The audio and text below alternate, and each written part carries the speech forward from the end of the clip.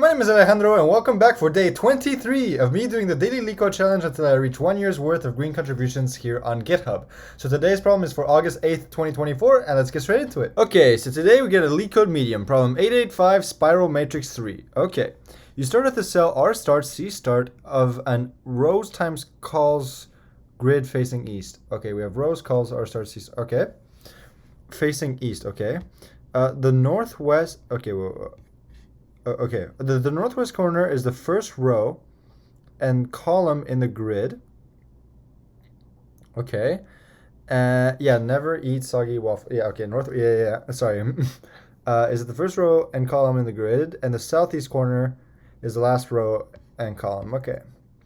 You will walk in a clockwise spiral shape to visit every position in this grid. Whenever you move outside the grid's boundary, you will continue our walk outside the grid, but may return to the grid boundary later. Eventually, we will reach all rows times call spaces of the grid.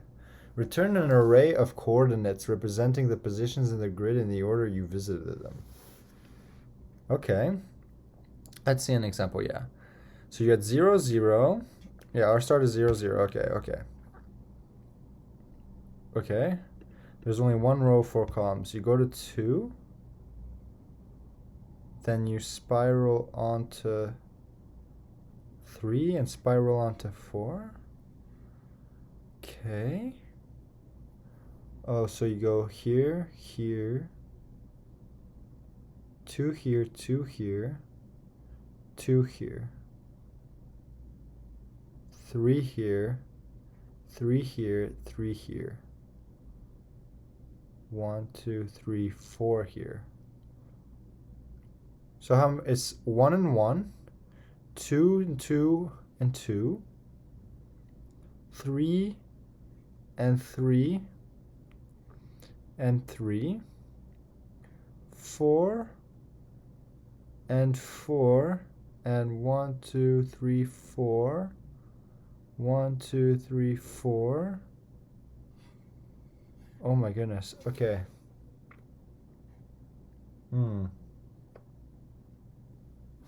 Okay, the thing to realize here is that there's a pattern.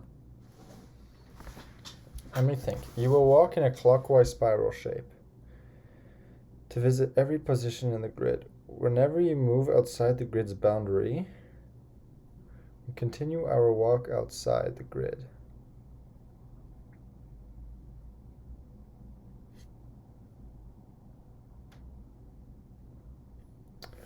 Oh, maybe it's so turn right whenever you can, right? So here you turn right, you turn right, you turn right, but here you can't turn right because you visited 1. You go here, turn right, turn right. You can't turn right, there's nothing above you, so you turn right, turn right. Here you can't turn right, so here you can't go right. Okay. We have to keep track of it. So, okay, sorry. I have a little aft in my mouth and so on. It makes it a little hard to speak right now. We have 1. Yeah. So we're going to have to keep track of places that we visited, right? Actually, we definitely have to, because we have to return that thing, right? So we can have visited set. Visited is equal to set. We can also have a visited array, right? Where it's like, this will be our result. And at the end of the function, we'll just do return visited array, right? Okay. Visited set is going to contain what position? R start, C start, right? And this visited array will contain that as well.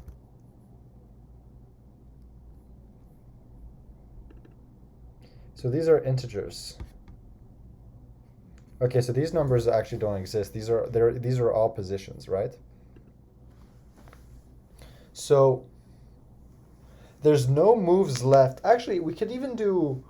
Whoa! This is like a depth first search, if anything, because it's like I just realized it's kind of like flood fill, right? Well, okay, it's a problem where it's like you're gonna have to like either go north, east, west, or south. And here's just you prioritize going right. And if you can't go right, you prioritize it going to the next one clockwise, right? Where it's like here you can from 1 to 2 you can go right. Here you can't go right anymore, so you change your direction right again. Here you can go right, so you go forward. Here you can't go right. Oh, so you keep going forward actually. Just like the left of what you could have done.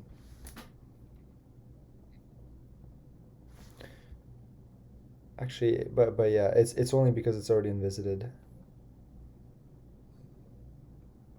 This gives me very, very much DFS vibes. I gotta think. So it's DFS vibes, but you have to visit the right children first, right? Where it's like here we can say, okay,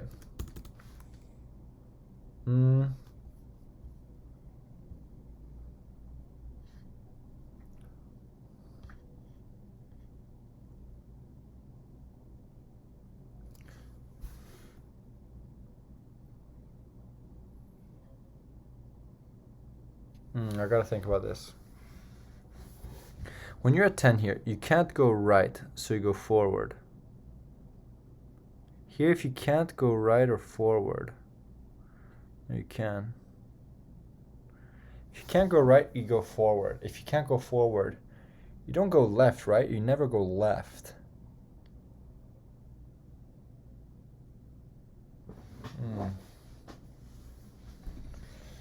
You never go left. You only either go right. Actually, wait, I have to think about the other way, right? So it's like yeah, but this is right. And even here, this is right. Turning right, you're turning right, you're turning right, you're turning right, turning right, turning right, turning right. So let's think about 25. Right is already visited, right is already visited, right is already visited, right is already visited. The right of that is already visited. Oh, this is already visited. So the right of that, already visited, already visited, already visited, already visited. Oh, we haven't visited this guy yet, right?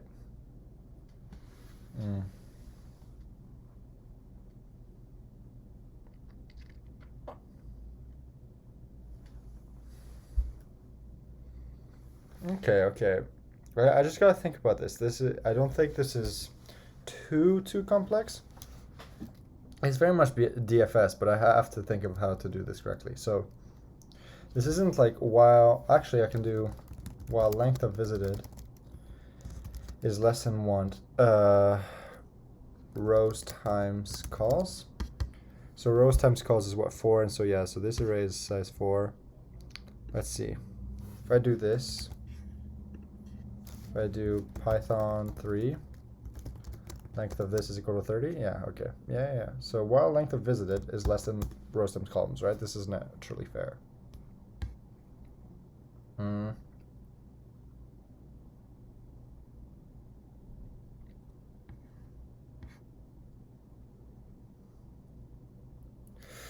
Okay.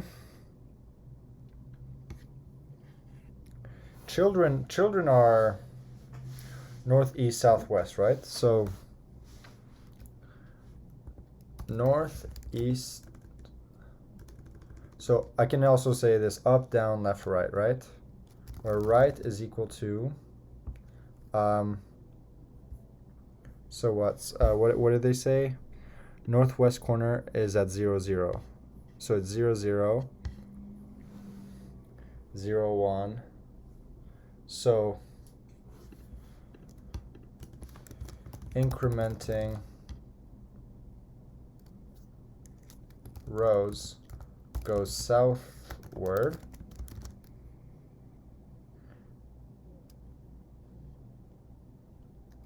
Incrementing calls goes eastward, rightward, downwards, rightwards.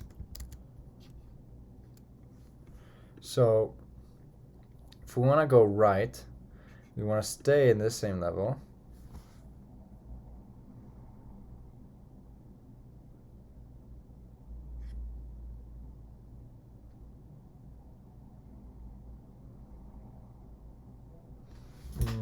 think?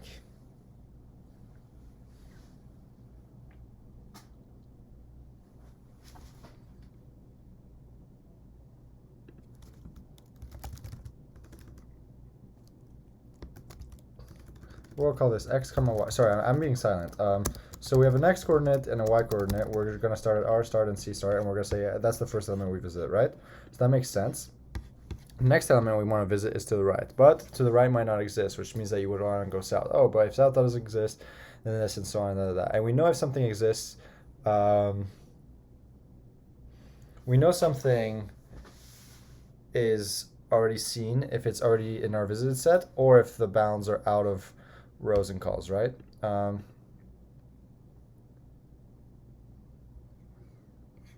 can do a this, def is out of bounds, def underscore init. So first of all, what we're going to do is self.rows is equal to none, self.calls is equal to none, and then we're here at the very beginning, we're going to say self.rows, self.calls is equal to rows and calls. Then we're going to say, okay, is out of bounds, self, comma x, comma y. If return one of these conditions being true, either x is less than 0, or x is greater than self.rows. Actually, rows equals 1, which means that the only, so index 0, 1, 2, 3, right? So self.rows minus 1. So greater or equal to self.rows, or y less than 0, or y greater than self.calls, right? So right is equal to what? We want our current x, we're going to call this cur x. We could call it cur row and cur column. Cur column. Current row. Actually, we can call this row, comma, column, right? Current row, comma, column.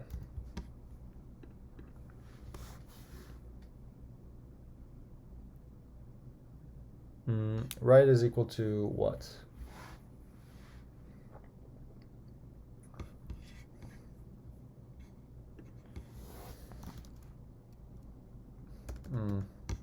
We can definitely use make use of global memories here a lot. I'm just trying to think. Sorry. This problem is the thinker for me. Okay. Right is equal to, so we want to go right. So incrementing calls goes rightwards, right? So we want our current row and current column plus 1. Left is equal to our current row and column minus 1. Down is equal to, so incrementing row goes southwards, so row plus 1, comma call, and up is equal to row minus 1, comma call.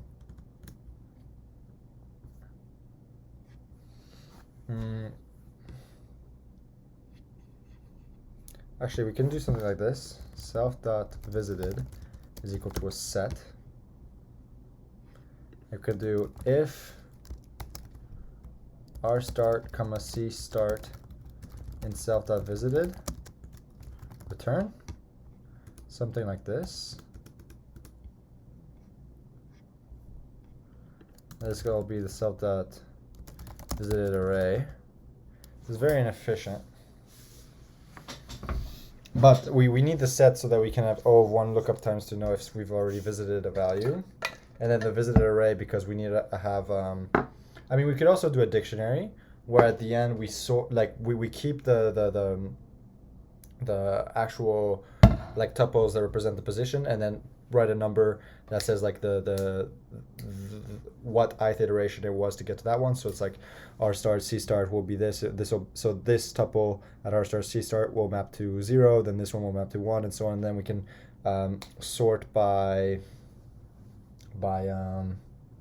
Actually, I think Python dictionaries actually keep in ordering and so on, but I don't want to abuse stuff like that. I can later, and so we can do something like that later and see if it does, and it's just like okay. But I don't want to abuse like little Python features that I'm not too familiar with right off the bat. So right now, what matters is getting a working solution, but not too well optimized. And here we might have to keep a little bit of double memory, but that way it's like instead of doing O of n lookups, we have O of 1 lookups by keeping in additional sets, right? So self.visited array is equal to that. So this function, we're going to say if any index we see isn't self.visited, then stop. We can even create a helper, right? Def spiral matrix helper self. We're going to say self.rows. Yeah, like we already have that below.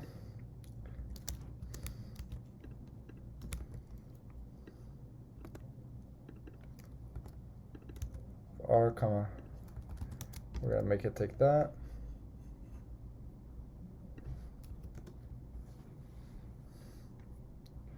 So we're going to say self.rows, self.calls equals that. Self.spiral, spiral matrix helper with rstart, comma, cstart. And then the idea is that we're just going to return self.visited r, right? And then with this logic, we can slap it in here instead and just focus on that, right? So the idea here is this. Self.rows, self.calls, we initialize these as global variables in here so that we can use them for the rest of our calls. Then we're going to call this helper self.matrix helper, which is kind of going to be our DFS algorithm. We can even call this DFS, right? DFS. So depth first search through our, for now, let's call it our spiral matrix helper. But we go from rstart and cstart. So that's where we start and so on. So it's just, well, the reason I was going to call it DFS is because we start from rstart, cstart, and we're going to visit everything inside of this grid, right? And so, and as we're doing this is the reason we're not setting any values and so on is because we're populating this self.visited array, right? And we're adding elements in order that we see them. And then at the end of that function call, we're going to return self.visited array because that is the final result. So now we just have to work on the logic of creating this function, which can call itself over and over and over, right? And so it takes in a parameter like row and then call or RNC. And that's it. And so essentially I say, okay, if RNC is self.visited, then return, right? Then, okay, I think we're going to be able to do DFS, where we're going to say, like, call it for going right, going down, then going left, and then going up. And if that's the right approach, and specifically call it in that order, right? And that way it's like, for each of those, it's like, if things are already populated, it's like, hey, okay, I will not touch anymore. And I think that'll be good. So let me think. Visited and visited are these already made for me? I already have these now. I don't need a while loop.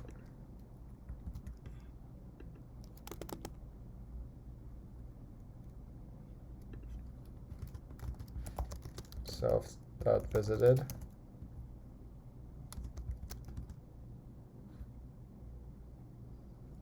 Greater equal to self.rows times self.calls. If this is the case, I just want to assert that they're actually equal, and then return, right? So these are our two base cases. If we've already seen RC, or we've already populated everything that we wanted to already. So, okay. Yeah. So this is good. So these are two of our base cases, right? Now we gotta think. We wanna populate up, down. Well, first of all, we notice this, right? Here we're gonna go right, and we're gonna. I wish there was another example. Okay, but the idea here is from 1, we're gonna go right, and we're gonna keep going right, as much as we can. And then once we can't, what direction are we going to go from there? we're going to go down. And what direction are we going to go from the down? Right if we can again, and so on. That's why DFS is so perfect, right? Because every call to DFS, the very first thing it's going to try is going rightward if it can, right? But if that index is already in self.visited, it will stop. And so since you cannot go rightward, the next thing it will go is go downward, right? So here from 1 to 2, it can't go right, so the next thing it'll try is go downward, right? And then from here, the only thing I have to be careful is when I go out of bounds. So I'll have to do some additional logic when I go out of bounds. But here it's like from 3, it's like, oh my goodness, I can go rightwards. This is so crazy. I'm gonna go to 4 and so on. And then, oh, but this is okay. So 4 can't go right, but then it shouldn't immediately try to start going down. So maybe I keep track of a current direction.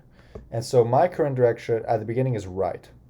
And so because I can't go right anymore, then I change my current direction to go down. Now I go down. Now it's like, can I go right? If I can, then it's like, okay, change my direction to be right. Can I go right? I can't. No, so I always check if I can go right. If I can go right, I do it, right? It's just that I might be in a current direction. Where it's like, if I can't go right, I should keep going in the current direction that I'm in.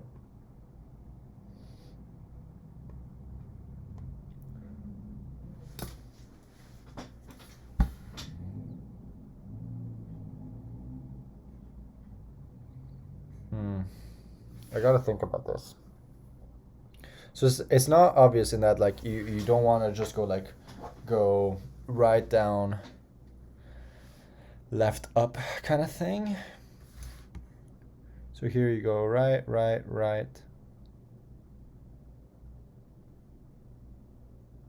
Yeah, because here it's like right. Oh, actually, wait. From this perspective, you're going, or from your guys' point of view, you're going this way, right?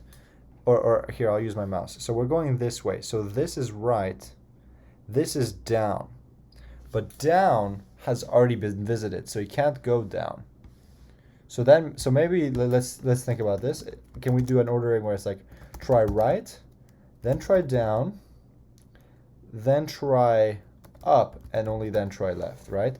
If left at all. So here it's like, from here it's like 1 we've already visited at the right, and 3 we've already visited from down of us, right? So we're gonna go, actually wait, so this is left. Wait, this is left. Okay. And then from here it's like, oh, can I go right? Yes, I can. Can I go right? No, I can't.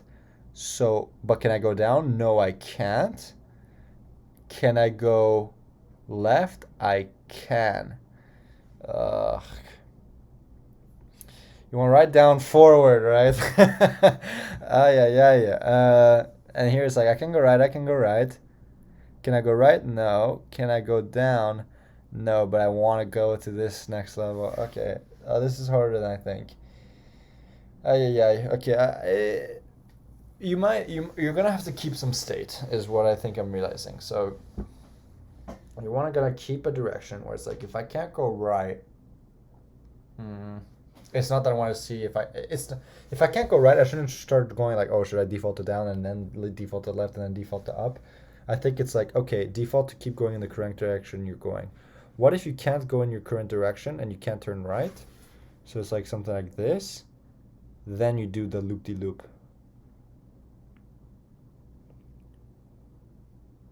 But here you can't turn right. Yeah, so here I can't turn right and I can't keep going forward. If I can't go right and I can't keep going forward, then I do loop-de-loop. Loop-de-loop being a word for this. Okay, so this is my own way of doing things, but okay. If I can't go right and I can't go forward, do loop-de-loop.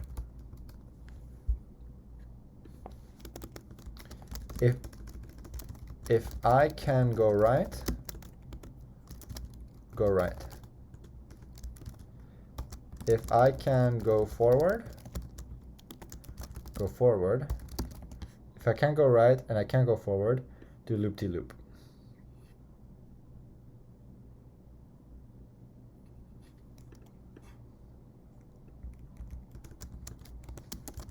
return if visited every element, else do loopity loop to get next element to see. So how do we even do this, right?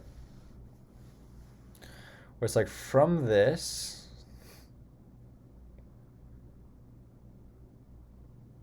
so it's like you go right until you find something. But it's not just that, right? So it's like you go right until you find something available to take.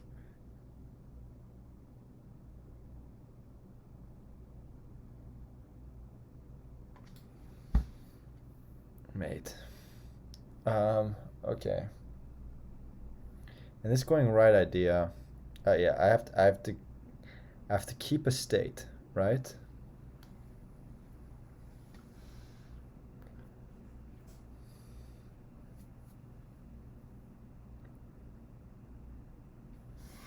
Okay. So from 1 to 2, I want to go rightwards. So I initialize my direction to be going rightwards, so eastwards.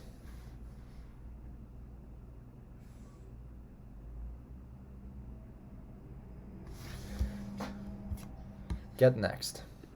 Def, we're gonna say get next, self comma x comma y. We're gonna say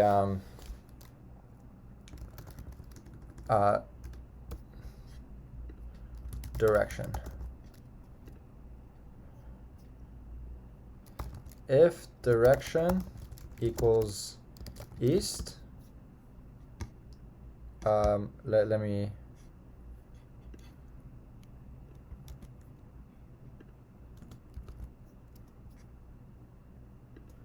current direction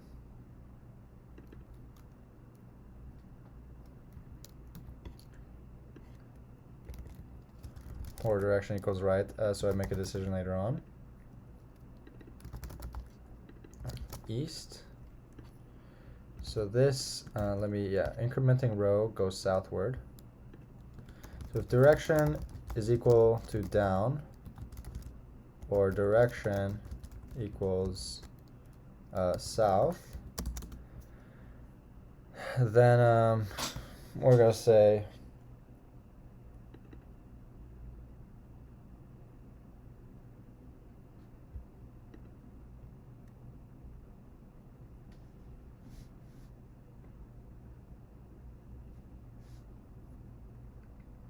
oh my goodness, sorry. Turn x comma y, and then we want to go southwards, right? X plus 1. Elif if direction is equal to up or direction equals north, turn x minus 1 comma y. If direction equals left or direction equals west, return x comma incrementing calls goes to the east, so this goes to the west, return x comma y plus 1.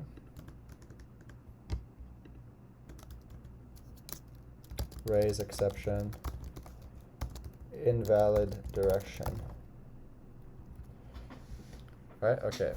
So we have a get next, which given a current direction that we specify, our current direction at the very beginning will be eastwards, right? Current direction.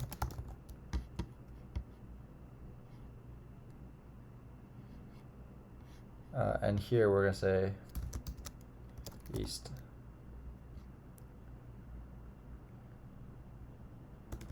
Or right. Yeah, this might be easier to think of. East, right? So, okay.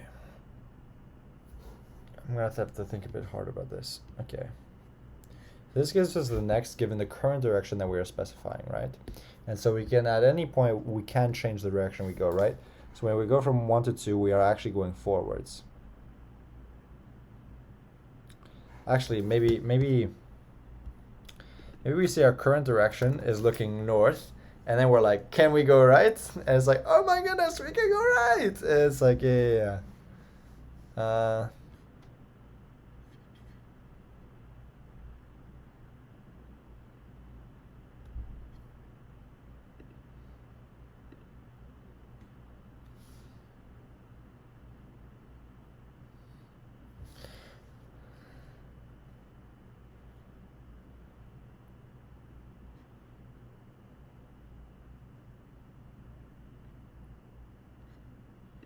Wait.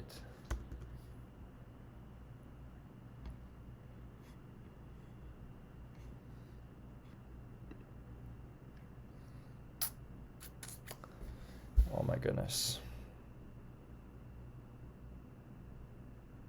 Okay, I'm gonna have to think about it. Sorry, I'm not talking much in this video because I'm just trying to think of this, but yeah, I'm not doing a good idea of explaining my thoughts too much.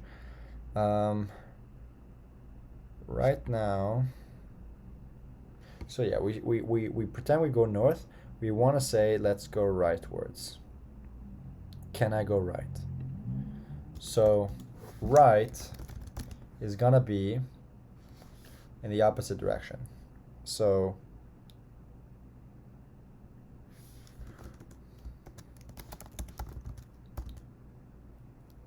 self.get right direction. Get turn right direction from cur direction, right? And sorry, we're just gonna create a helper. All this is gonna be, it's very simple. It's gonna be def, and we're gonna do get turn right direction with a direction. And we're gonna say, okay, if direction, actually, we're gonna create a dictionary here. So we're gonna say north maps to east, east maps to south, right? So if you're north, turning right will bring you east.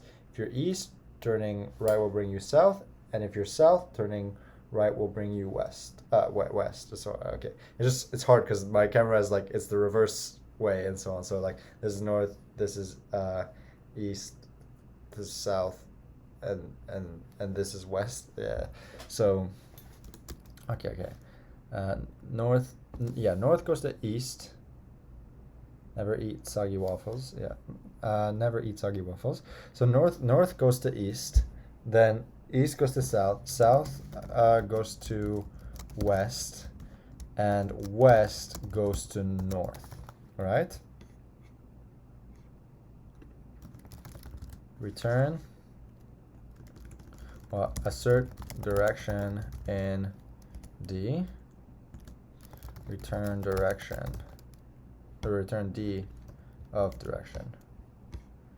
All right, so now we have get turn right direction.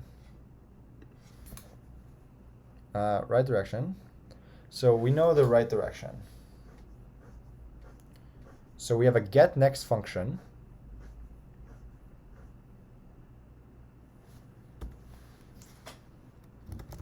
Equals self.get next given our R, our C, and the right direction. So if, okay, yeah, this is where this is going to be useful. So we have the get next, and right direction is equal to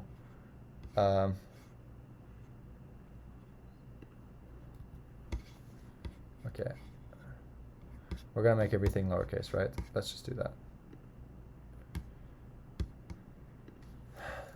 N-E-S, the west.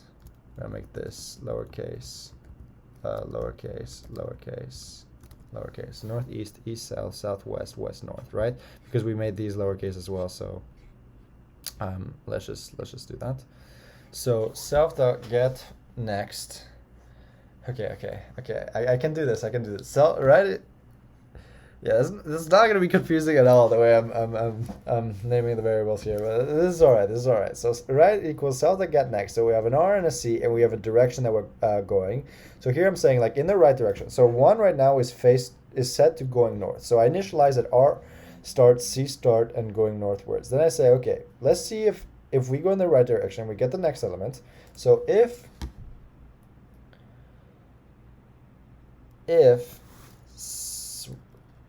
self dot, so if not self dot is out of bounds. Actually, I should create another function that says def. We can call it is valid, self, x, y, and that returns return self dot return not self dot is out of bounds x, y, and that x, y not in self dot visited, right? Where so if x, y is not visited and it's not out of bounds, then it's a valid next element to process, right? So okay, the blessing of helper functions is here. So if self dot is valid, right? We could use, what should we call these, like nodes? So like right node. Are these nodes? Or right position? Right pause? Right pause? We're gonna do self.visited.add right pause.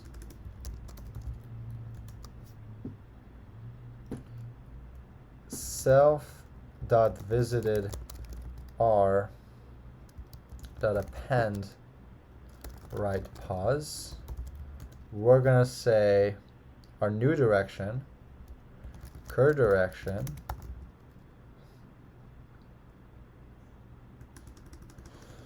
actually we should because here 1, imagine 6 was the starting one. Actually no, if 6 was the starting one, no, so you purposely don't want to keep going forward, right? So if 6 was the starting one, you go to 1, but then you go to 4. You wouldn't go to 1, then 2, then 3, and so on. So yeah. You do actually want to start with a northward direction and say like, yo, can I go right? If I can go right, bro, I should totally go right now. That's like the coolest thing in the world right now if I go right. So all jokes aside, so that makes sense. So we initialize 1 as like, oh, my current direction is northwards. Can I turn right? At the beginning, well, actually, it could be on the edge. So technically, it's like the answer could be no, right? If it's on the edge, what do you do? Here's an on the edge. I mean, we'll find out with more test cases, right?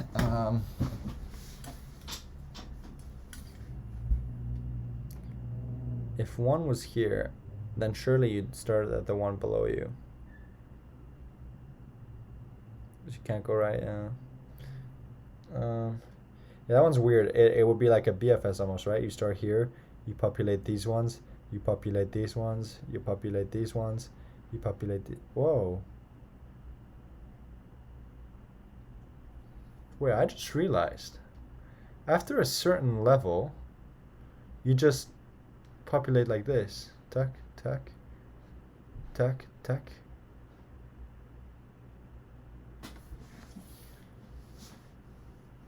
Interesting.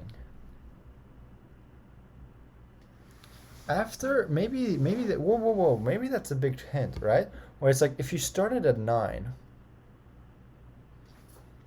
then you immediately would start this, then this, then this. If you started at 2, you can't go right, so you come here. You would do this, tack. Wait, you would tack. Can't go there, so you go down. Do this, you do this, you do this. So you'd have filled up this box. So then you come here, tack, and then tack, and so on. Okay. That's actually very, very interesting, where it's like maybe you just solve the tiny case, but then it gets bigger, right? What if you start with 5? You start the spirally here, right? So you do a big huge spiral. But then at some point, you do end up just going psh, psh, psh, psh. Okay. I mean, for now, we don't have to think too hard about that. Let's go on with the idea we had, right? So self that is valid, right pause, self that visited that, right pause. Yep, this makes sense. Then we're gonna say current direction is now equal to the right direction. All right. Actually, we just want to do this, right? Self.spiral matrix helper with right pause of 0, right pause of 1,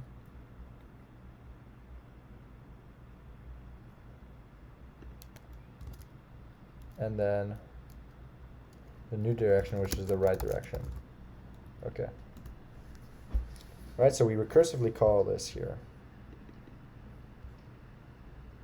We just visited this element, and then we can just return the search from this. So we call this, and here we return, right? So it's like I have now passed on the responsibility. This doesn't do anything because this method doesn't return anything anyway.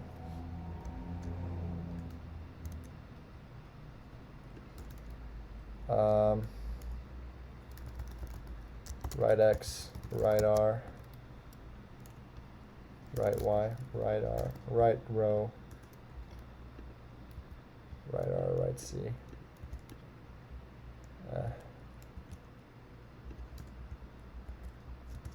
Right.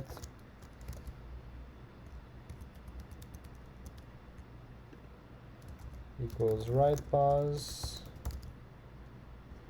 So we're gonna call this right column, right row, and then yeah, just return that, right? So the idea is that like if we're done with 1, we're gonna offload the responsibility to 2 here, right? Where it's like we're pretending we're doing the problem from 2, but at some point when we try to go to 1, we're like, oh, it's already visited, so we can't, right?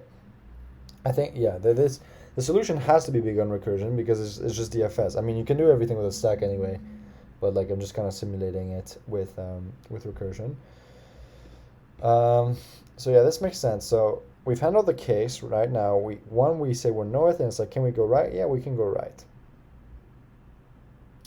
Otherwise, what if right is not a valid position? So elif.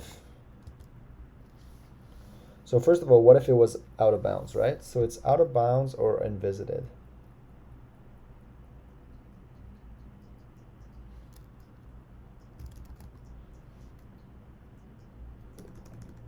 Elif right pause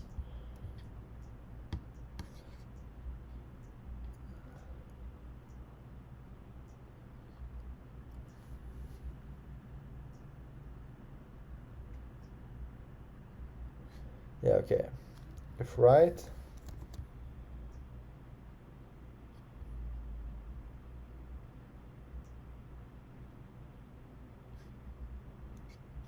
actually we're gonna call this like this.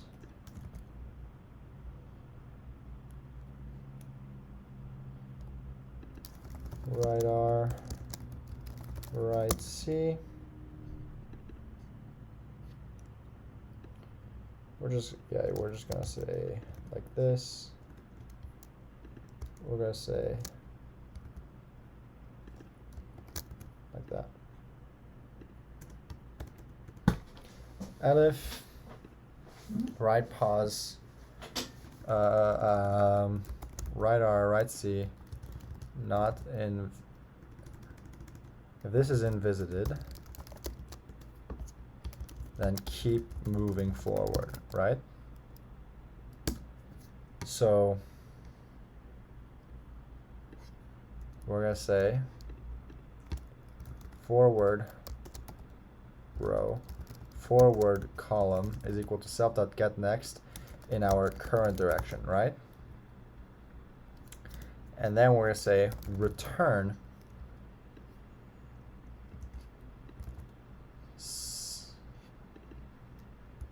current direction. We're gonna say this is gonna be forward R, forward C, and so on. So, so self dot is valid. Maybe we don't call it self dot is valid.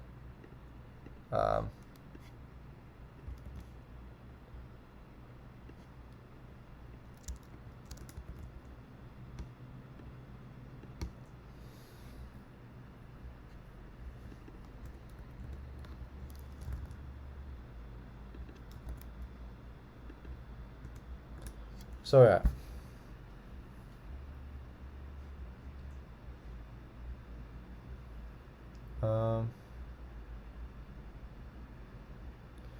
So if it is not the case that it is out of bounds or invisited, okay, maybe the other one is cleaner, right? This is just De Morgan's law, right?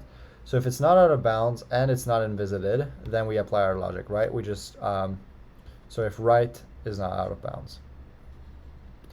Okay, I need to explain this a bit clearer. So first of all, we're gonna get the element to the right of us, right? If it exists. So the idea is like here it exists, right? We start at 1 and 2 exists. And so we say like, okay, is this element here out of bounds and so on? It is not. The right one after 2 is, but 2 is not out of bounds. And is it already visited, right? We've already accounted for it. In this case, we're at the beginning of the problem. The only one we've accounted for is the value 1 here itself. So at 2 here, it's like, no, we haven't visited and so on. So what do? We're going to say, okay, add 1 to visited, and then continue the problem on from 2, right? Where from 2, you're going to continue on to 3, then to 4, then to 5, then to 6, then to 7, then to 8, then to 9, and so on, and over and over and over and over again, right? So that's kind of the idea. And so if those cases happen, where it's like, okay, 2 is not out of bounds and 2 has not been visited, then we're going to add that as the next one that we're going to visit, right? That's the next one we visit from 1. So that's why I put it into this visited array, as well as visited to keep track of elements that we've already visited. And then it's like, okay, and then continue on the problem from there. Now, what if you had something like 2, right? And, or let's say you're at 4 here, right? We went from 1, 2, 3, and 4. From 4, it's like we check if we can go right from our current direction, right? We're currently going in the westward direction. So right of us is northwards, but 1 is northwards, and that 1 we've already seen. So what happens if we've already seen 1, right? So already seen the element to the right. Well, what we want to do is we want to keep going forward until we can go right again, right? So that we can re-spiral back where we were, right? The spiral, the idea is that you're like from 1 to 2, you went in a rightwards direction. To go from 2 to 3, you had to go in a rightwards direction. To go from 3 to 5, you had to go in a rightwards direction. From 5 to 7, you had to go rightwards. From 7 to 9, you had to go rightwards, right? Like from here, you went rightwards. From here, you went rightwards. But like from there, you went rightwards, to the right, to the right, to the right, to the right, to the right, to the right, to the right, to the right. So you keep going in a rightwards direction, right? It's just you spiral your way around the whole thing. And so, and we can kind of, I think one thing we can pretend is that this whole thing is actually like a much bigger array, right? We can pretend that like 1 is the center of this. So it's like we come here around and we come around and we spiral in this huge thing like this and so on, which is a little inefficient, but at least, what's it called? The like these elements that are out of bounds, because they're out of bounds, I will not be adding it into my visited array solution, right? So at least, even though I might consider those by the depth reversal of my algorithm, they won't get appended in there, so the solution will still be correct. So I hope that makes sense in terms of what I'm doing. I know I haven't been doing a good job this video of like really clarifying what I'm doing. So that's kind of my clarity. And so right now we've kind of done the case where it's like from here 1, you can go right, so go right, and continue the problem from right. Now here we're at something like 4, right, where it's like I'd love to go right, but I can't. And why can't I? Because it's the element's already been visited. So there's 2 reasons we can't go right. Either it's a case like where we're at 2, where the right is actually out of bounds, and so that one's I think is a little harder. So I'm just gonna do this one first. And the other case is, well, we can't go right because we've already visited the node. And this one is very simple because it's like, oh, we can't go right. What do? You go forward, right? Until you can go right? So from 4, you go forward to 5, and then 5 will be able to like go right and so on. So magical world, perfectly happy. The only case that you have to think about is if you can't go right and then you go forward, but you can't go forward, right? So then you're like, oh shoot, what do I do? And so kind of like 2, right? In which there's 2 possible cases from there. Either you're done with the problem, like, right? So you reach 30, you can't go forward, you can't go right. So it's like, yay, I'm done with the problem. Or you're at a position like 2 where it's like you can't go. Actually, from 2 you could go right, right? That's the whole point. You went to 3 and you could go right. But like something like 9 here, right?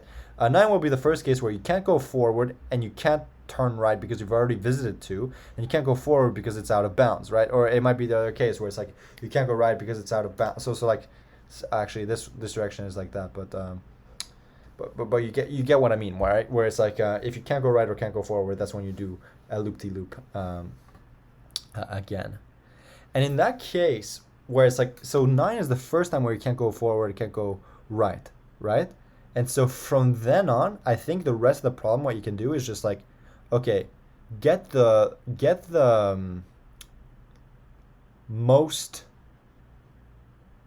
the point close. So go from the column, go from the rightmost column and upmost row that you can. So you want to find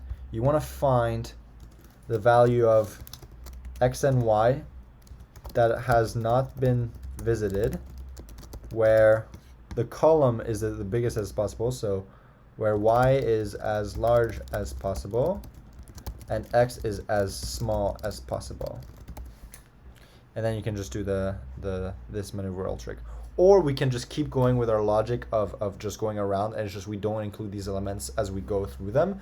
But I think that is technically more inefficient. So if there's a way to do something like this, that would be cool. Although for now, I can just implement the solution in a way that works. So like focus right now is like get a solution that works. And if you want to do optimizations later, Alejandro, feel totally free to. And that's essentially it. So okay, so that we're at case 4, right? We can't turn right because let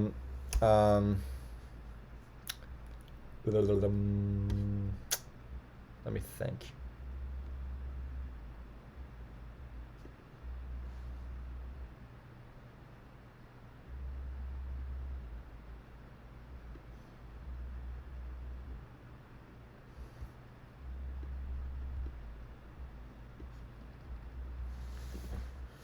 So assert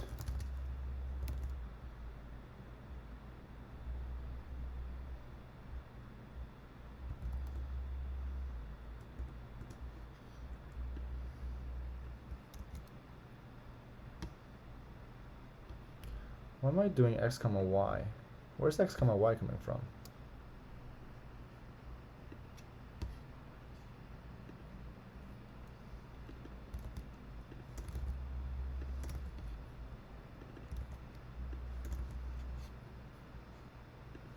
And this is that.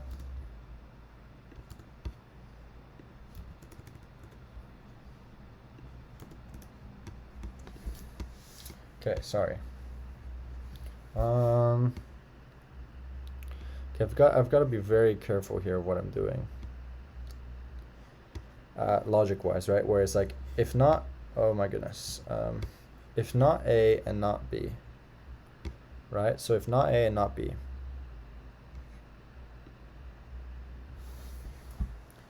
So and if A, so this is not the true. So it's not the case that not A and not B, right? Which means that it's not A or not B, which means it's a A or B, right? So if B, you can't assert not A, right? Could be that they're both true.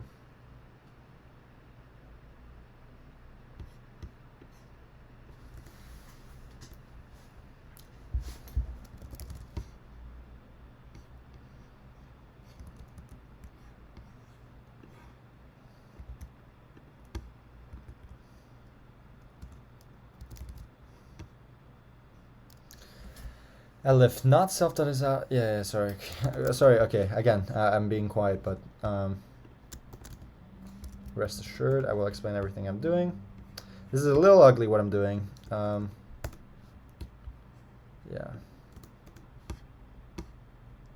So it's kind of like with two Boolean variables, you have four possible cases, right? Or it's like think of a BST where it's like you don't know what to do from the root node because of left and right. So it's like either left and right are both not equal to null, or just left is null, or just right is null, or neither are null, right? So kind of that thing where it's like I'm gonna have four possible cases. One where it's like they're both not true, one when one is true and the other is not, and vice versa, and then the case where they're both.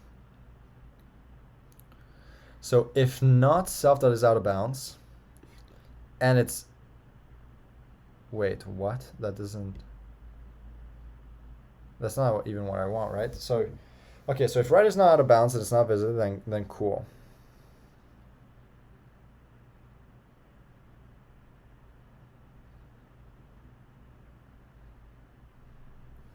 Otherwise, okay, otherwise, keep moving,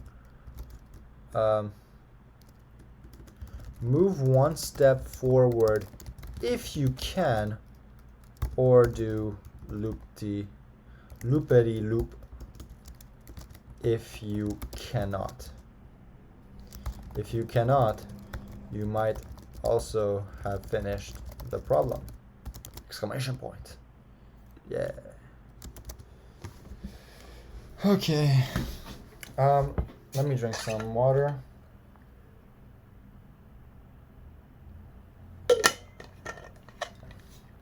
Okay. Maybe I don't want elif checks, right? So it's like here, I'm here. I don't know why.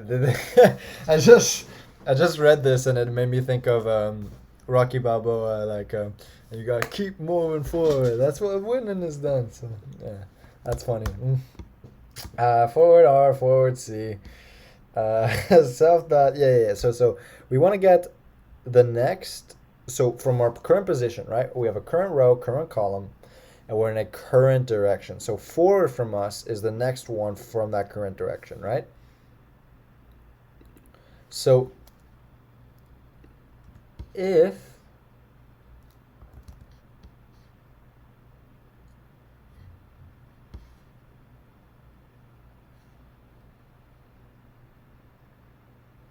self dot is valid,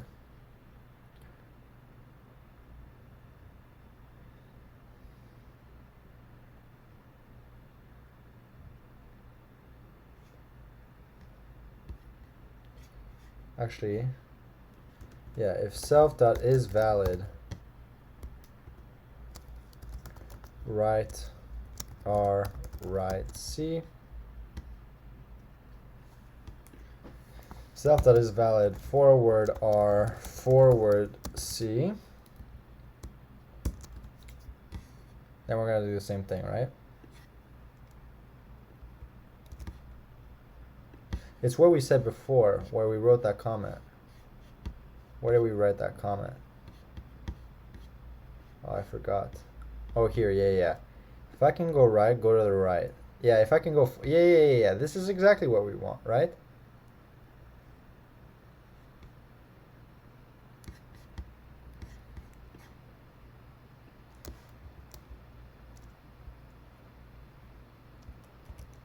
So this is, if I can go right, go right.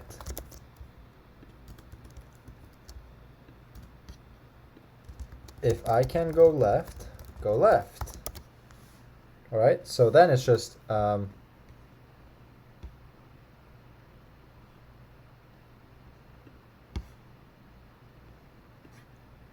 this is constant time, right? Self.get next.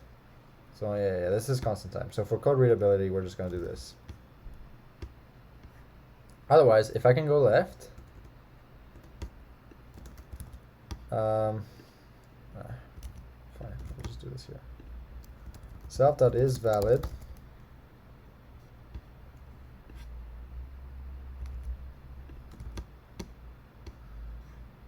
Yeah, self.is valid, forward R, forward C, then go left. So just do the very same thing.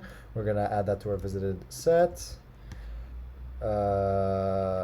just change right R with forward R, forward R, forward R, forward C with this, this, and this is current direction. Goodness me. Right.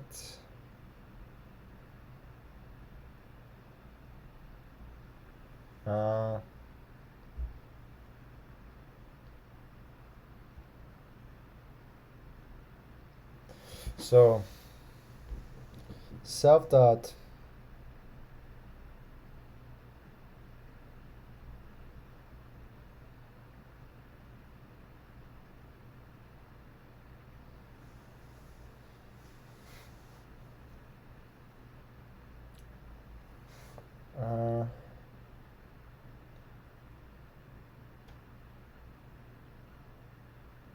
by the way, sorry, I'm thinking of the third case here where it's like, well, we can brute force a solution for now, despite okay, the mindset should be get a working solution and then optimize, right?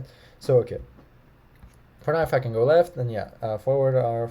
If I can go forward, sorry, forward, go forward. By left, it's like element that, but like the idea is to go forward, right?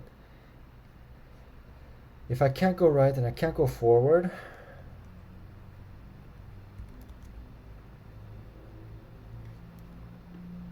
right. So if I can't go right and I can't go forward,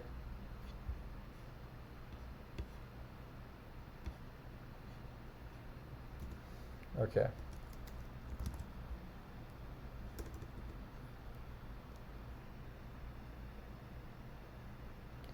Right, so they're both invalid. Forward and right are both invalid. So now I want to get, so first of all, length of visited.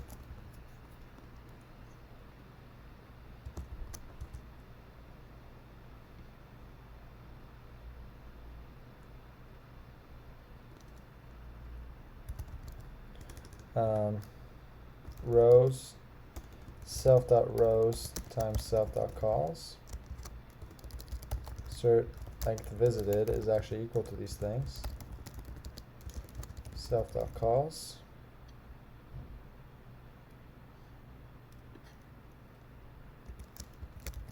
Actually, we can do something like this, right? Def is end state self.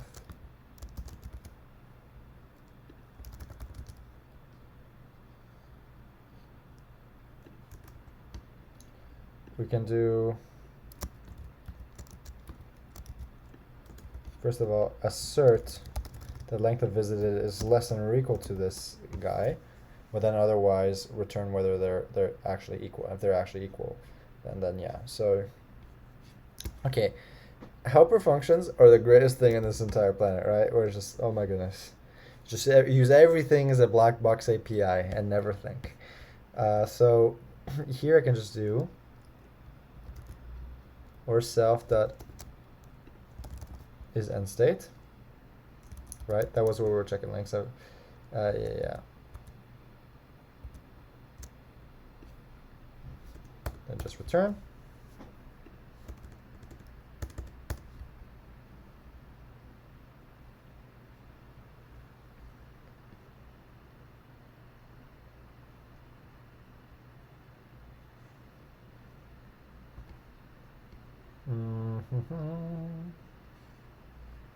So whenever we add to visited, right, we're gonna do if self.is end state, return, otherwise just return nothing.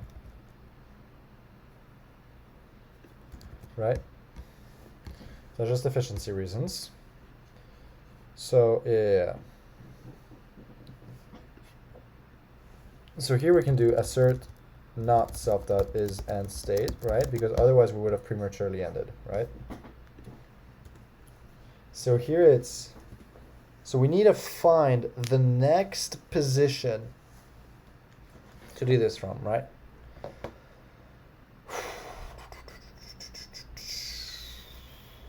Find next.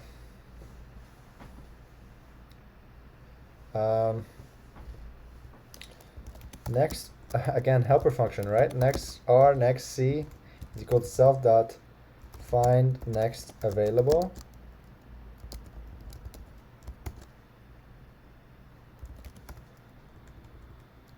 from our current, right? From R, comma C. That's where we are.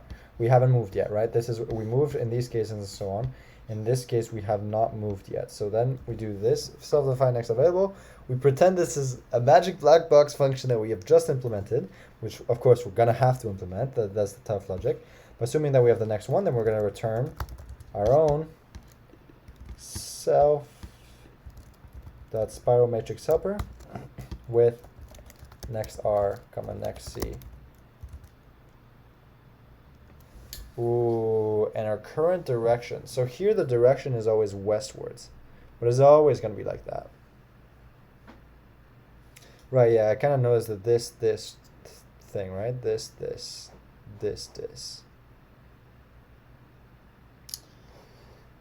Which is a very interesting thing.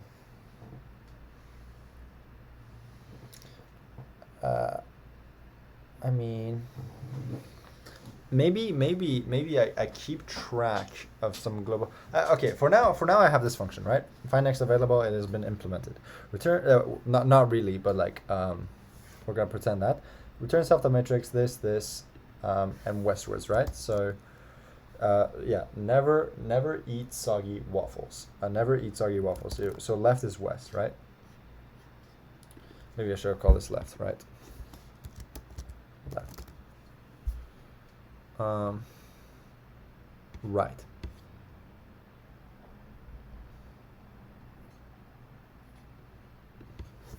First of all, assert self dot is valid. Next R, comma, next C. And remember, assertions are only for debugging purposes, right? You assert things that you expect to be absolutely true at a certain point of code.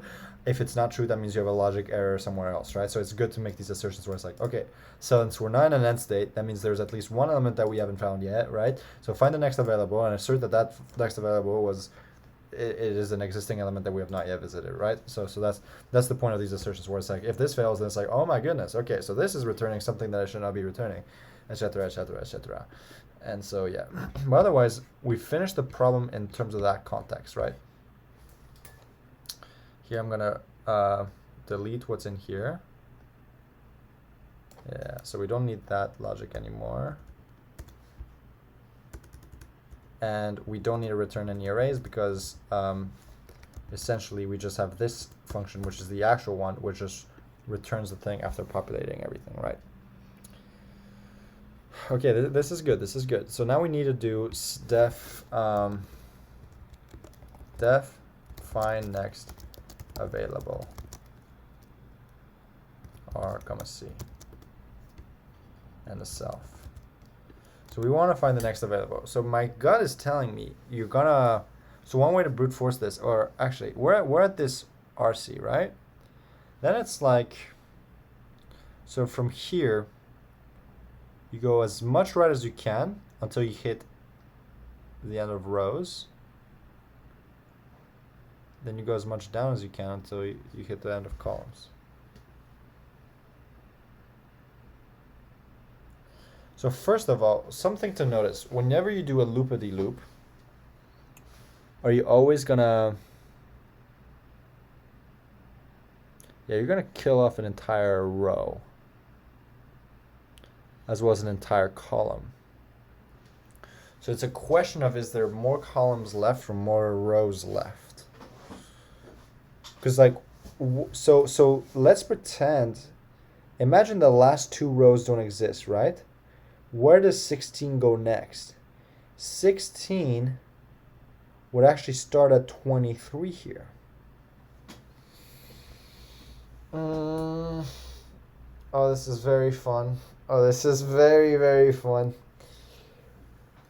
Oh, it's kind of like this one. Wait, so there's even a case here where it's like, you're going to come down here, but you're not going to enter one of these columns because they've all been visited.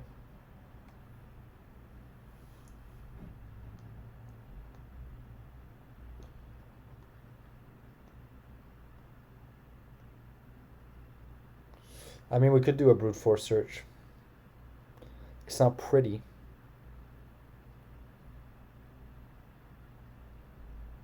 But we could start the brute force search from the last spot we already tried before, right? So it's like, here, like we're gonna set this to this, then we're gonna go from the top right here, we're gonna go down until we find one, and it's like, oh my goodness, we found one, right? And it's like from here it's like, okay, continue the thing, and then from here again it's like, oh my goodness, we found one, right? And so from here, continue. And then from here, when you've reached the last row, I mean, yeah, again, if you do this, psh, psh, psh, psh, and then it's like, oh my goodness, this one's available, whoa. Actually, you're gonna start from here too. So that's annoying. When there's an unequal amount of columns and rows. If this was a square matrix, that would be a lot nicer, but it's not that nice. So our whole missing logic now for the rest of the problem is just getting the next pushable element.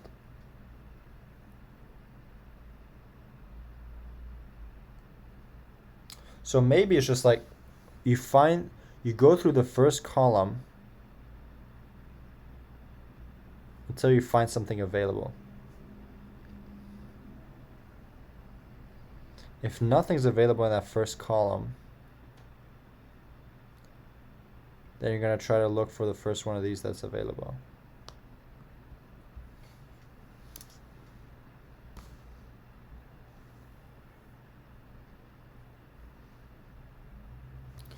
So for I in range self.rows, what we're going to say is going to say our next C is going to be equal to I, comma C. Right, we fixed, so no, not C, self.calls. -1, maybe? Where calls here is what? 6. 1, 2, 3, 4, 5, 6, right? So yeah, so 0 to 5, right? So things like that, yeah. Next R, next C equals that. For I in range, yeah. If self.is valid, next R, comma next C, return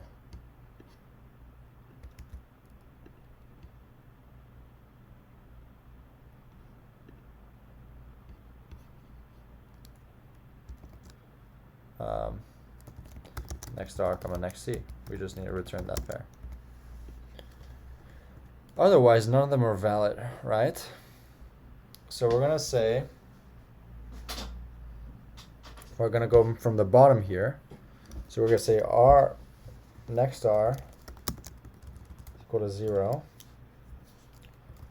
for I in range from the end of column. So self.calls -1 all the way up to 0, but we need -1 that, so -1, and then come backwards, so -1.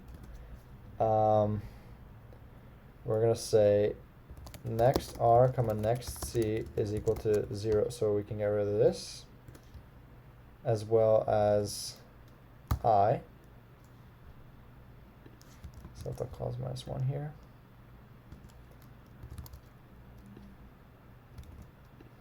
Self.is valid. Return that. Raise exception. No next element found. So what if we run something like this? Let's just see. Where? Okay. Done.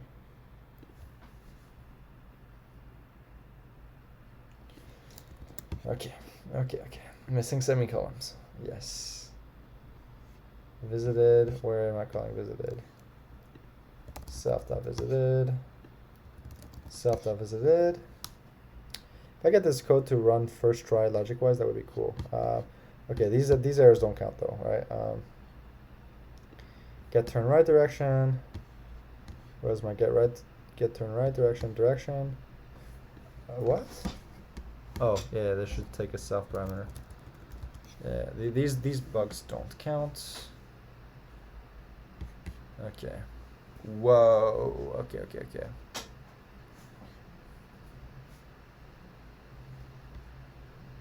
Oh, expected more.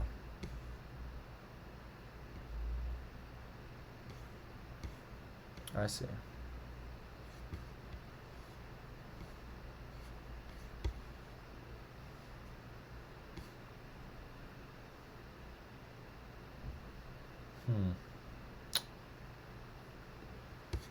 It's gonna be a lot of fun. Okay, well, I'm only returning one element here. Only appending one thing.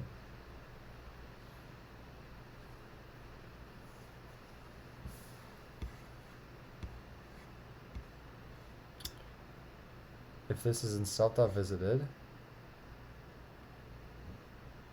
I really want the debugger, man. That would be so nice. I don't want to keep doing print statements forever. Ay, ay, ay.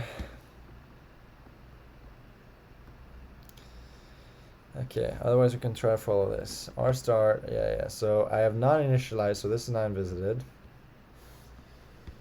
Self.spiral matrix helper, right? Okay, self.spiral matrix, so it's not visited, it's not an end state, right? Whereas end state is, yeah.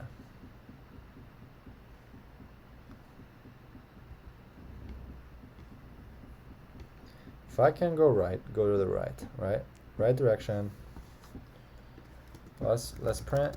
I wanna, like, this debugger would be so nice. That would be so nice.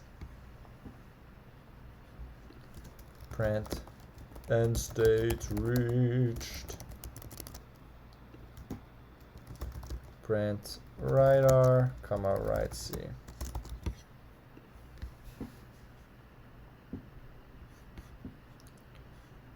So east, oh, end state reached.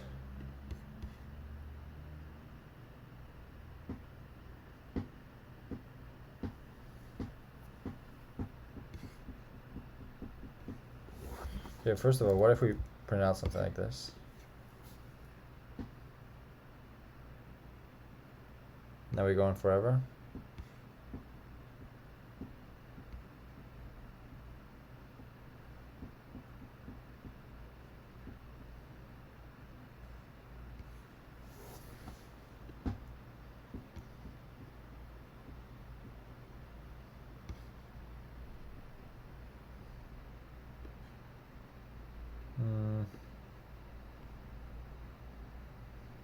Yeah. We need a.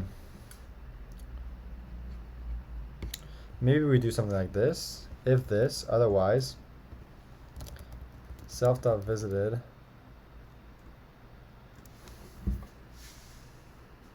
Yeah, self.visited.add.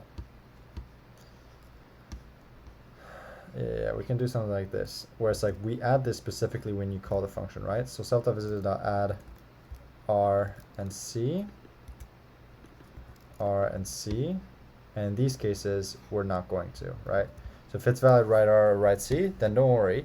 You're just going to return spiral metric where R and C. And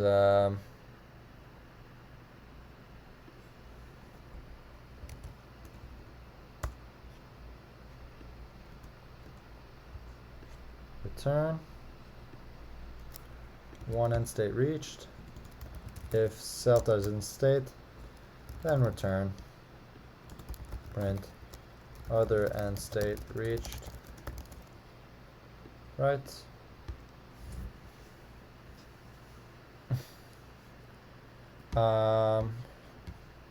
So here and here we don't need to add.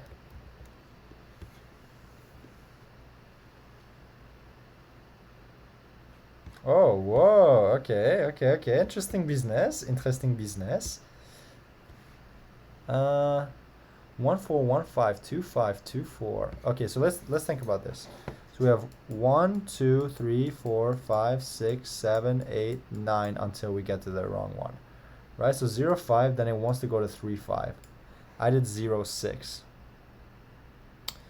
Oh, so my problem is what? So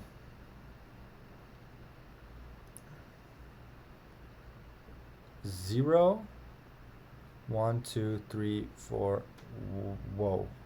1, 2, 3, 4, 5, 6.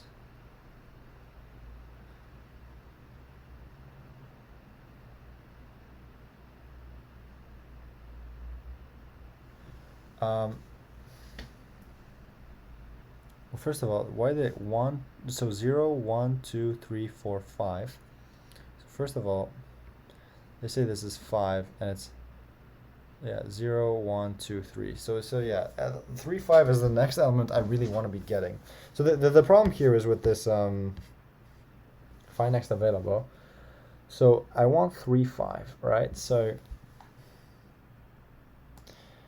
I wish I did the debugger.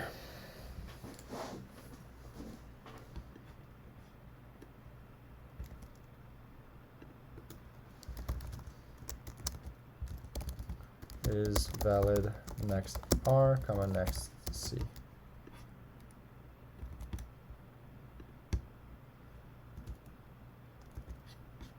Okay, I just want to do that. It's gonna be a lot of debug outputs. What? It doesn't print it? Oh, that means I'm not reaching find next available when I get to 0, 6. Where's my self that is out of bounds? Oh, yeah. Greater than or equal to, right there. Whoa. Okay, no next element found. A. Turn 100, 100.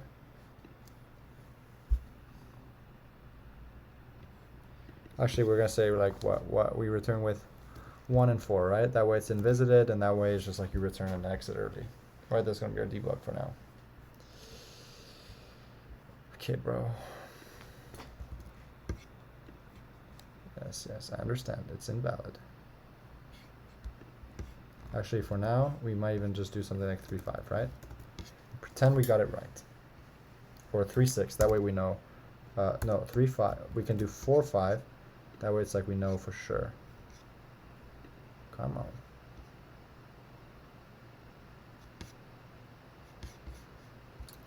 Fine then. But that one should be valid. So that, see? I knew this stuff. Oh, it's not valid for the next one. Yeah, okay. Or for the...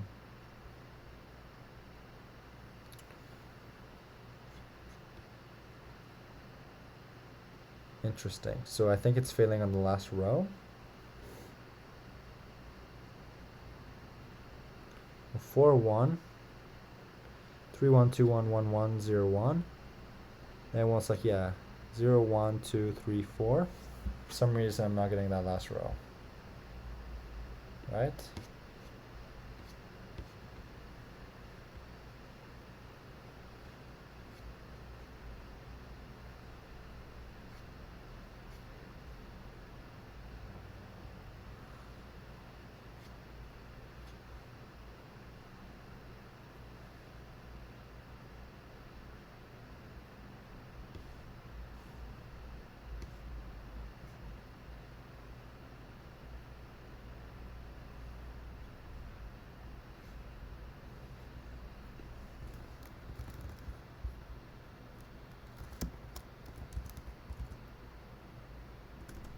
Yeah, print R, C as well. Sorry, I'm just in full debug mode right now.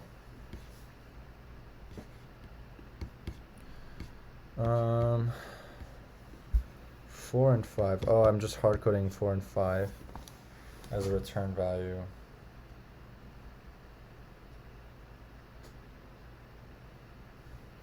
Am I doing this right? I and self.calls of 1.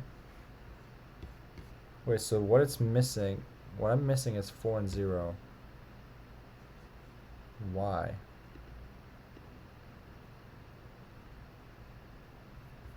So here it's printing 1, 5, 2, 5.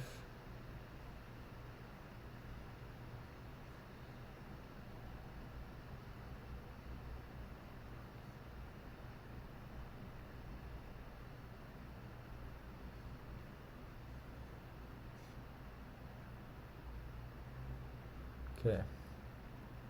0, 5, 1, 5, 2, 5, 3, 5 is true. Right? Then we go 4, 5 is true. Then we have 0, 5 we wanna do the last row. So maybe we want this to be self.rows minus 1. We actually want the most bottom row.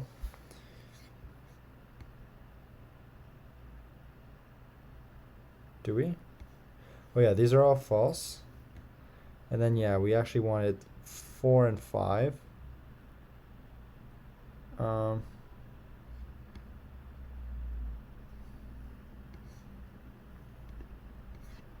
Yeah, it's just 30 is true, and then it's like, okay.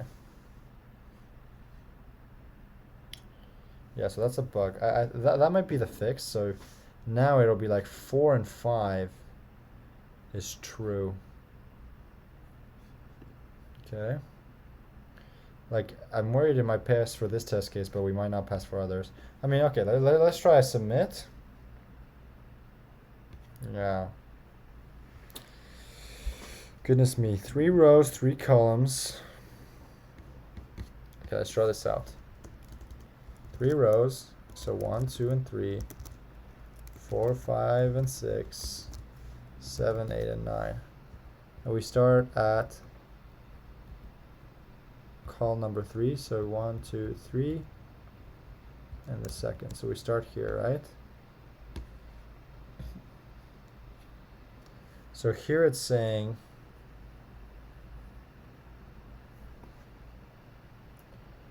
oh man.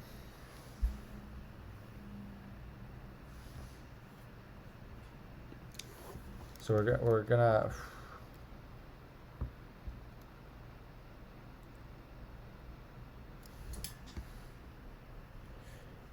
so they want so 2 0 is what? 0 1 2, so they want 7 first?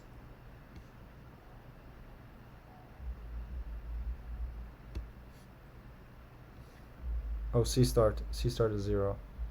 So 0 1 2 and so yeah, 7 is the start.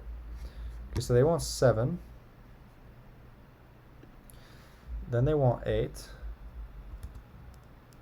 Then they want 9. No. Then they want 8.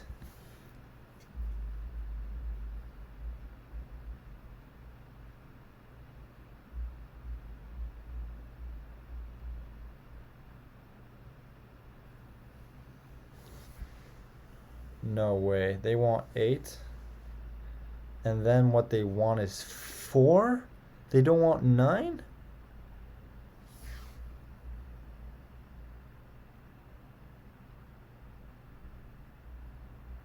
Oh my goodness. No. Oh, that's a big bummer.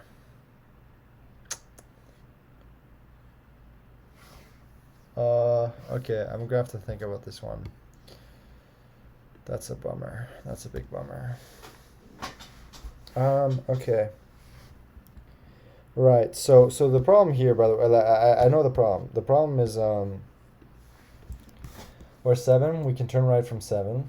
So we go to 8. From 8, we say, oh, we can't turn right. So then can we go forward? And it's like, oh yeah, we can still go forward, right? So you want to prevent it at the very beginning cases. Or it's like you want to go forward until you can loop back around.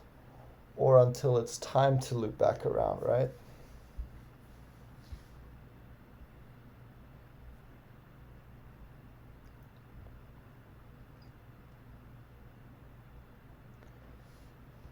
So at the beginning, you can go at most 1 away. Then you gotta go back. Then from here, you can go at most 2 away. Then you gotta start going back.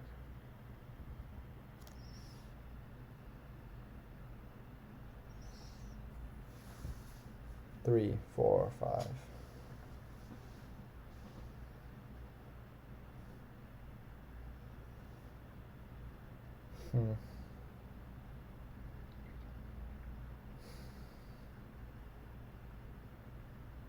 Dang. Defeat off the bat. So from at the very beginning, we're gonna have to do one initial spiral. And this one's weird, right? Because it's like you're killing row and then going down, killing row and going down. So then, yeah, so you do 7, 8, then 4, 6, 9, then 1, 2, 3.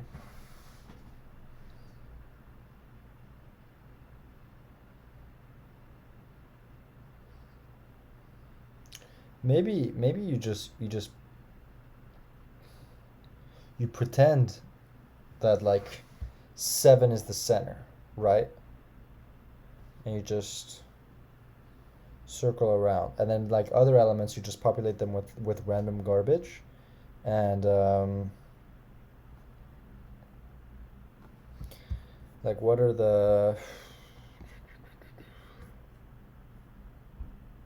right.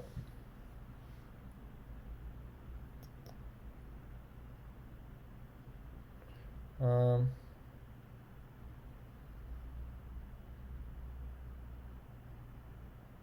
yeah.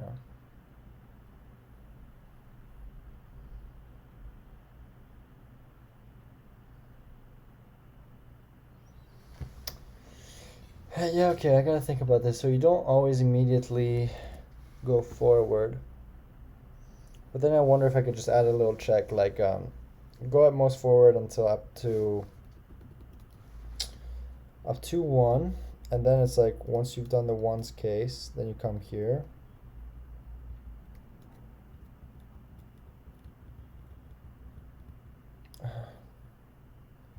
Then after this, it's like you do keep going forward till you can turn right.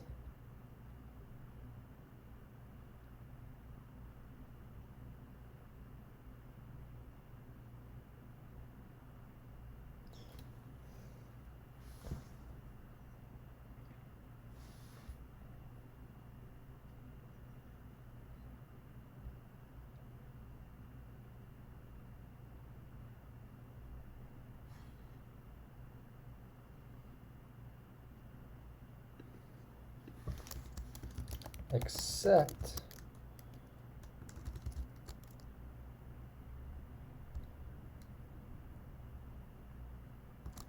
if you've gone forward once and right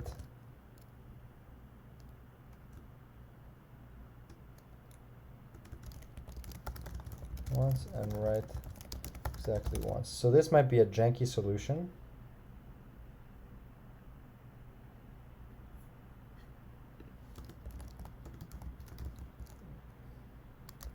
Gone right, self dot gone forward equals 0 equals 0.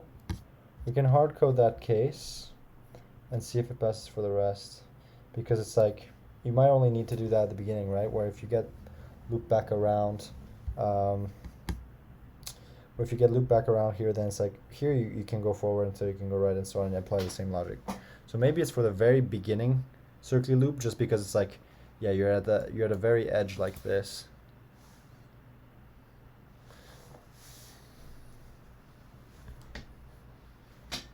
Also, if you're at an edge like this, one thing I could do is I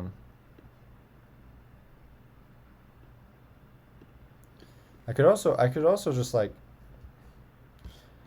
I could hard code something where it's like if you're like at an edge, then it's like find the next element you're supposed to go to, which is oftentimes the one to your right if there is one. And it's like from there, like set the direction downwards and just continue on with the problem. Otherwise, what was I just doing? I was, yeah, gone right, gone forward.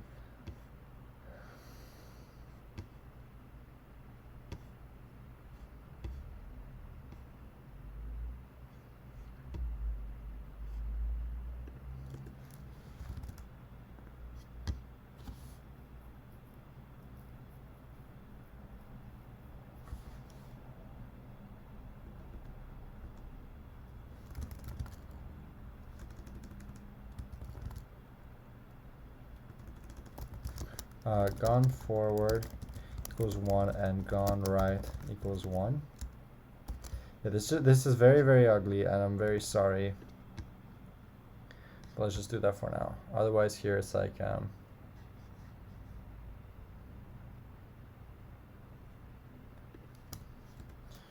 self dot gone forward plus or equal 1. And here it's self dot gone right plus or equal 1, right? And the idea is like at the beginning here, for example, like you go right once and then you go down once, right?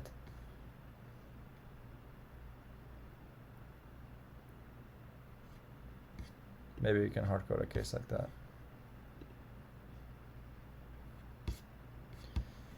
Ay, ay, ay.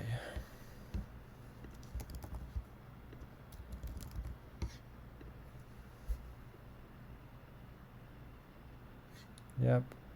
Use test case. So this test case should pass, but it's like kind of a hard-coded result. Oh, it doesn't even pass?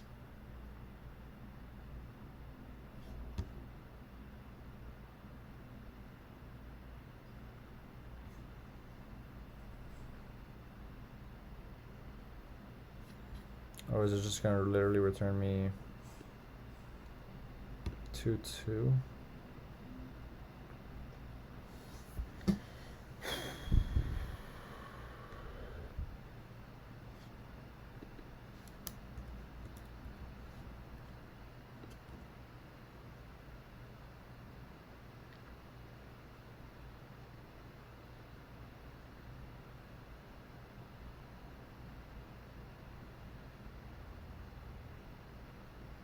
You can't move right means you're at the bottom there, so yeah.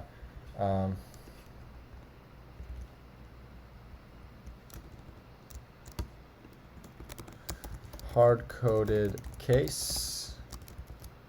Yeah, so let's do this. Let's remove that. Back. So we're gonna do some space here. So that'll come forward, this and so on. And it's not valid right. Going right, invalid. So hard code this starting corner case. So it's return self dot. So where are we? This is max row max. So this 0 0. This is 5 5. So it's like in a case like this, we went right 1. So we want to subtract 1, subtract 1. We're gonna diagonal. So R, C is equal to R minus or equal 1, C minus or equal 1. Oh, assert self dot is valid. R minus 1, C minus 1. Turn self dot spiral matrix helper R minus 1, C minus 1, and right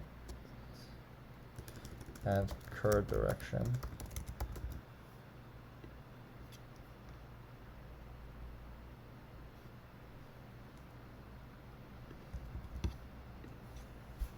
Dang. So this is not even correct anymore.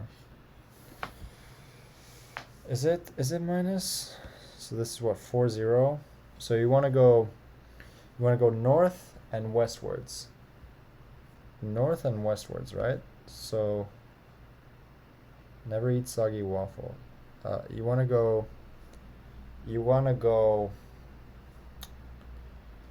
up left. Up and left is -1, yeah. Bro, why?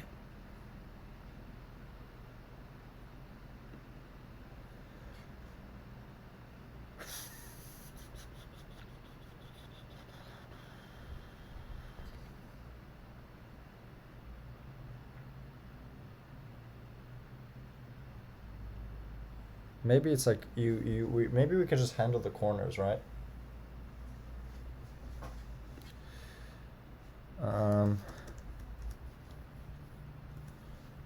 So the corners are just a problem.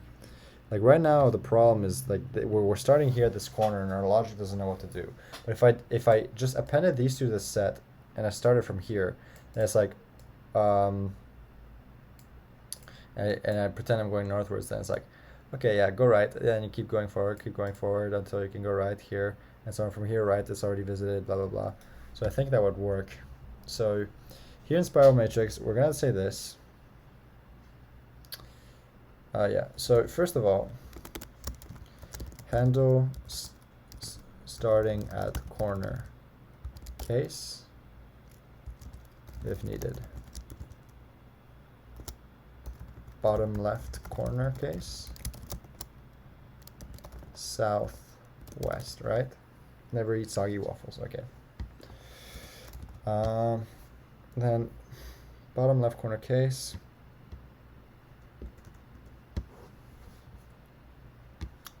Self.visited .add r start comma c start. So first of all, we do this. If r start is equal to the maximum row, right? So rows and c start is equal to 0.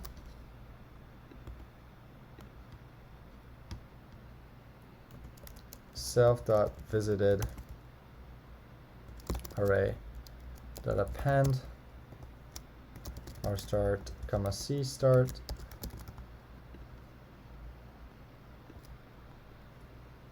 comma c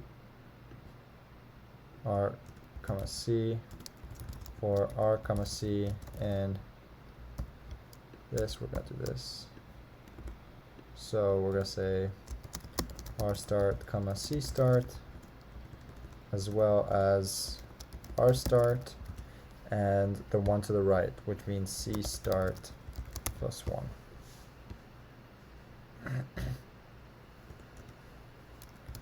Return self.spiral matrix helper r start minus 1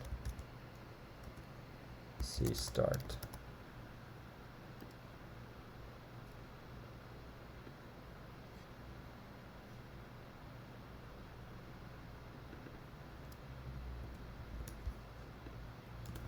Return self.visited r. So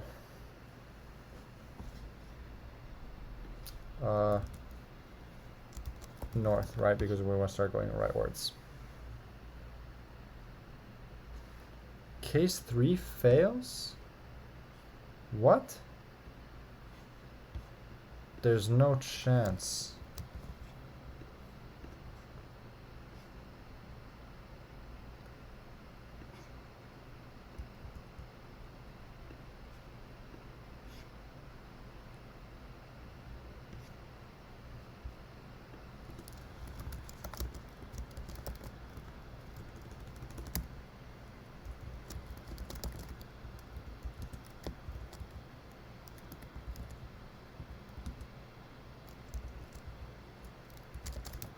Equals calls equals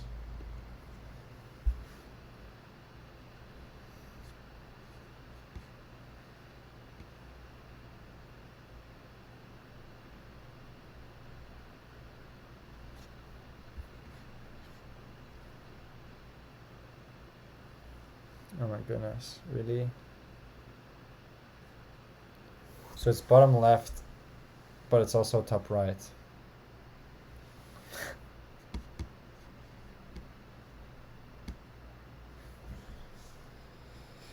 Oh my goodness. So how is it not top? It's top right if and only if there's only one row, right?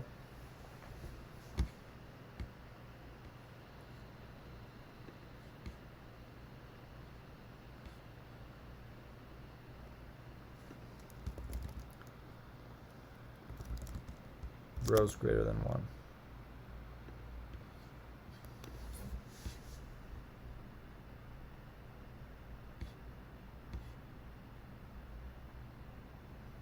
Dang. So what is this? So let's go here. We do 7, we do 8. Oh, then we're gonna start spiraling around the 4, right? We do 4, we go forward, we go forward. So yeah, so 2 0 is this, 2 1 is this. Then we're at 1 0, 1 1, 1 2, 2 2. then we should be going to 0, 0. But our logic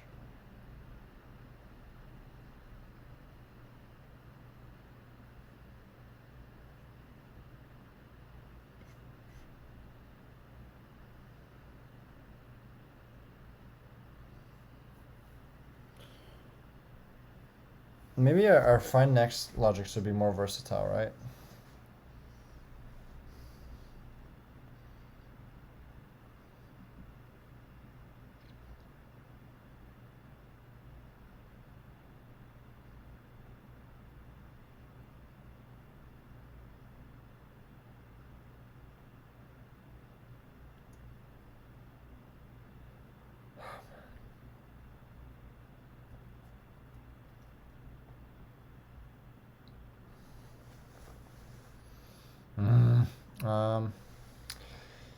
Yeah, my find next maybe should be more versatile. So here it's like go right out of bounds. So it's just like keep hopping right until you find one. If you don't, and you at the end, you start going around until you find one. Then you do. So like keep hopping right. Okay, find next.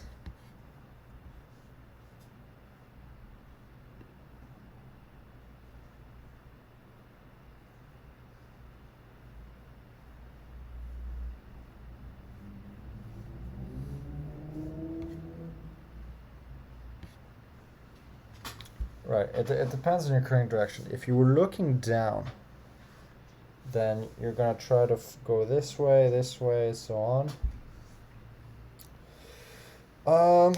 Okay.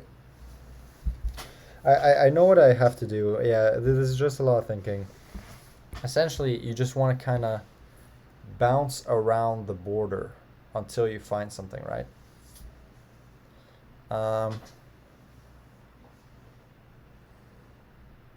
Starting from the right direction of your current direction, right? So from here you say start on the right. That's out of bounds, so start looking down. Oh, that's great, you found something. Here it's like so here it's like start looking right. Okay, bounce, bounce, bounce, bounce, bounce, bounce, bounce. Yeah, got it here, right? And here you're at the end, and it's like, okay, gotta bounce, gotta bounce, gotta bounce, gotta bounce, gotta bounce, gotta bounce, gotta bounce, gotta bounce, bounce, bounce, bounce, bounce. Oh my goodness, I found something, right? And so here it'll be the same thing, where from 9, you're gonna bounce onto 8, that's not valid, bounce onto 7, that's not valid, bounce onto 4, that's not valid, bounce onto 1, oh, that is valid, and that's the next one, right? So that's how our find next logic should actually be implemented, right? And so the bouncing order, should be dependent on the current direction that you're going, right? Yeah. It's not like universal, right? Like for here, you're actually going to start looking leftwards. For here, you're going to start looking downwards, right? For here, you're going to start looking rightwards. You're actually going to start, the bouncing direction is going to be right to where you're currently looking at, right? Bouncing oh man, I've got clever words here, right? But here, defining bouncing direction, my friends. Right? Oh boy. Direction. Per direction. We're gonna Control F this guy.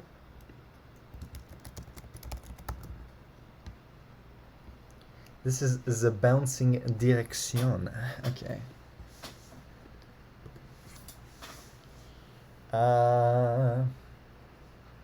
So that's the direction we gotta go, right?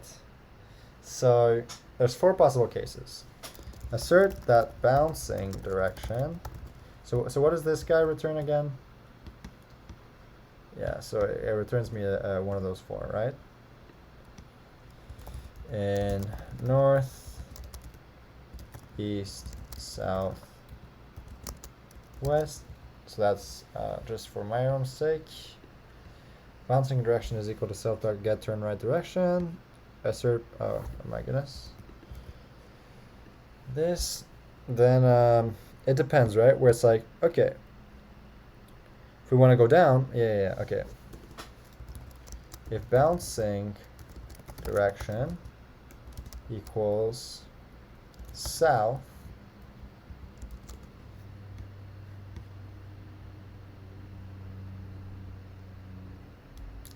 actually, now that we have a bouncing direction, we can make use of our get next, right? So next r, comma next c, will self.get next with r, comma c, comma cur, with bouncing direction, right?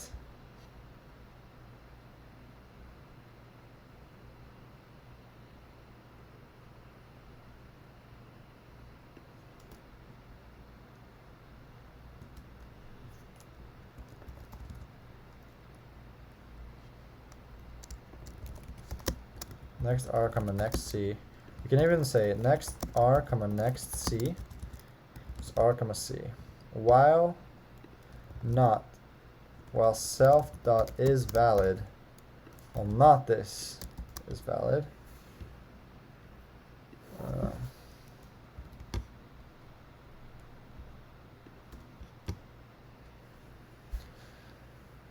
Then we're gonna say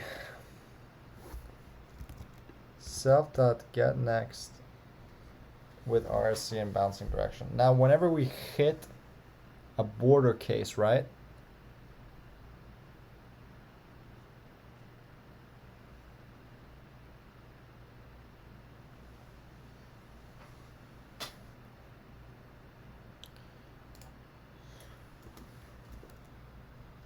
If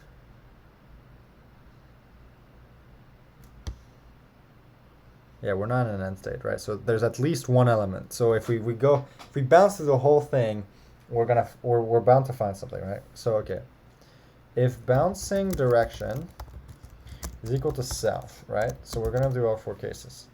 So if bouncing direction is equal to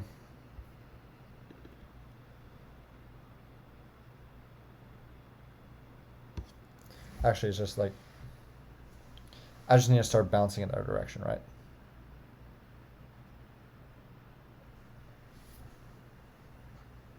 Assert that it's in the edges. So because we're in the edges, means we're in one of these four quadrants. Right here, row is 0. Row is the length of rows. Columns is 0. Columns is this, right?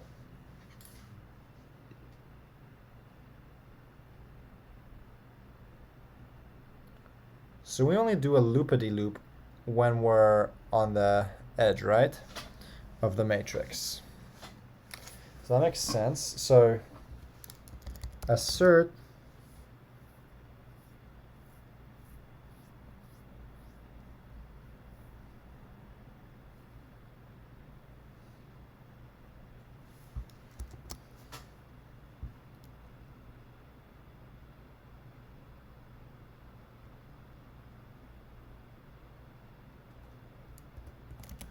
next r equals 0,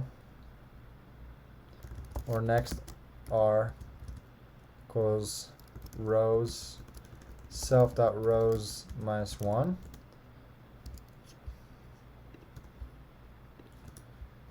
Assert next c equals 0, or next c equals self.calls minus 1. Assert we are currently on border of matrix. Anyway, we are currently somewhere on border of matrix. All right? Okay, so that's essentially what that checks, right? We want to confirm that if we get into a loop-de-loop situation where we have to find the next element like this from like 25 all the way to here, then it's because we just reached one of the borders of this quote-unquote matrix here. Then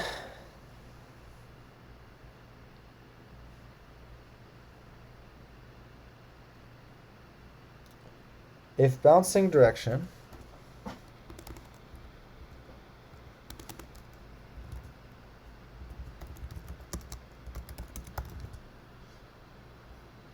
is equal to south, right? We gotta bounce southwards, which means you gotta keep incrementing column, right? You gotta keep incrementing column.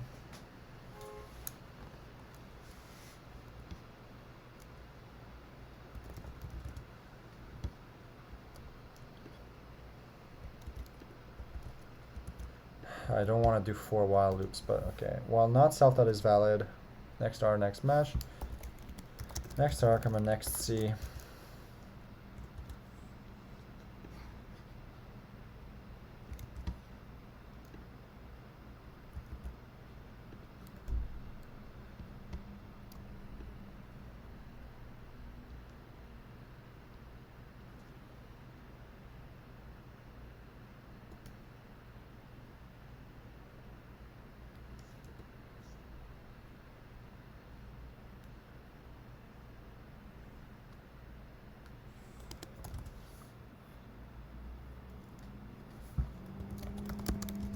Okay, if next C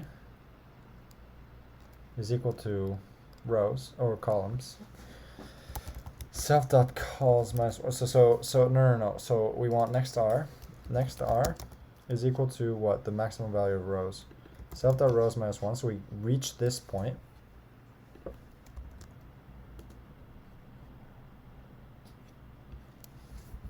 Okay, it could have been this and so on. So we've reached this point. Next R is self.rows. Now, this is a lot of logic, but I really hope that this all works, because otherwise, well, not self dot is valid. Next R, next C, next R, next C, self dot get next. Next R equals self dot get rows. The idea is that we can recursively call find next available, right? So turn self dot find next available from next R, comma next C. But the idea is that like we reach this 7. Let's say we reach 17, right? So like here 9 is like it maps to 10, and it's like yahoo, we can go from there. And then from 16 we map to 17. It's like yahoo, we can go from there. And then here, well, here you're gonna get to there and so on. But like let's pretend you get here. It's like, oh no, 17 is taken. Whatever will I do? And so here it's like, okay, well, remember, we bounce. What do we do from here if there's still nothing that we found? We continue bouncing all over the matrix, right? So it's like here, it's like from 25, you bounce to 16, bounce. Like you might be bouncing over more than one edge, right? So here it's like, okay, find the next available, but now we're going to be bouncing. Now we're going to do our bounce direction. So we're going to find the next available from the 17, but now our bounce direction is going to be, did I? Yeah. If next R equals self-defined next R, next C, new bounce direction. So we went south, and now we want left. So from south to west. I'm pretty sure that's turning right? Yeah, south to west. So if new bounce direction is equal to this beautiful guy,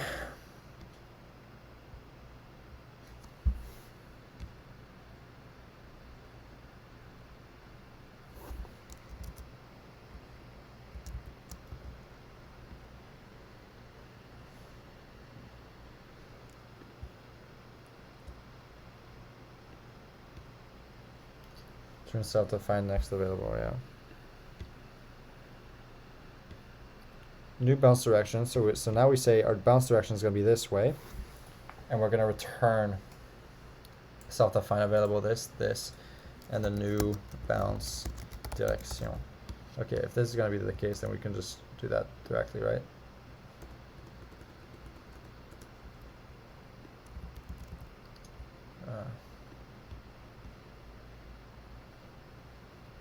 This is bounce direction, actually. Direction. Maybe we can just do something like that, right? Direction. Yeah, this is called co-direction and so on.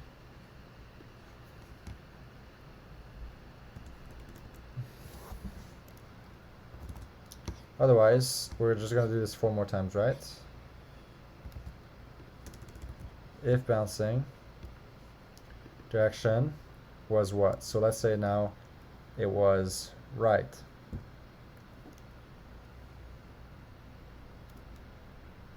So south. Now let's say we went north, maybe, right?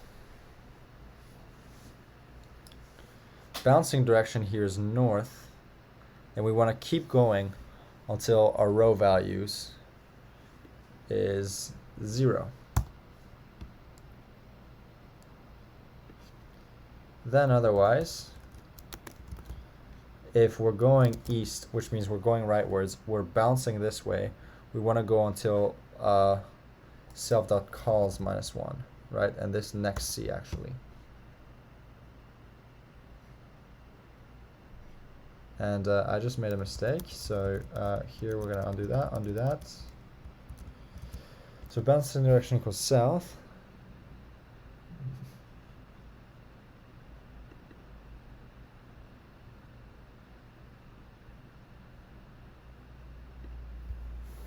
So you know what?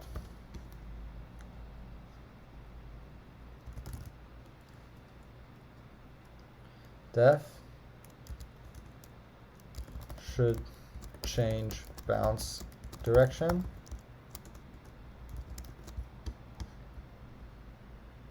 Is going to take a direction, a position, and that's it. So it's going to be r comma c is equal to position, and we're just going to say like, okay, if direction is equal to south and r equals self.rows -1, so return either this, right, either this or something like that, or put this back here, direction equals south,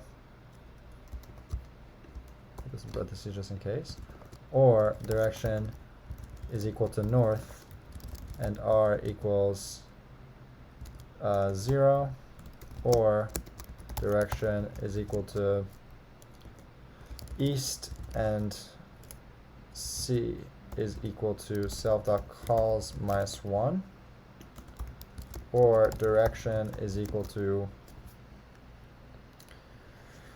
oh my goodness, west and c is equal to self.calls, it's to 0, right? So it's like from here, it's like if you're going westwards, it's like da da da da da da da da. Oh, yeah, I'm here, now I need to go da da da da da.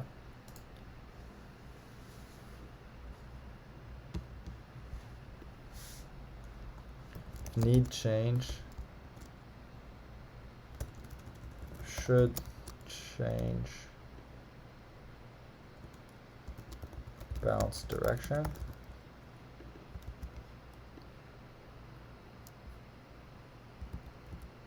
I've been calling the other ones like that.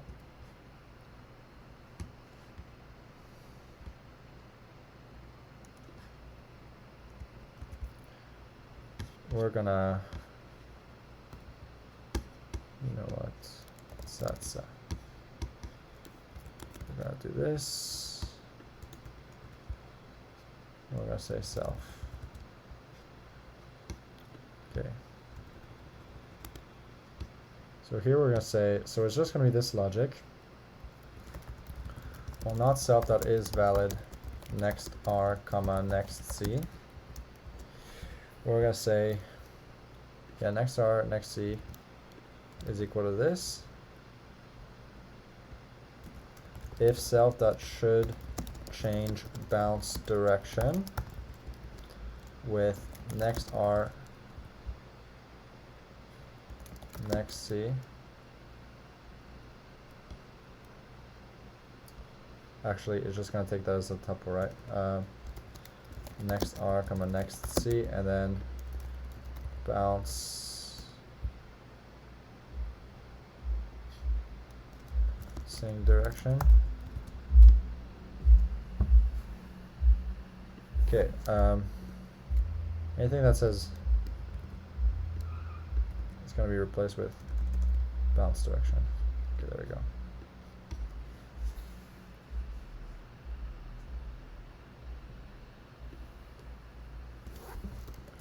Pause equals next C. Pause.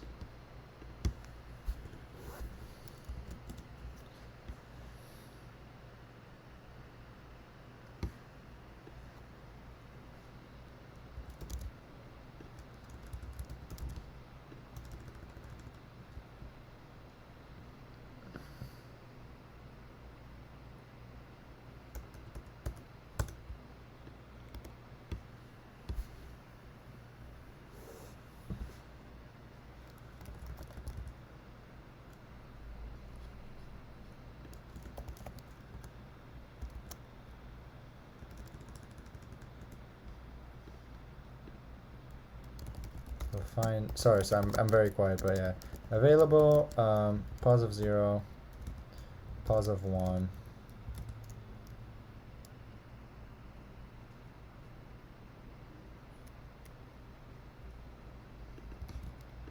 Direction.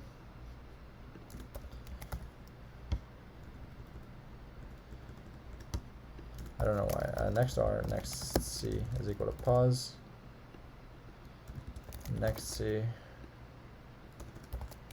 Next R, direction, and where direction is equal to the right of the current bouncing direction, right? So now it's just, we just made this more general, right? So if you need to change the bouncing direction, change the bouncing direction, and then, so get the right of the new bouncing direction, and then continue off from where you are, but now it's just going to be with a new direction, right? So it's like, here from 9, it's like, the bouncing direction is going to be set to go downwards, right? And so from 9, let's pretend that 10 and 17 are covered. Otherwise, with 9, what happens is like, you go down, unavailable, unavailable, or invalid, invalid, and then it's like, oh my goodness, 10, I can take it, and so on, you keep going. But let's pretend 10 and 17 are also taken, and it's like 10 taken, 17 taken. Now it's like, you can't keep going downwards, right? Because there's no more downwards to go. So you need to wrap around and go down this way, right? Which means it's just, you need to do the same bouncing around technique, and you need to go the same downwards technique, but now you need to change direction to actually be going leftwards or westwards, right? And so go on, go on, go on, go on. If none of these are taken, then you still go on, go on, go on, go on, go on, go on, go on, go on, and that's kind of the idea. Now if I run this, hopefully something like this works. Okay. Yeah. I don't even think I use that logic anymore.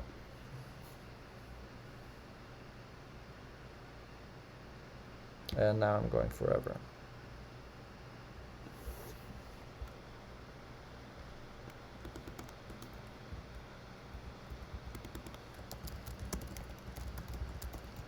Unreachable code.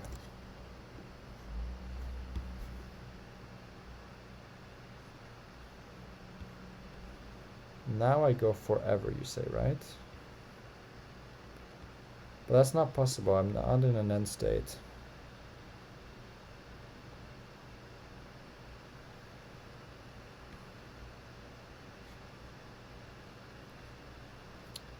Really?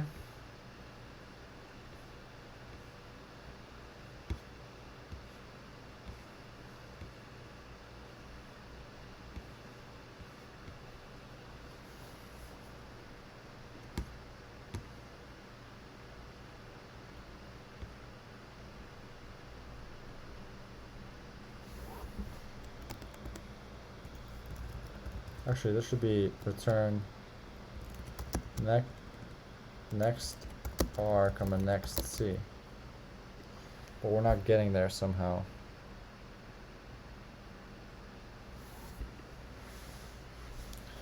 Direction.get right.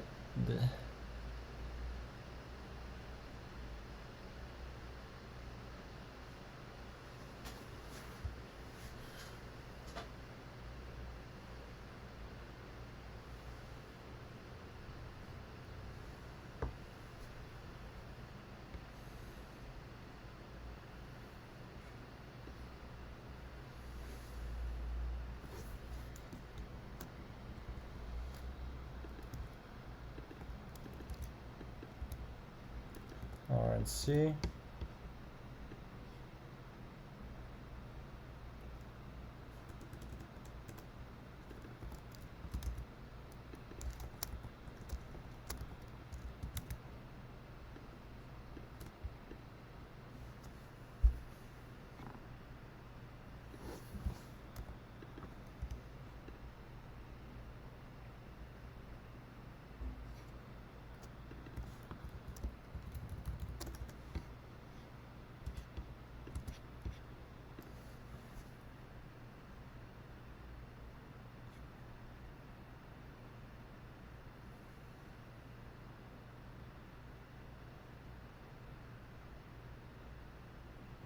Really?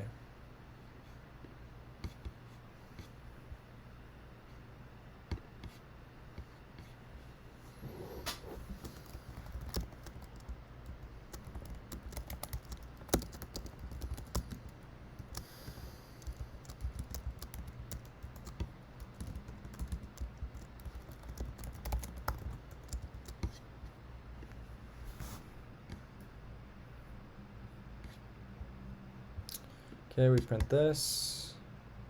R0 equals 2. Which test case is this? R start equals 1. C start. R start equals 1. C start equals 4. 1 and 4. So this one.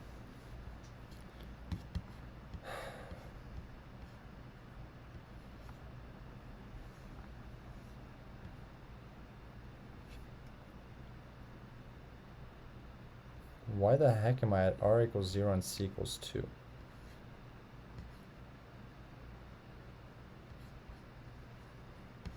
Oh, I've been doing many. So I start at 0 and 5.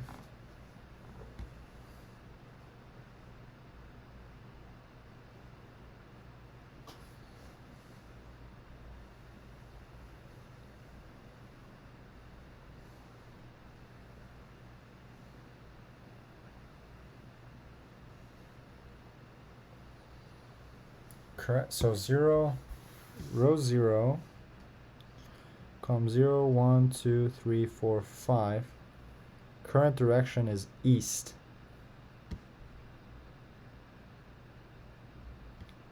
We want bounce direction. That's fine.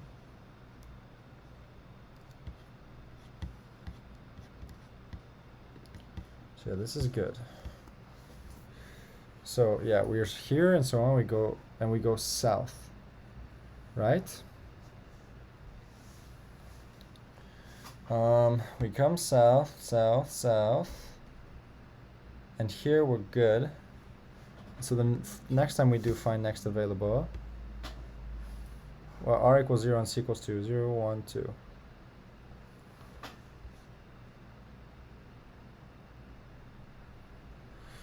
Okay, so this should be the real assert, like this. Any one of these cases, right? Either we're on the top or the bottom or the left or the right, right? It's just as long as anything is, yeah, so that assert was my bad. I was doing the assertion of the ends, not of the ors. Oh, now we're going infinite again. Oh, beauty. Yay! Ay, ay, ay. It's not gonna show me my debug outputs. Oh boy. That's fun.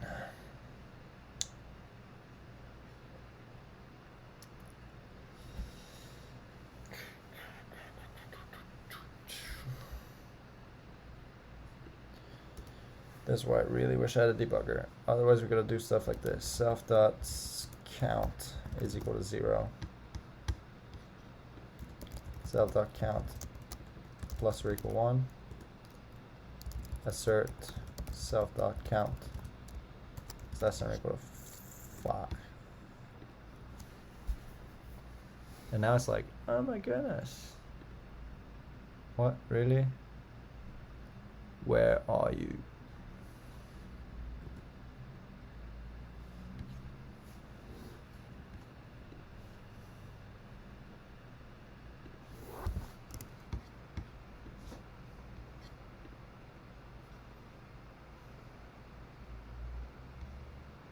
Bruh, really?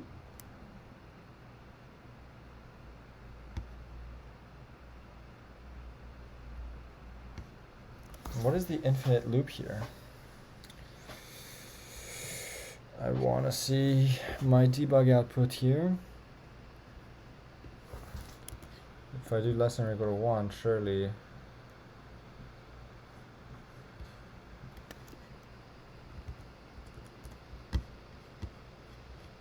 Maybe I put that inside this function. Right. Now if I do this, this is fine.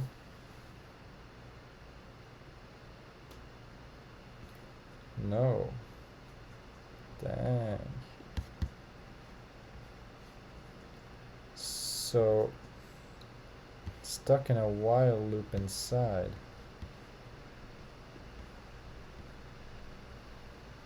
Yeah, well, not self that is valid are, comma, C.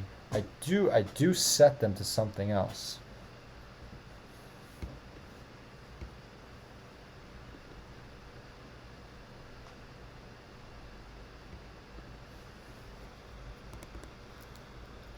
Original R, original C equals R, comma, C. Assert R doesn't equal original R, and C doesn't equal original C.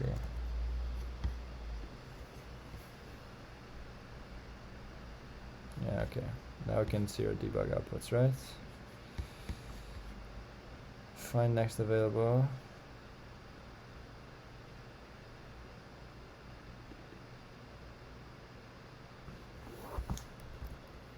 Yeah, let's do another one.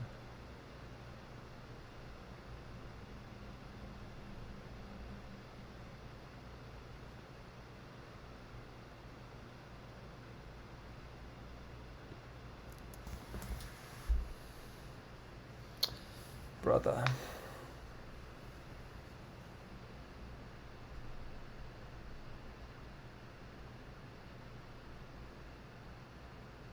Otherwise, I just create a new helper like self.getNext border. Get next on the border, right?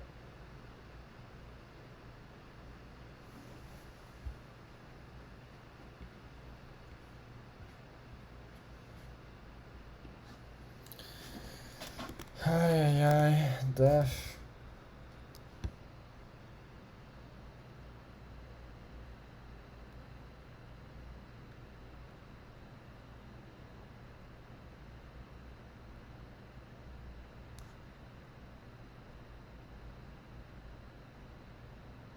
Because, yeah, you're always going to want to go rightwards. It's just that if you're at a corner. Yeah. Okay. Yeah. Okay. Get next on border. R, comma, C. It doesn't even matter if I have a current direction or not. Get next on border. Yes. So there's 4 cases that we're going to have to hard code, where you're in the top right, bottom right, this, or this, and so on. Otherwise, it's like, okay, 4 cases, right? Handle corners. First, handle all 4 corners. If R is equal to 0 and C equals 0,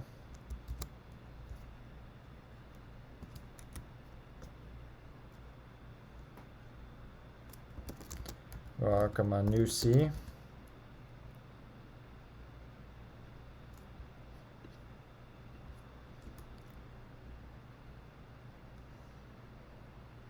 Yeah, I'm just gonna assume that number of rows and columns. Okay. I'm just gonna assume that this plays nice, right? It's like it's not just a 1 by 1. Okay, if R equals 0, it could be a bug technically.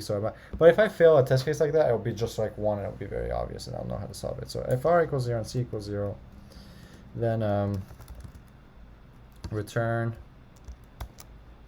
So if I'm up here, return the one to the right of me, which means R is the same and C plus 1, right? If R equals 0 and C equals self.calls minus 1, then we're going to return R minus 1, comma C.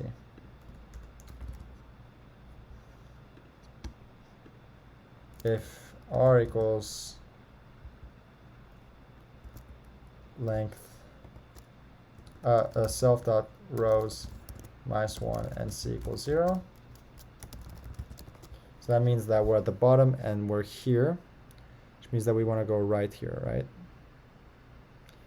So we want to go up 1. So R minus 1, comma C. If R equals self.rows minus 1 and C equals 0, then we're here at the 17. We want to go left 1, right? So we want to return R and then C minus 1, right? Yeah. So yeah, C++, C++, yeah, this checks out. Okay. First I know all four corners. Oh, now we've handled all four corners, right? So now it's just, we can even either do it based, so if r equals 0, return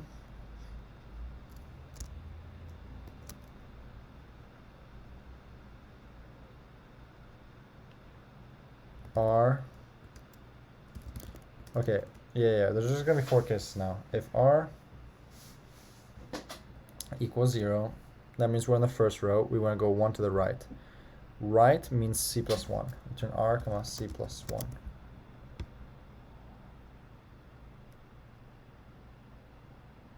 Actually, that doesn't make sense. We want to go right.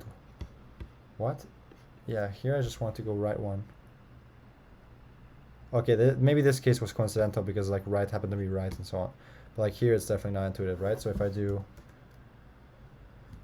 if c is equal to 0, or if r equals self.rows minus 1, it's like here I want to go left or right, so return r comma c minus 1.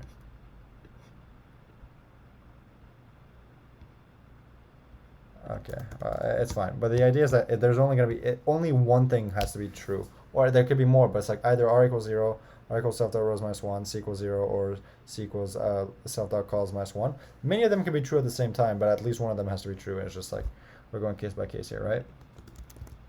Otherwise, only 4 possible cases.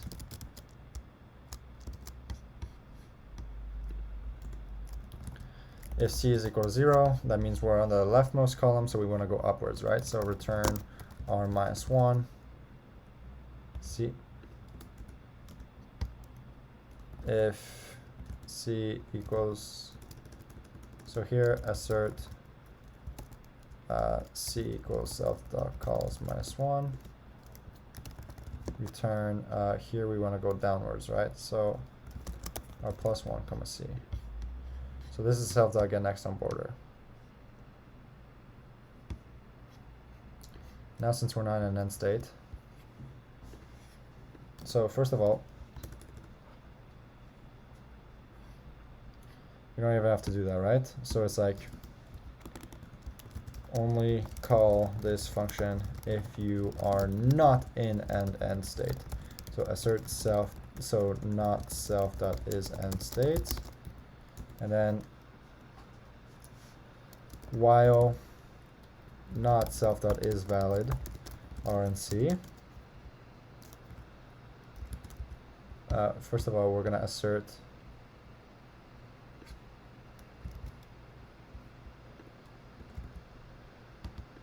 this as well.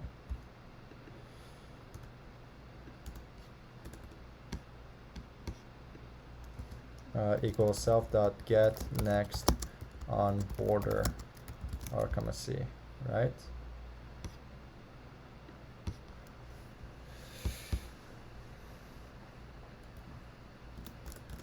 Return, so assert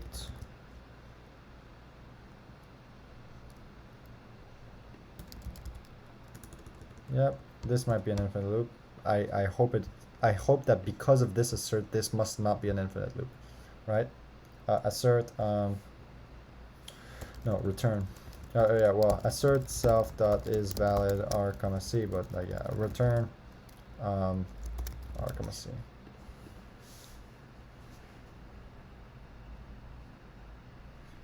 So that's an infinite loop, really. Original r comma original c. If r comma c equals original r original c,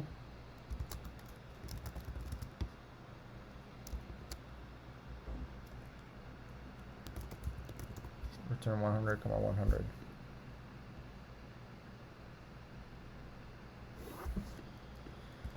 R comma c.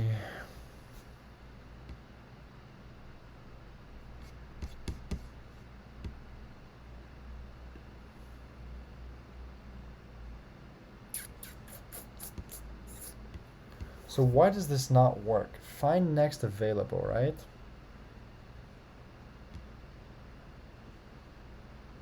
Goodness me. It's like, I'm here. Go to my 3-9.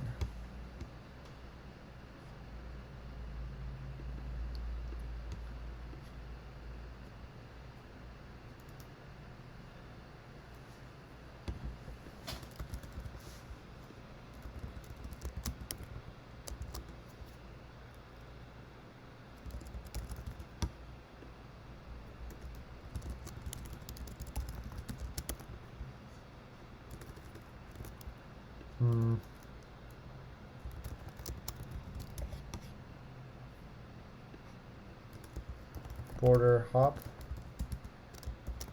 R, comma, C.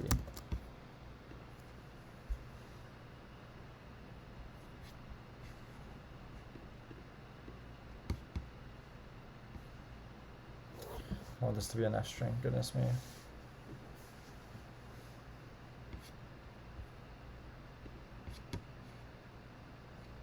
I'm a -1? Why am I in the negatives here, bro? Whoa, whoa, whoa, whoa, whoa, whoa, whoa.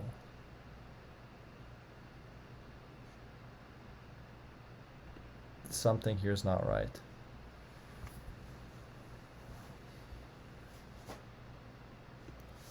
First of all, assert 0 less than or equal to r less than self.rows and 0 less than or equal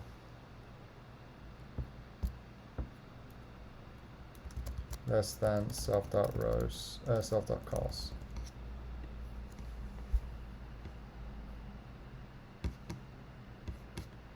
This is crazy.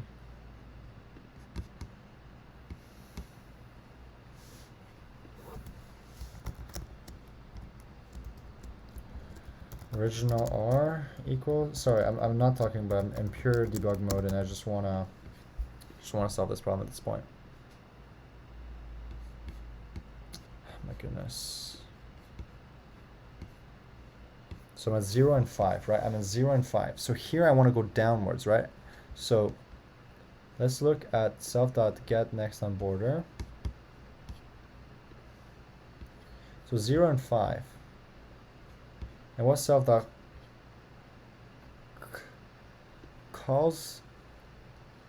Calls is 6. So 0 and this is true.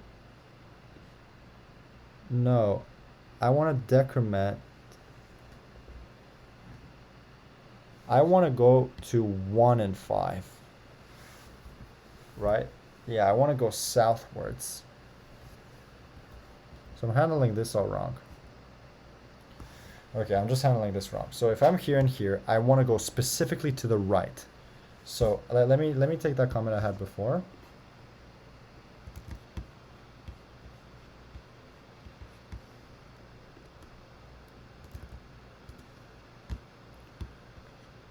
I want to go rightwards, which means increment calls.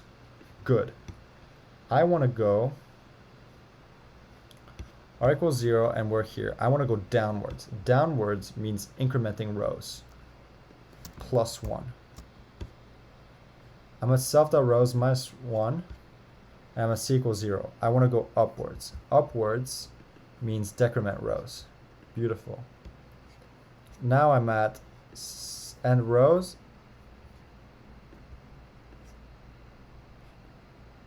First of all, here's a problem. Self.calls -1.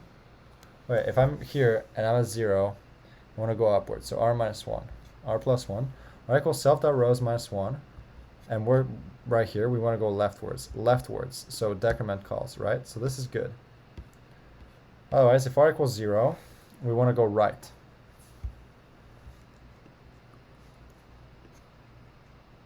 Right and down is incrementing. Okay, let's make sure we absolutely get it here, right? So here I want to go right. Right is increment calls. Good. I'm here, which means I'm at the bottom. I want to go leftwards. Leftwards is decrement calls. Good. C equals 0. I'm here. I want to go upwards. Upwards is decrement rows. Very good. Then here, when cell.cols equals this, I want to go downwards. Downwards is increment rows. Very good. Okay. So that one we've kind of confirmed is good. And now still for some reason. Okay.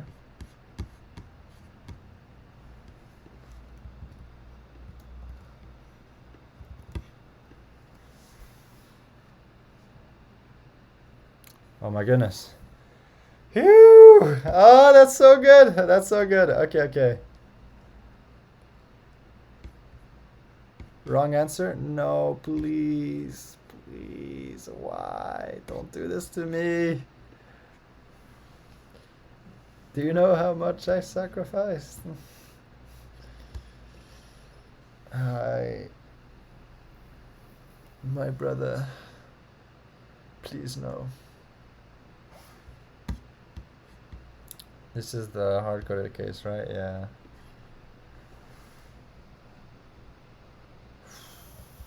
And if I unhard-code it,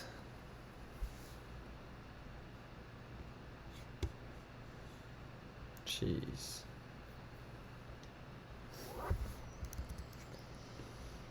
Oh boy, we're in for a tough night. Okay.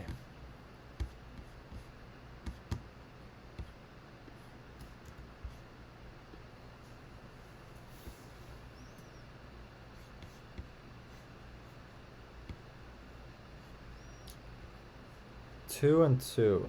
0, 1, 2, 0, 1, 2. Okay. So maybe this is just another one of those I need to handle the corner case, right? So, okay. So this is possible. Okay. It might mean that we're on good track here. But 10 I believe we used to pass, which is very interesting. Okay. We might need to handle the corner cases. So right. So this is a good sign, right? Rosen calls us 3 and 3. R star and C star is 2 and 2. So we can kind of get a feel, right? We start at 9. So I say 9, and then what's the next element, right? The next element it wants is 2 and 1. It wants this. But I'm saying it's this. Why the heck am I saying it's that? So maybe I do this.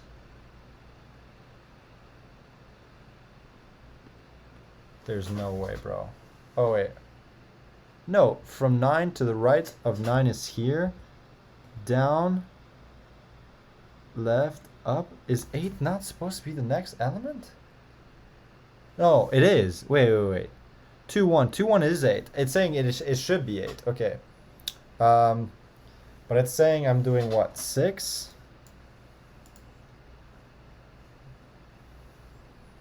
Oh, because I'm looking northward, right? I'm starting northward? No. Oh, yeah. So from here, it's like, okay, I can't go right, so keep going in the direction I initially am, which is north, right? Which is bad. Maybe that's why I have to handle the corner cases, because they're starting north stuff. Okay, this is fine. This is fine. We can do a little bit of hard coding. This is good. We might have to do all 4 corner cases, but if that's what gets us to a working solution in the end, I am all for it. I am all completely for it.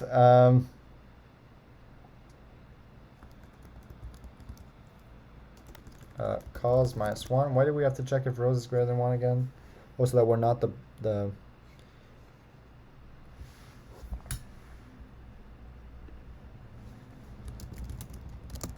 greater than 1?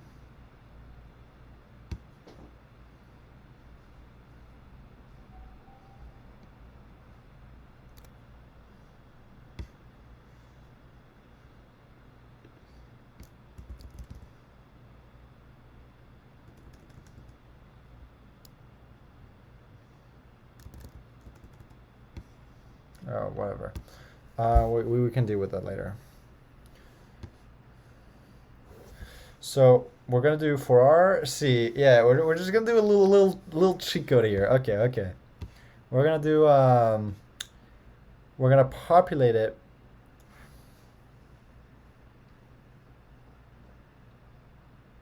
So what does it want? What does it want? Here it is gonna think it can turn right. No. I'm still going in a rightwards motion, right? When I get to so here it wants what 2, 1. Oh, so it wants to get 9, 8, and 7. Whoa.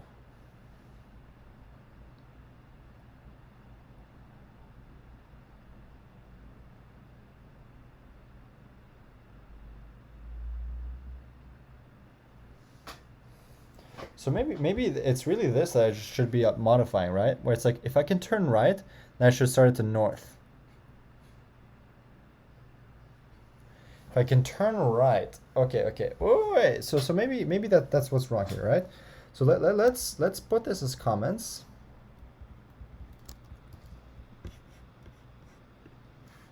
And then see the test that fails. Buzzer, why?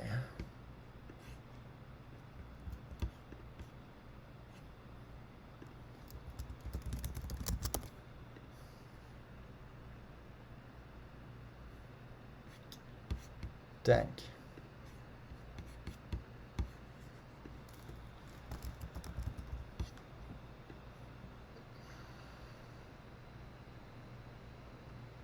Okay, so that is the case that we have been doing.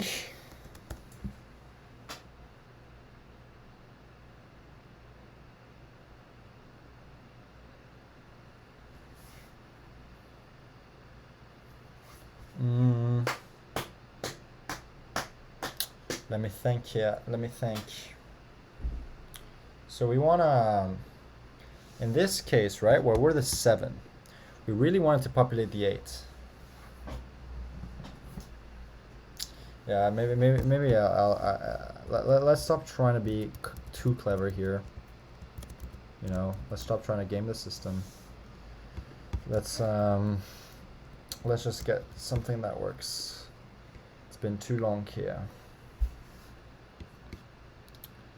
Too long. Okay, 2, yeah. So this is bad news baseball.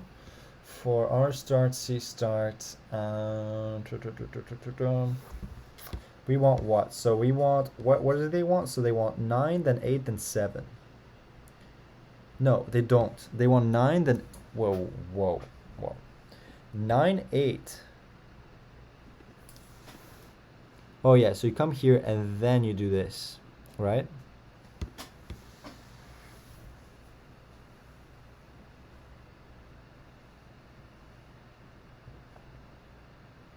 Maybe what I could do is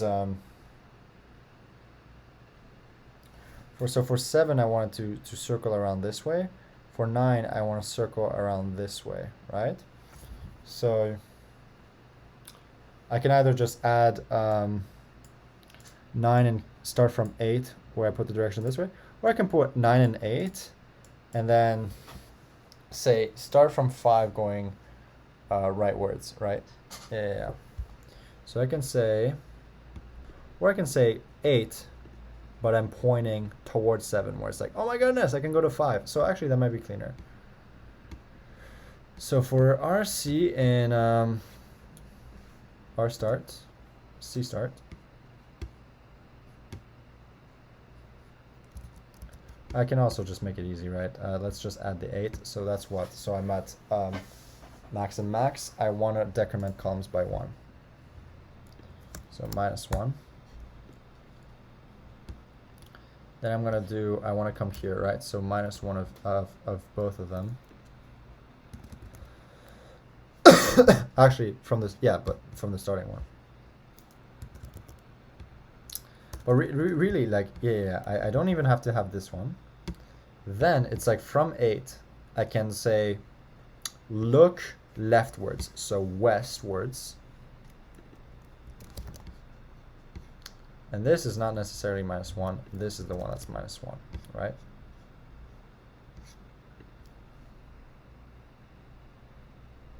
Yeah, so the idea here is this. I take 9 and I'm saying like, okay, I'm I'm gonna add this. I'm just gonna, again, what I'm doing here is I'm hard-coding the case when I'm at the bottom left and the bottom right, right? Because those are a little bit tricky. I think with the top right, it'll be nice in that like I automatically try this value and then go on and so on. Maybe here, yeah, I automatically try this value and so on and da. So it's really just this bottom left and bottom right cases. I just need to be careful, right? In fact, I think I don't even need to do the and calls greater than 1 check here. Okay, well, first of all, we can just try a submission. We can try a submission, but okay, that's not fun. But yeah, otherwise the idea was essentially like I'm at this 9, and then it's like, okay, I can loop around 8, 5, 6, go on and so on, going with the normal algorithm. So if I take 8 and I pretend I'm going this way, the first thing it's gonna go is gonna check if I can go right, which for it, right is going up to the 5. It's gonna see that 5 is valid, and so there it's gonna go to the 5, and then the algorithm continues from the 6 and so on to that, and that's how I get the normal algorithm working. So now we have 4 and 4. So let's do 1, 2, 3, 4, 5, 6, 7, 8, 9, A, B, and C, right? A, B, C, D. Now we start off at row A, B, C, D, E, F, G, H. So 0, 1, 2, 0, 1, 2, 3. So we start off at D here. So maybe it's like one of those things where I do the edge cases for the border cases, not just the corner cases. It's like from D, what must be the thing, right? Okay, so we wanted 2, 3, and then 3, 3. So 3, 3 is below, right? So what are we gonna try from D? We're gonna say north. Okay, let's gotta check. Can you go right? No, but can you go north? Yes. So, man, it's all about the starting. Yeah. This starting with north is crappy. Maybe. What if I just did east, right? Where it's like the first one is like you try going no, but it wants to try to going right. It's gonna try going right of east.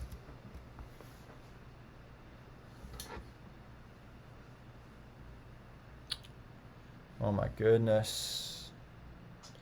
Maybe what I should do. You know what I should do? I should append the first element to the visited set, and then continue the algorithm from the point on then words, right? Where it's like maybe I should do something like that, where it's like, okay, first we're gonna do visited self visited.add rstart, comma cstart, self.visitedr.append rstart, comma cstart. Then it's like we want to run this and return visited r, right? And so, but this value we might be tricky, right? So,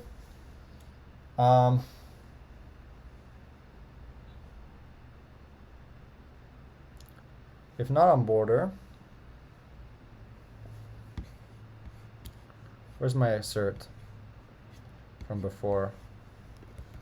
R equals 0 or, yeah.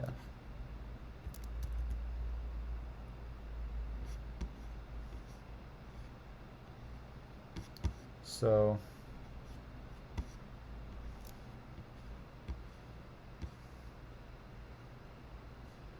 oh my goodness, where is it? Okay, here.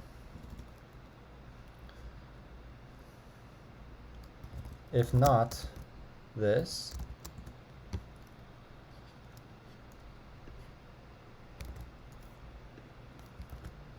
return visited R, right? So the idea is,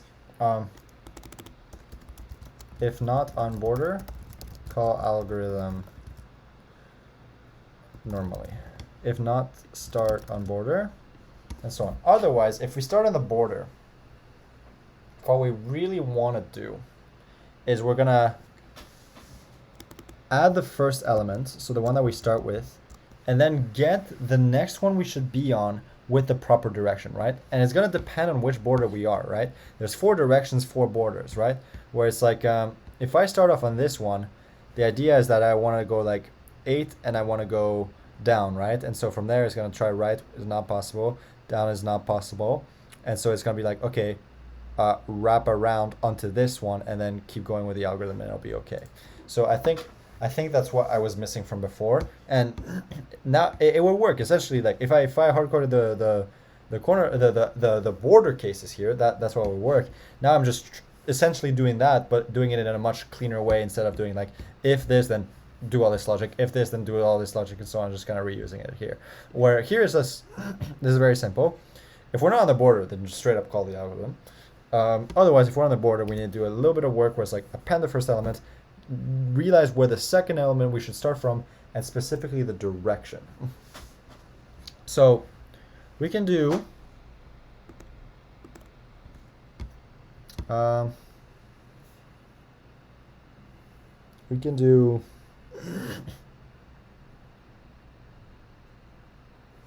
if r equals 0,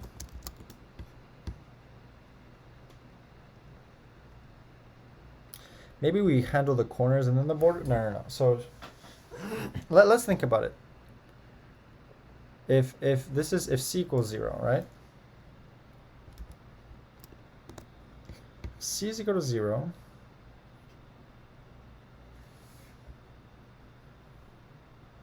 C is equal to 0. We want to go right, which is fine, but then we want to go down. This and so on. Actually, okay, so let's think about the corner cases. Here it's like I wanted to do this, right? If I'm here and I do this, it's completely fine,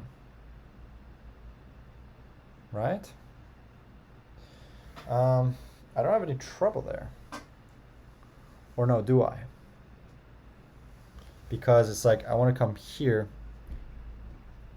It will try going right. It will try going right. Here it'll bounce up to there. So this will be nice. On the c equals 0 case, this works out very nice. So it's really like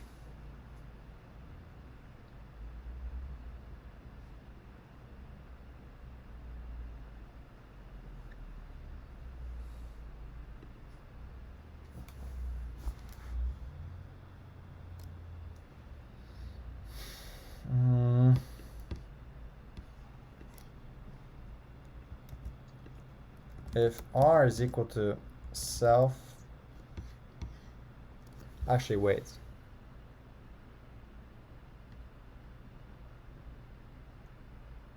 Here it couldn't turn right, so it kept going forward. But in those cases it can turn right, right? Where it's like if r equals self,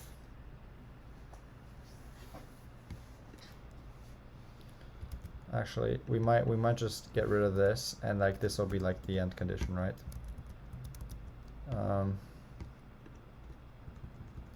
So we're just gonna call this at the end terminate. Actually we are, because we want to not append this, right? Actually we can just do this for every case.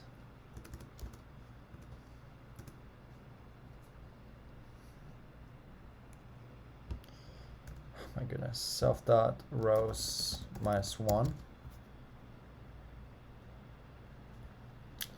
Then yeah, then we want to do, okay, self dot visit that start, and then self dot spiral matrix helper from here, right? Which is what R start, C start, but I want to be 1 rightwards, which means that I'm going to increment column by 1. And then I want to go downwards, right? So it's like, or from here, let me think. Right now the direction is rightwards, so it's like I can't go right, oh, but I can go forward and so on. No, I want the direction to be downwards. That way when it tries right, it's this one, it fails, this is downwards, and so it loops around to the 27. So I want south here. Return.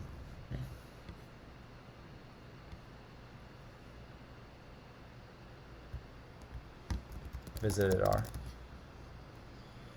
Yeah. C equals 0 and this, then do this. Otherwise, what's another case? So here I think is if I'm on the right border, right? If I'm on the right border, I can't go right, but I definitely can go north, right? So it's if C equals self.calls -1 and and R is greater than 0, right? Where it's like if I'm below here, and the problem is because when I'm starting northward, then when I try to look right, I fail, but when I try to go north, it's like, yippee! But really, I want to already loop from the very beginning. So then what I want to do is, again, this stuff, add myself, and it's like wherever I am, I want to go to the one below, right? So self.spiral matrix helper. So below means R start +1 actually. C start. And then now what's the direction, right? Where it's like, what was the case that was failing? 5. You want to go to 2, 3, 3, 3, then 3, 2. You want to go to the left. Do you? So 3, 3, then 3, 2. Which means that you want to have been looking downwards. And that way, where the first thing you try is right, it's good. But what if you were here?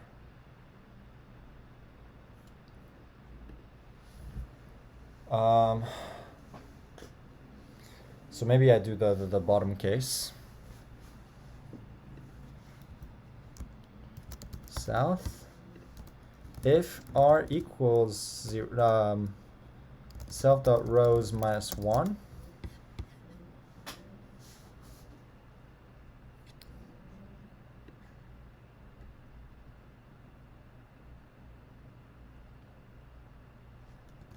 This doesn't make sense. R starts +1. Gotta think here.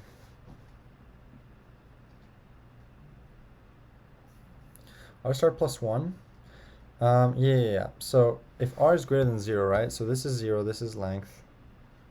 We want to go to the one below, right? If we start at 2 and we can't go right, we don't want to go north. We want to go here, but we want to go here and we want to start going this way, right? How do we incentivize it to go this way? If we're facing downwards. So that's why I'm doing this. But now what if we were here at 17? We want to go like here, and we want to come to 18, and the next thing we do is this. So we want to come here. So if length of rows is equal to this, self.spiral matrix helper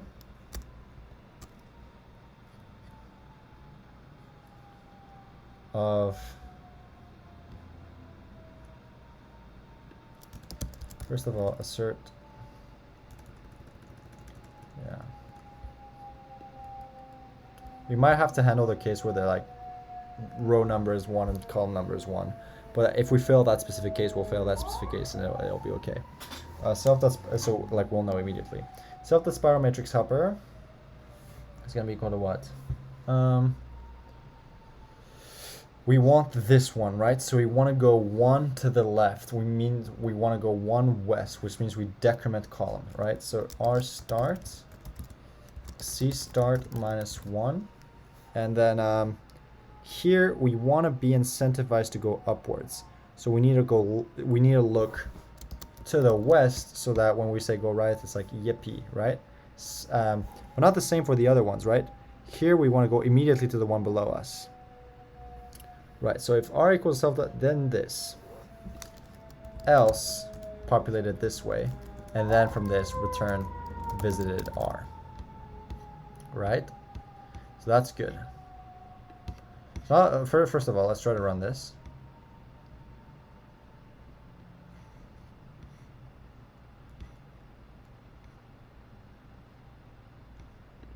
Okay. C equals R start, C start.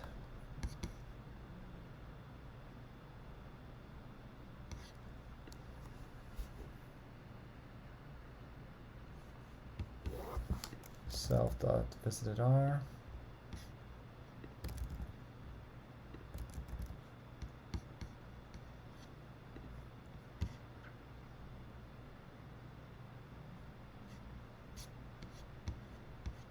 Quest.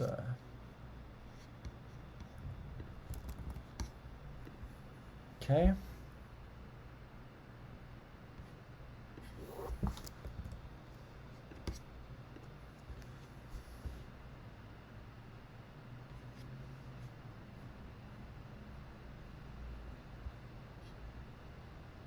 Oh, please don't do this to me. No.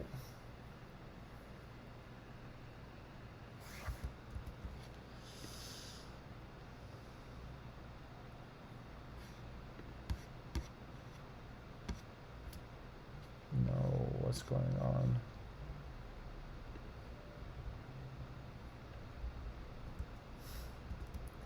This is all just going to be obvious failures.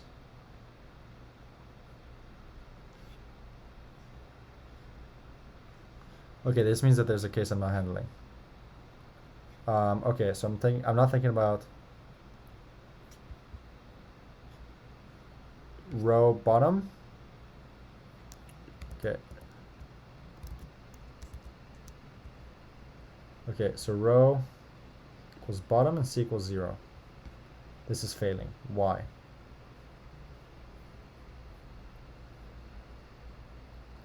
This shouldn't be, right?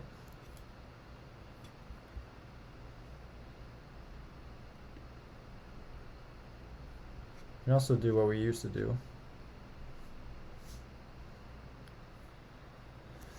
Where it's like, with that case, wait, but let me think. If you're at the bottom right, I can add the you know what, let's just do that. Let's just, this and so on. We want to what? C star plus 1. Yep, this as well as the plus 1. Then we want to do R start minus 1, this, and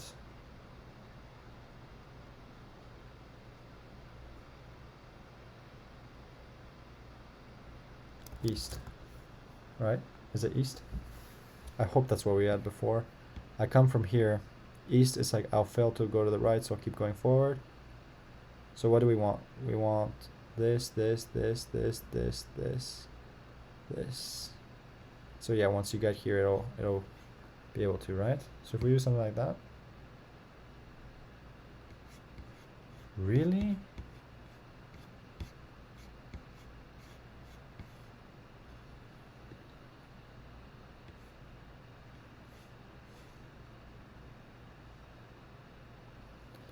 Nah, that's crazy.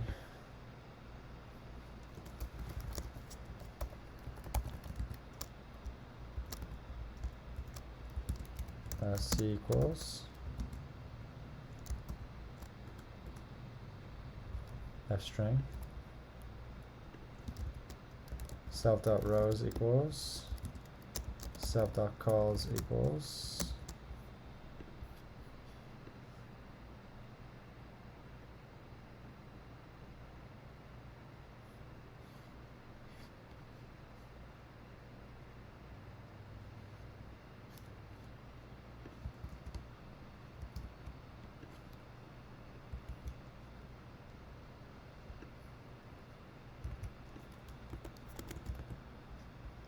right. I can tone down my prints, but yeah. Urgent R equals -1.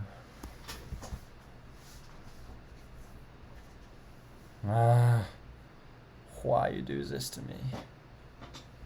Oh, wait a minute. No. Wait. No, this is what I want, right? I'm down here. But which case is this failing on? 1 and 4, eh?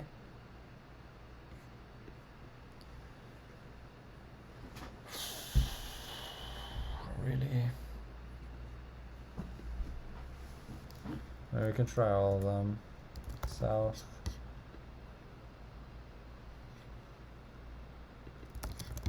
West.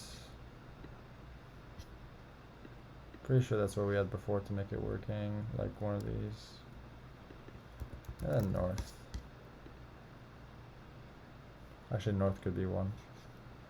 Please, come on. No.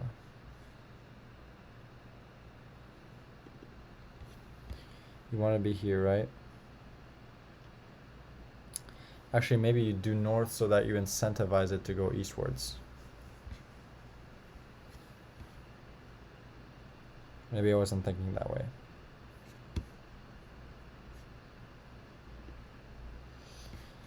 Oh man, what a problem. It's taking a little while. See? But I'm close, I'm close. I'm at least very, very close. Urgent equals... Yeah. This is not cool.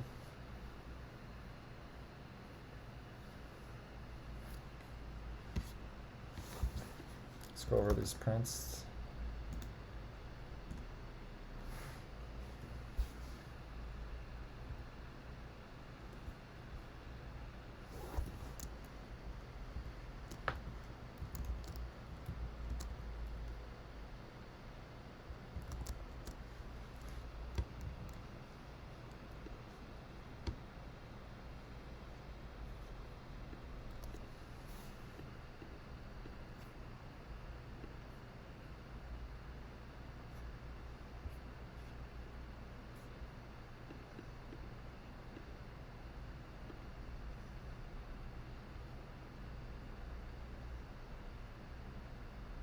The first thing I do, sorry, I am being a little quiet.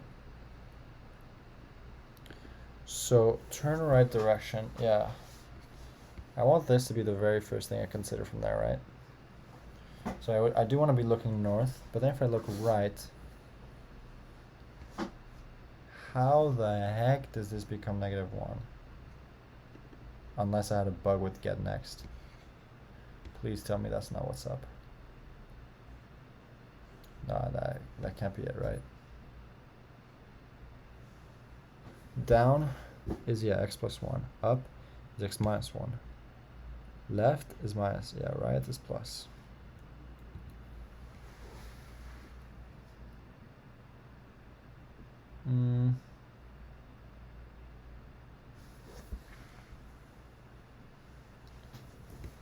How on earth? How on earth? It wants me to go east.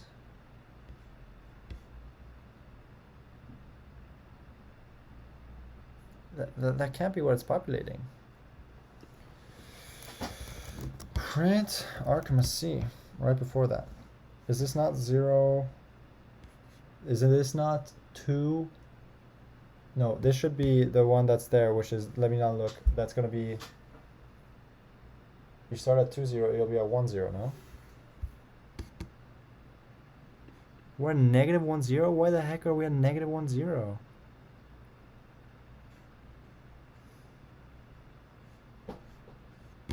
That's not what's being passed in.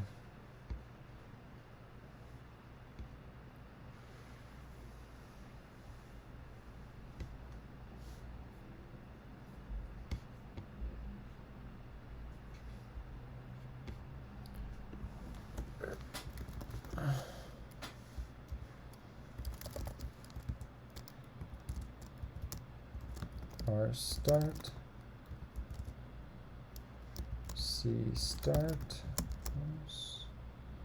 equals, and make this an F string.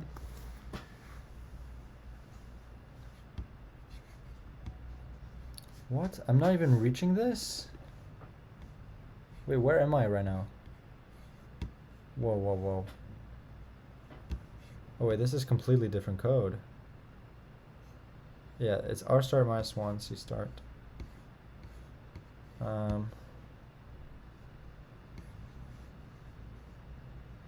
Oh, was I not even fixing the right code?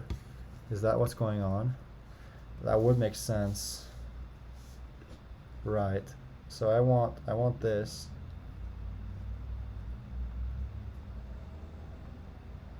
Yeah, I want R star -1 and C start of north.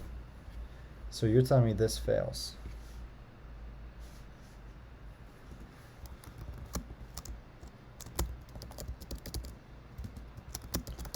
Equals C start equals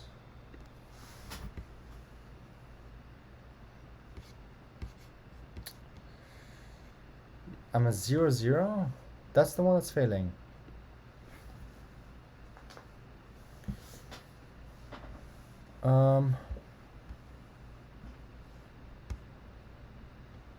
Oh, this is the one that's failing.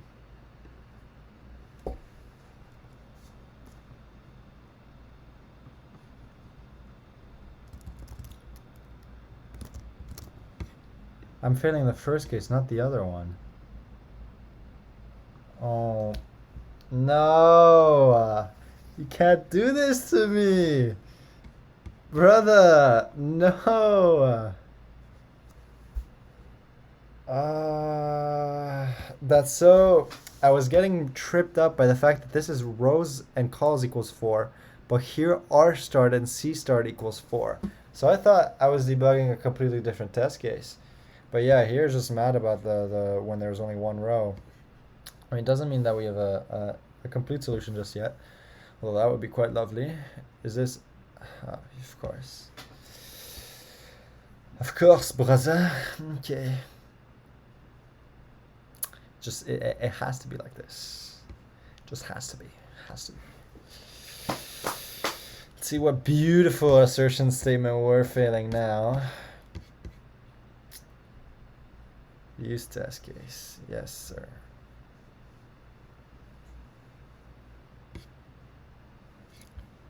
Line 10.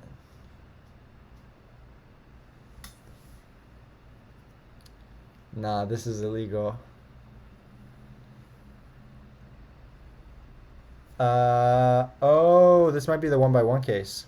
Yeah. Wait, okay, wait. Or no, this is not quite 1x1. This is a single column. No, this is 1x1. There's one.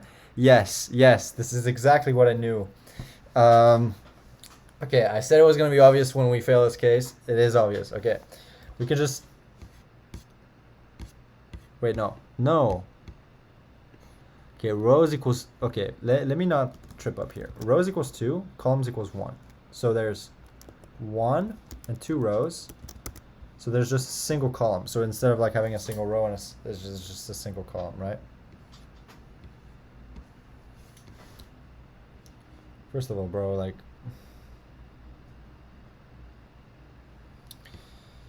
Yeah.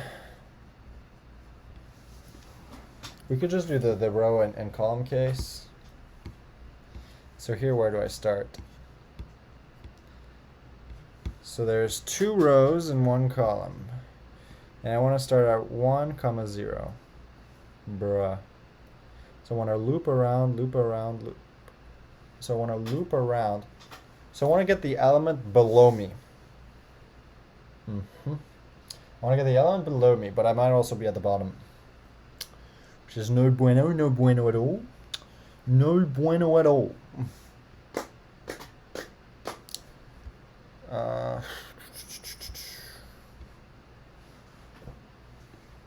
And R is greater than 0. Yeah, so I'm jumping into this test case. And C greater than 0. Maybe I could do something like this and I can get away with it. Nah. RIP, my friends. RIP.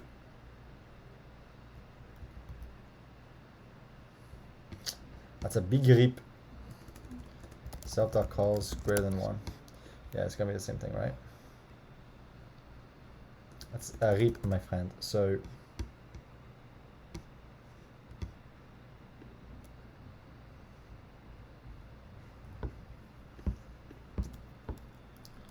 if c equals 1, no, if c equals 0, if self.calls is equal to 0, then we want below child, want below if not exist, get above.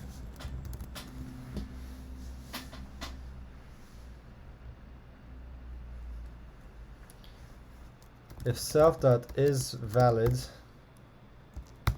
you want the one below, right? You want the one below. Again, this is just hard coding, but you want the element below you, which means that you want to go downwards, which means you're going to add 1. So r plus 1 comma c.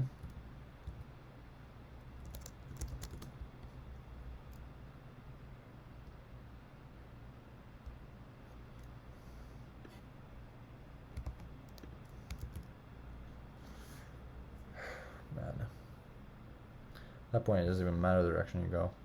R plus 1 and c.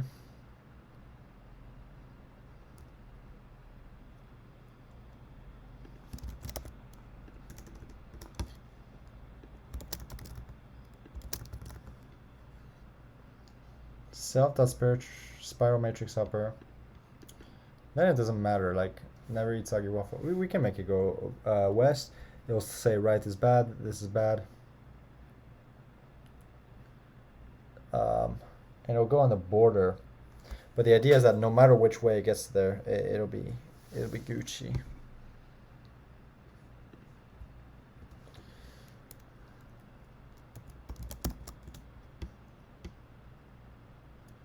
Else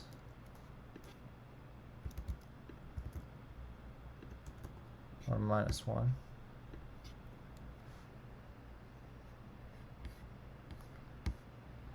Still no, eh? No te gusta. 2.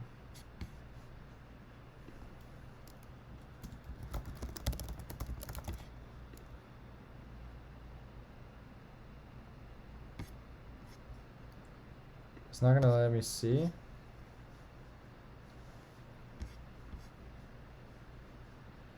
But please, come on. Self.visited.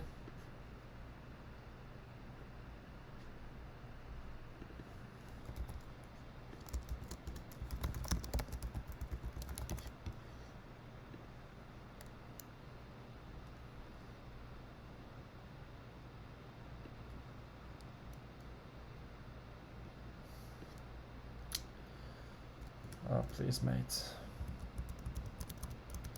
This is an assert. Why aren't you printing self.visited, sir?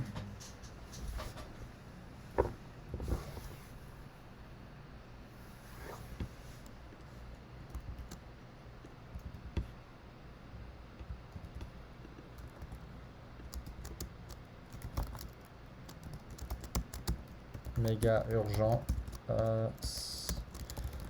Self.visited.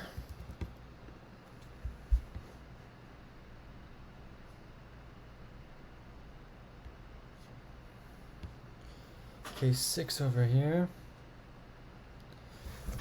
Bro. It's just a column. Like, what even is spiraling around the thing? Well, what was the row? Do you just go in an order? Do you just go in order? So if you spiral... Okay, if I pretend that this is my column here, right? So from 2, I'm supposed to spiral my way to 3. Actually, am I gonna have to keep getting more bottom elements?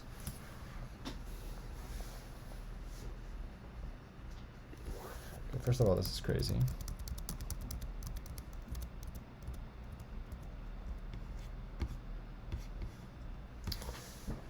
I need to handle the single column case. So let's say you start at 3, then you wanna go through 2, then to 4, then to 1, then to 5. Is that what you wanna do? Do you want to zigzag that way? With 1, it's to 2, it's to 3. Then it would have gone through the next one here, right? Dude, okay.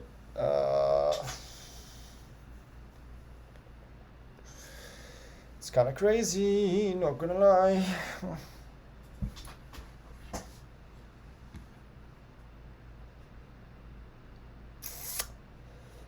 Oh man. Okay. We can do this.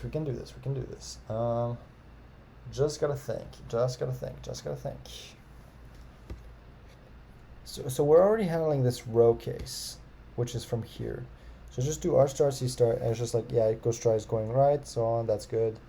Then it's like, yeah, goes on in that case, and that's fine. Yeah, and so on. Now, if it's the column, it's like I want to turn my computer upside down, right? It's like I want to, okay, well, that's going to be weird on video. But like, okay, I'm just trying to look at my own screen here. It's like if I have this flipped over, okay, I'm very sorry if this is weird to look at, but okay, I can try using my mouse. Okay, before I break my laptop though. Okay, I could try. Oh, this is gonna be weird though. My mouse is inverted. Okay. Okay, so left and right is up and down. Left is down, right is up. Okay, so here 2. If I'm at 2. I want to go right. Okay, so down is right. Oh my goodness. So down is right. Okay, so I want to go right. Then I want to go here. Then through the 1. Then up to, okay. Yeah, 2, like this. Like that. And yeah, around in a loopity-loop. So I want to, what do I want to do? I want 2, and then I want to be at 1, right? But then I want to bounce around through here. And so that when I get here, trying to bounce around to the right.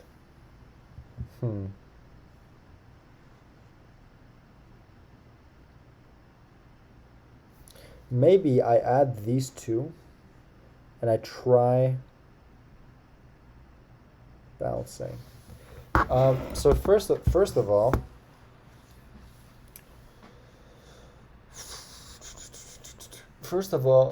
I'm failing the case with the numbers on the bottom. I'm not even failing with the case with the numbers at the top, which is insane, by the way. Like, brother, dude, I should never be adding something that's completely illegal, bro. I guess it's strictly because I'm doing it in here. Man, this is some good business, eh?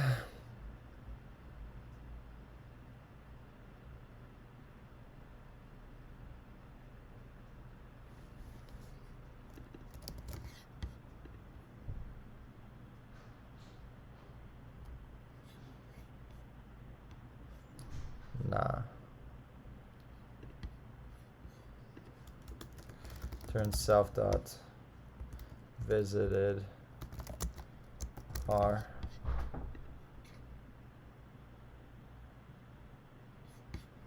Brother, how ok. C'est impossible quand même.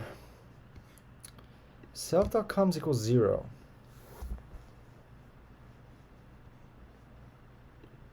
Self.coms equals 1, bro.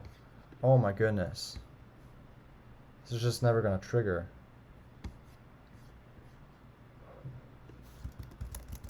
Zero. That's the same thing.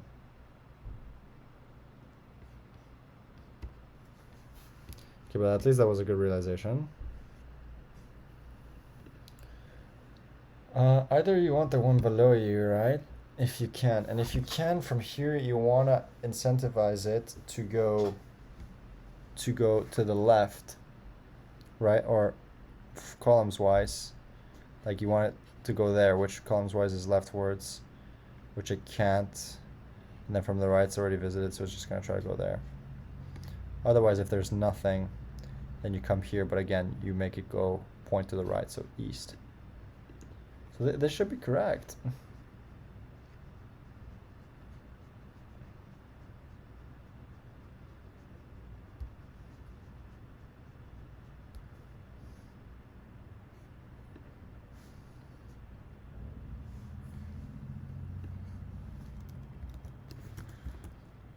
Assert. First of all, let's do that. Nah, this is illegal. Illegal. Blah. Plus self.visited.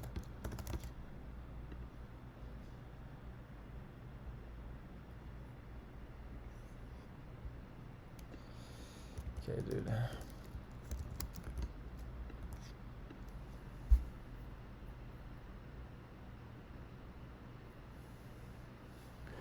But please, okay, if this, then print this beautiful line of code.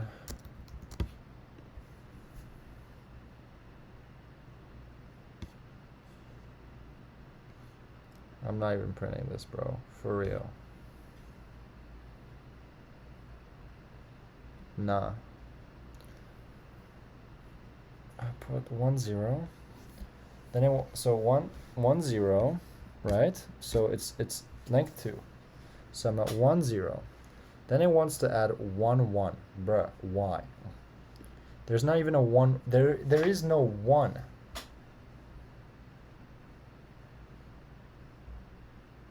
Dude.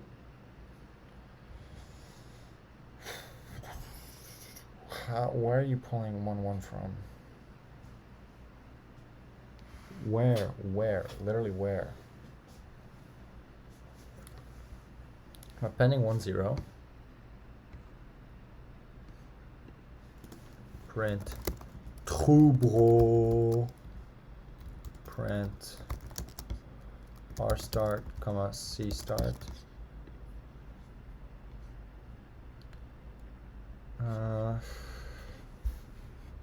What?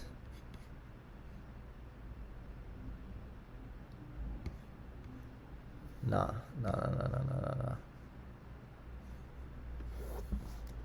I'm in Trubro 1 here, right? Trubro 1.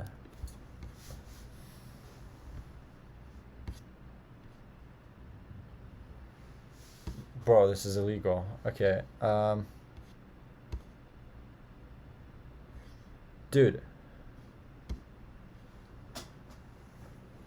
C. Bro. Print. See this.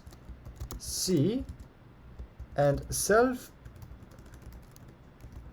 dot calls -1. Okay, f string. See these, bro. Dude. What? Oh, if c equals 0 and c greater than 0,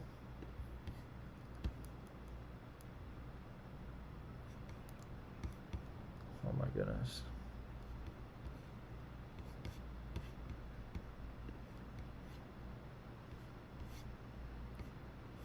Bro, dude, you can't have c greater than, bro, okay. Self.calls greater than 1.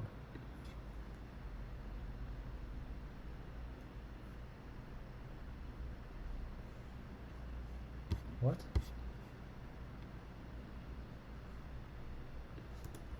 Yeah, okay, fine.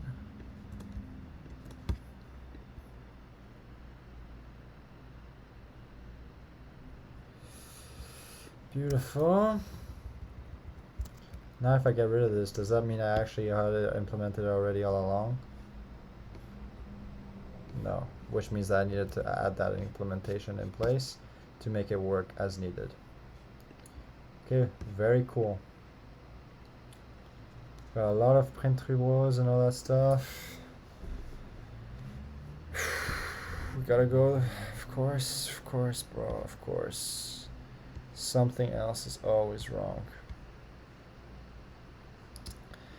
Another beautiful border case. Okay. My absolute favorite, bro. Assert self.calls equals 1 and c equals 0.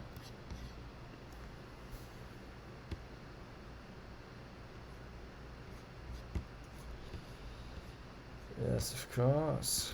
This is not even code that's reachable. I wish LeetCode would gray out code that's not reached anymore. So much code. How many lines? It's just 300 at the end of the day. I've been here 3.5 hours. It's just a medium 2. Sir, we are currently somewhere on the border of matrix. Okay.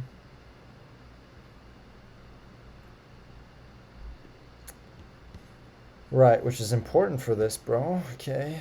Oh, what a beautiful set of logs.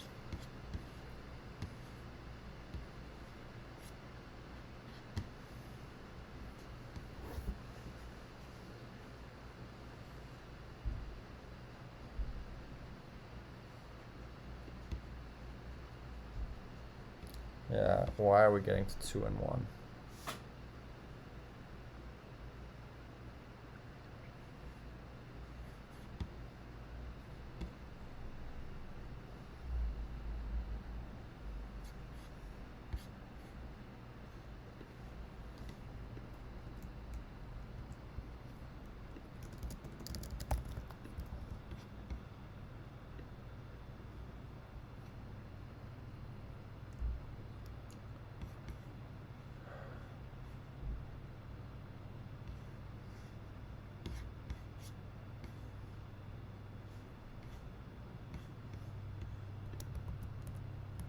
Oh, please.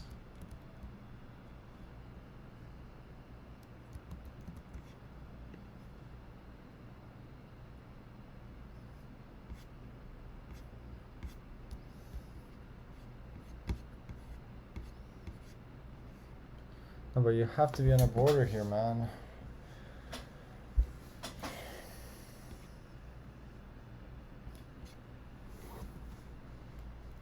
Is it R? That's more important.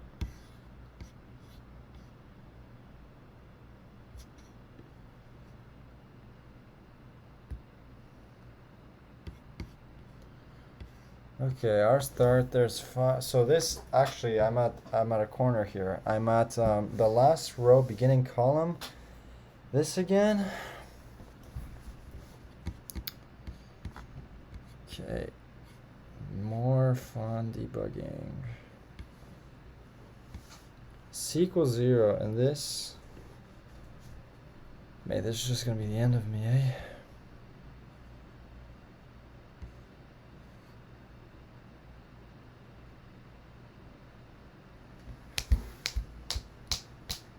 Puzzle.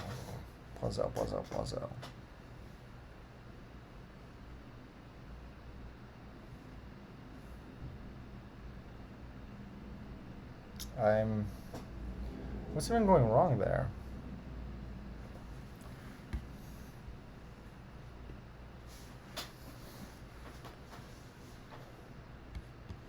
So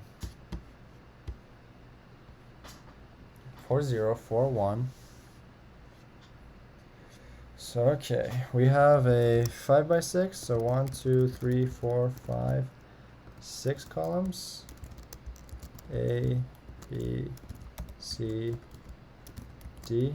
Well, A, B, C, D, E, F, G, H, I, J, K, L, M, N, O, P, Q, R, S, T, U, V, W, X, Y, Z. Okay, and we start off at what? 4, 0. So 0, 1, 2, 3, 4, and 0. Okay, beautiful little S over here, right? Yay. Is this the, let me move myself. No, this doesn't give me the expected solution, right? So, okay.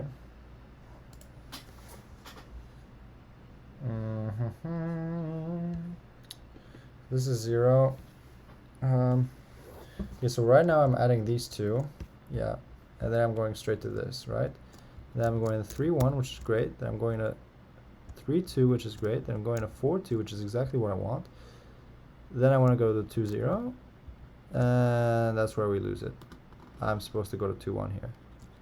Why am I not going to 2, 1? When I'm here, I should be pointing eastwards.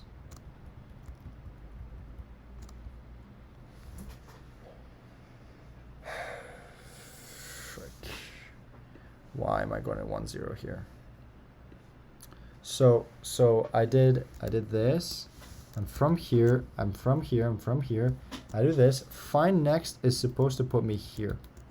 Maybe find next is also supposed to give me a new direction. Find next available.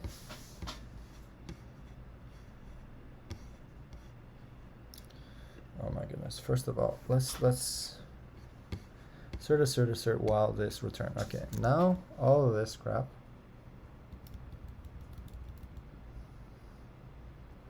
is commentable code. So this should return me a couple things actually.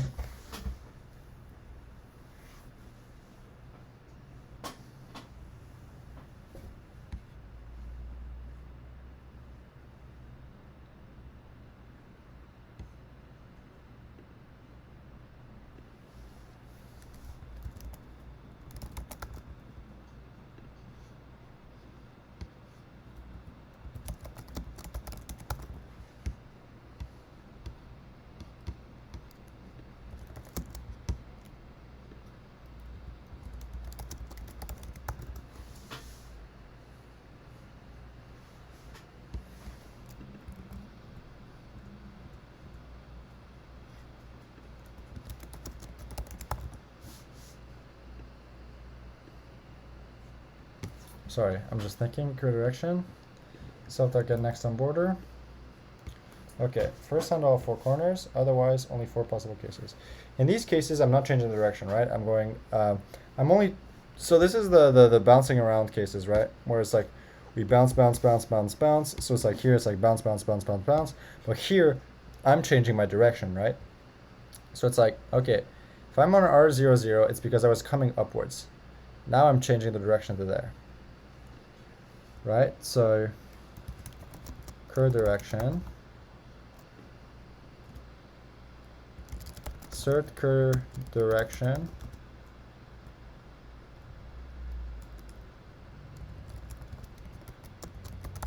direction is equal to north.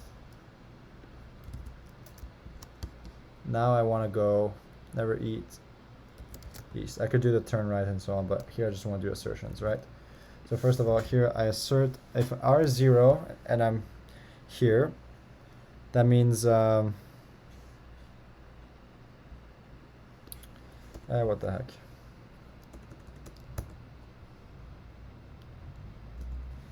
Self dot get turn right direction. Whoops. Nope.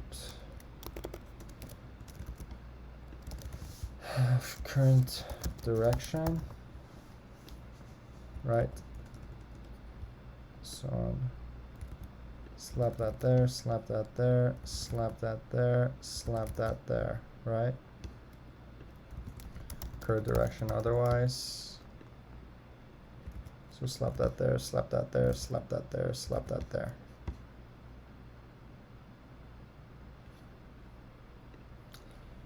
There we go.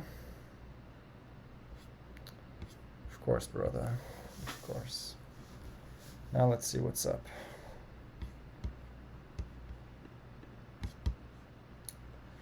Fast 5 4 0 3 0 3 0 2 0, and we still the same problem. Okay. So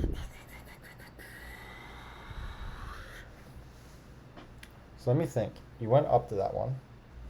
So the current direction is north.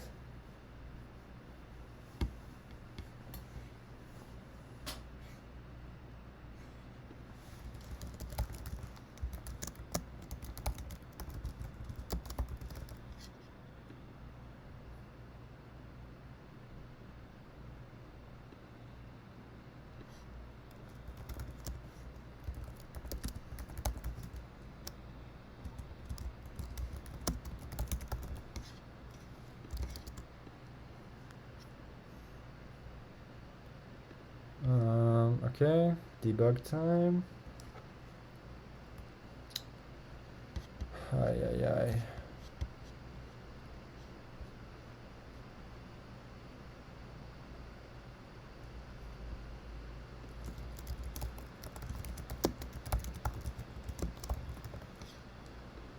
Maybe that'll get it.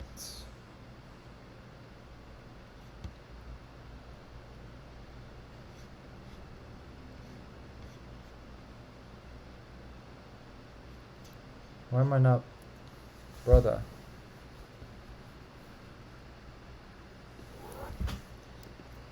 Am I dumb? F string. Printing this before the assert, dude.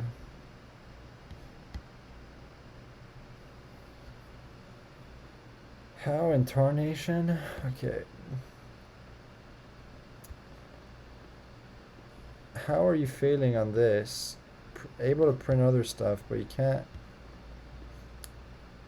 I really, really wish I had the debugger, man.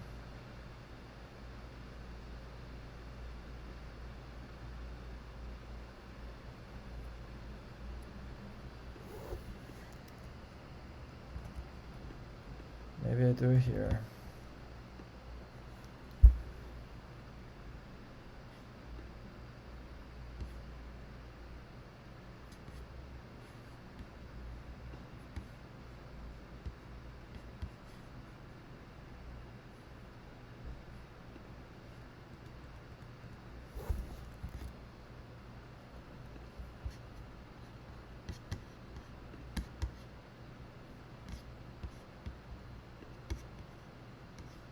Okay, so it's west.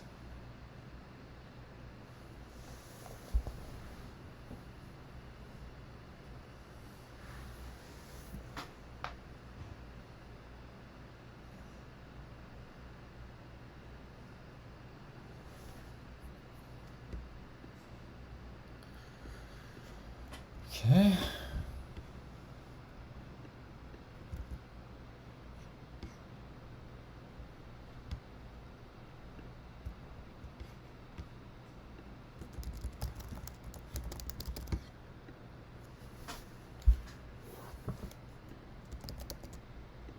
Okay, there we go, make it sergeant. This means we want to keep going right. Dude. So I'm going north, even though I'm going right.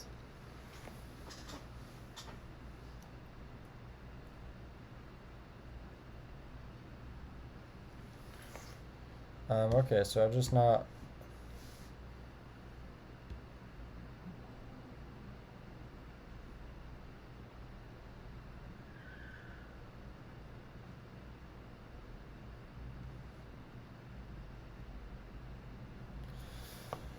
Oh my goodness. Essentially what I want is for when set to 0, c equals 0, that this guy is equal to west.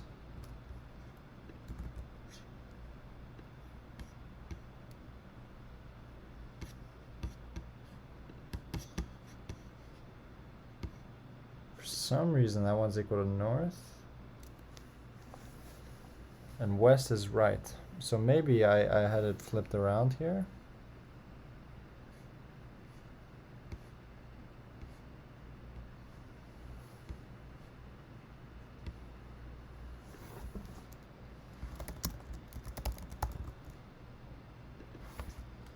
I mean, let's try it. No hurting and trying. Oh my goodness. Curve direction. This will do that, that. Get rid of that guy.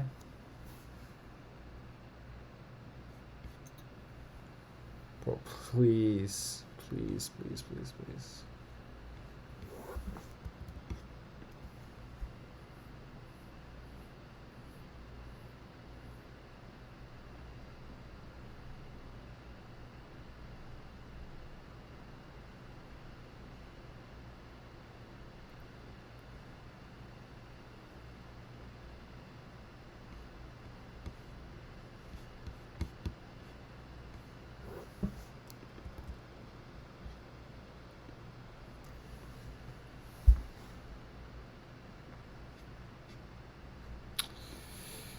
Yeah.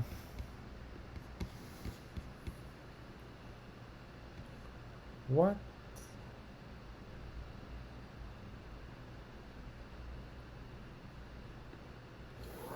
Now this is making a whole buttload of no sense. Okay, we don't need a clear direction for this function. Let's get rid of this entirely. I don't like this idea anymore.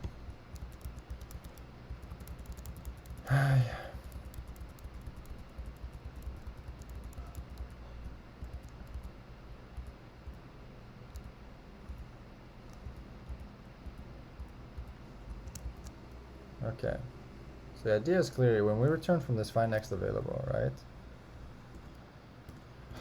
When we get this find next available,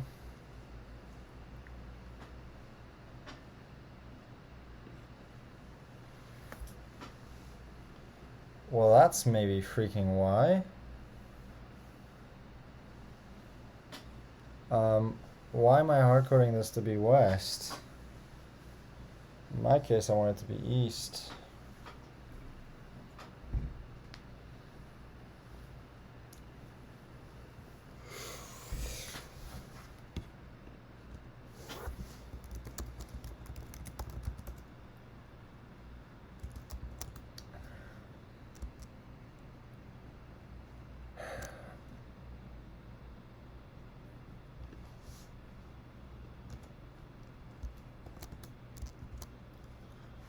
Something if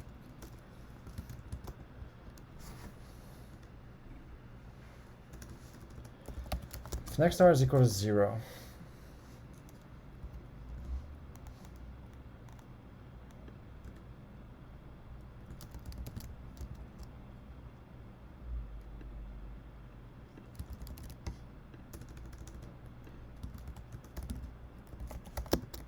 Equals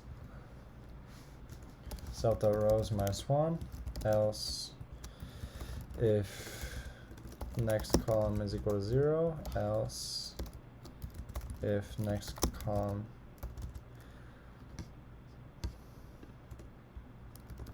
rows self.cols minus 1. New direction. So west, left.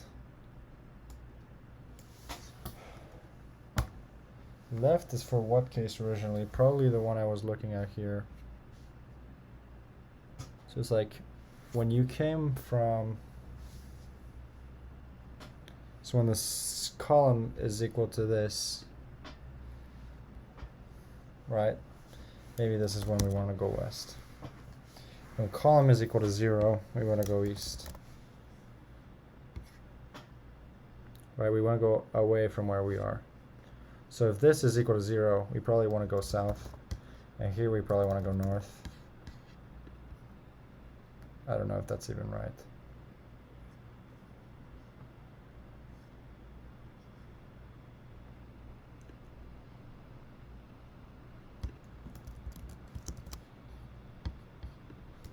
Assert new direction doesn't equal this.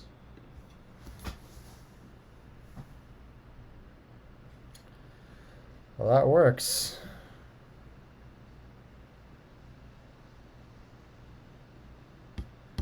Output limit exceeded? Oh, this is good. We're getting at that stage. Okay. We're going to replace print with hashtag print everywhere.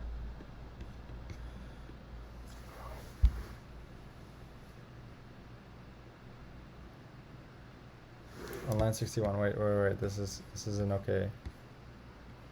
What is this?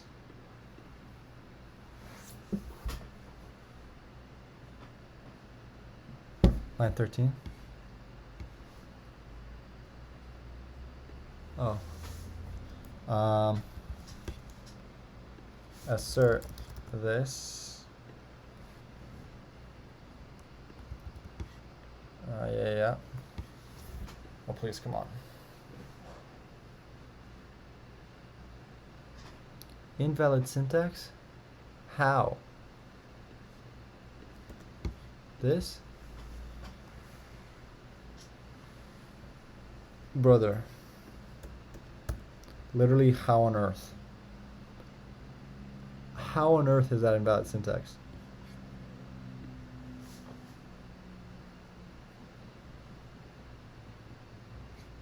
Am I crazy? What the heck? Bro, okay. Oh, at the end. Oh my goodness. Okay. Okay. Moment of truth. Please, please, please, please. I beg you. Nah. Don't give me a time limit exceeded. Please. No, don't do this to me. Oh, why? Oh boy, it's another edge case. Okay, I've really been needing to go to the bathroom for a little moment, so I'm just gonna do that real quick. This I know how to solve. All we're gonna do is just again add another edge case for one of these corner edge things and so on at the beginning of our test. But yeah, so I'm just gonna use the restroom real quick. For you, it'll just be me being right back here in a second. So see you in literally 1 second. Okay, so I'm back. Sorry about that. I forgot what I was talking about. Oh yeah, we were failing on this edge case here. So okay, let's get right back into it. I think also the background is now dark, so that's cool. Otherwise, okay, our starts. Let's see. We're in spiral matrix. So row equals this. Oh, but it's not equal to the end of the columns. Oh, but there's only one row. It's this thing again. Okay. How did I do the singular row case? Singular column case? Okay.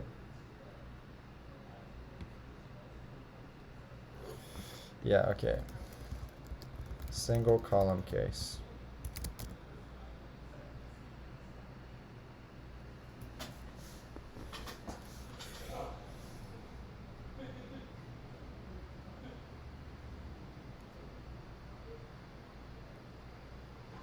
First of all, if I move something like this up here,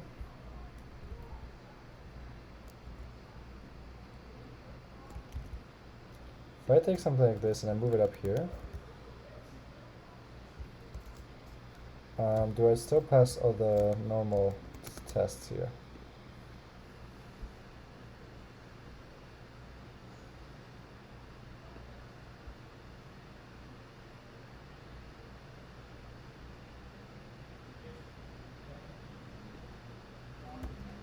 Yeah, C might equal 0, but not the... No.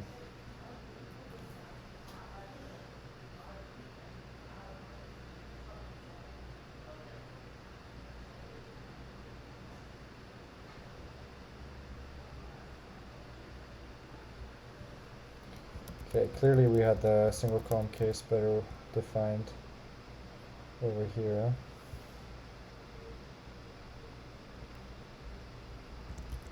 Oh, so it's just... Okay, let's just not worry about that. Let's just do the... At this point, it's like...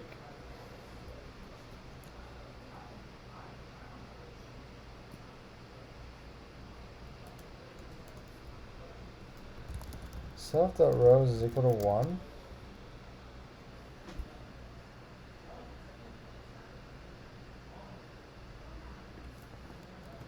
And C is greater than 0 because we actually handled the first case like perfectly, so I'm just going to do this. Turn an empty array, right? So now it's just like... Yep, we're passing this and then we're failing this one.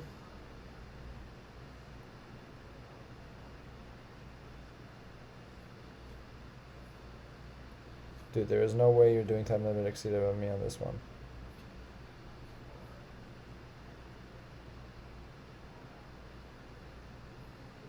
Empty array worked on the other one? What in tarnation?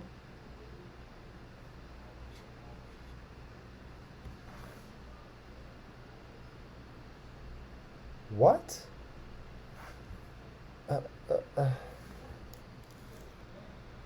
Okay, there's no way. There's no way that passes. Yeah.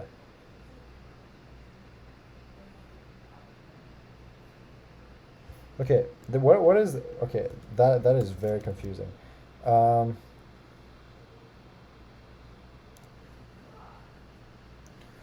well, okay, so there's one row. There's one row, five columns. So one, two, three, four, five, and we start at zero start and 0, 1, 2, 3. So we start here. So we'll go to 5, then a 3, then we'll get to 2, and then we'll get to 1. Right?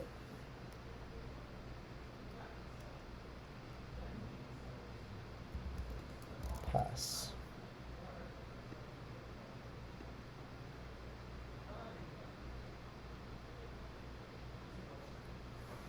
We're doing time limit exceeded.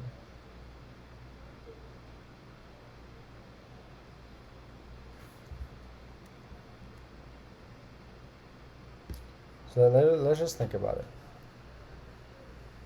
Let's just think about it. Let's do something similar to here. Let's do something similar to here. Oh my goodness. Bro, please, please, please.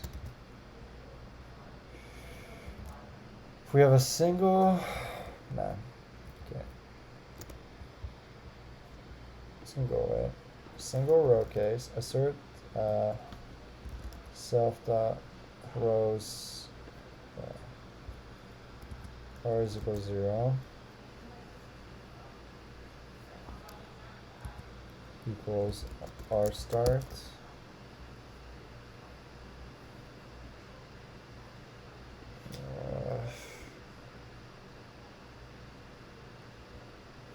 so what was the thing? It's like if there is a below, i.e. the one to the right, then we want that one, right? And then when we were below, we say we want to go left to reach the thing. So now it's the idea is like if we want to go right, right? So, and right is C start plus 1. And then once we're there, we actually want to go south. And so otherwise, we go to the other one, -1. And we want to incentivize it to go north, so it's like either north or south, or west when it is the right. Yeah, north. Something like this.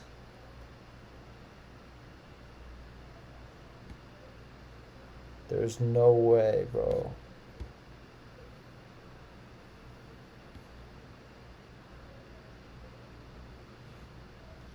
Yeah, first of all, this. Yep, yep, yep.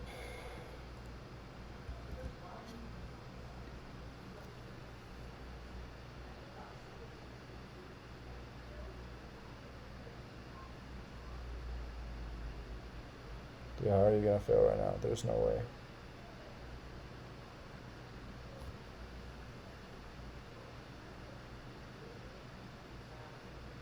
Oh.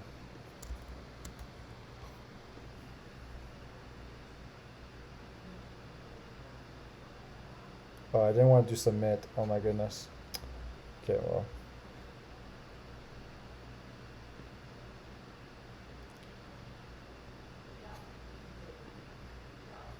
Really?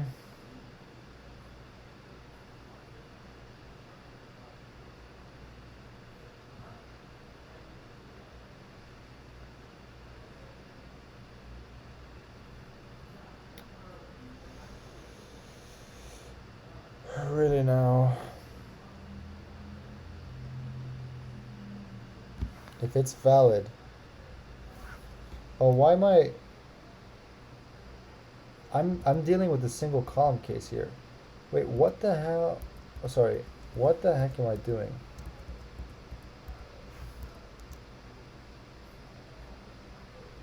Wait, first of all,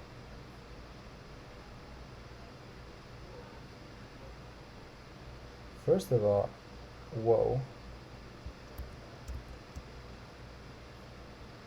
This is south-north.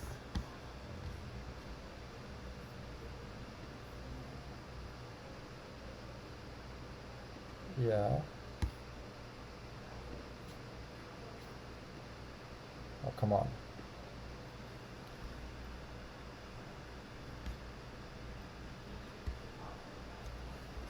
Yeah, and here I put my thingy-majigs.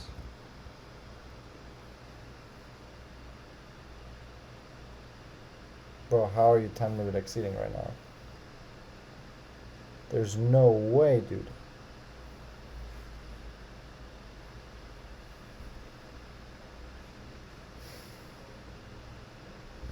Let's think about this. We're in literally a single row. You're the fourth element. So if this is, which it will be, then we're gonna come from here and we're gonna try to go south.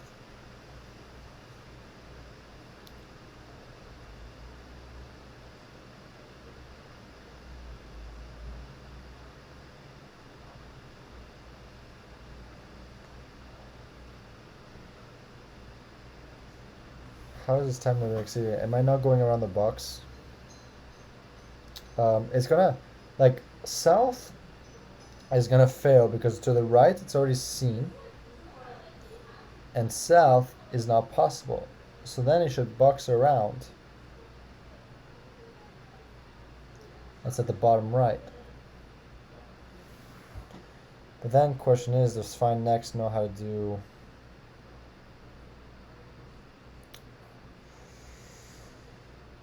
find next available?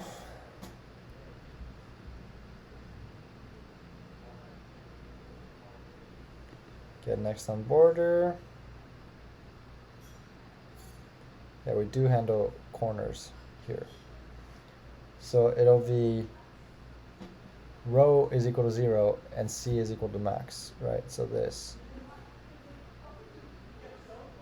So return next row, bro.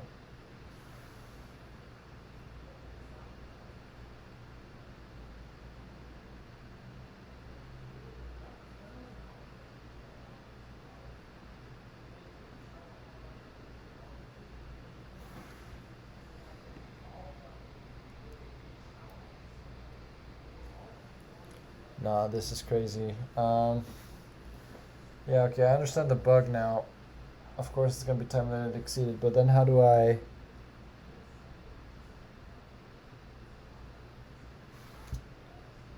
Come on.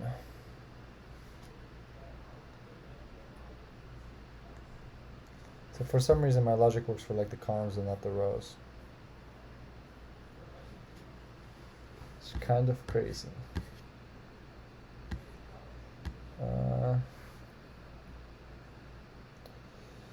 Sorry. Oh man. Okay. North, north, north. So we want to spiral around. Maybe we can do 2 elements. Right? Where it's just like, maybe we just do something like this. Right, where's my row case? Oh my goodness. Okay, single row case.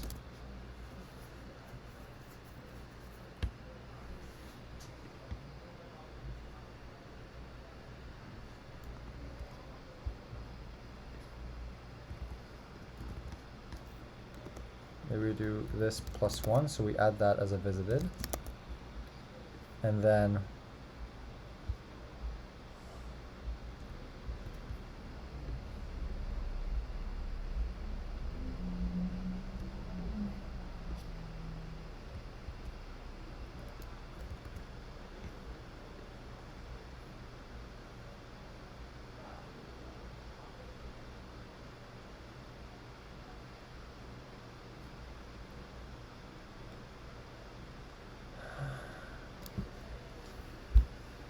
nah, dude.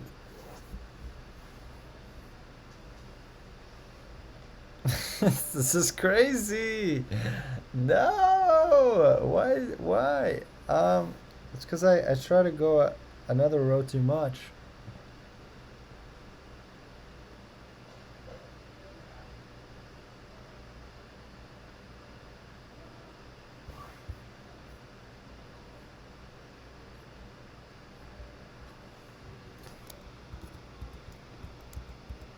Maybe I keep it as it was. Alright, this time not exceeded.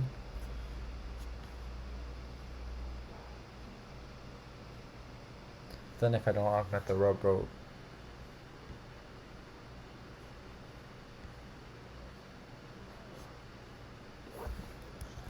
get next.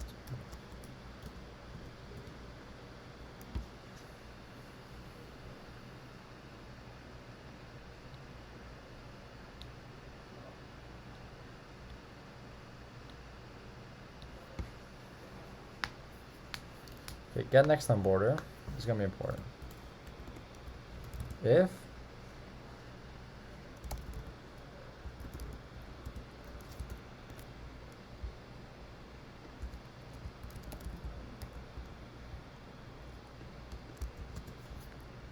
and then we're gonna say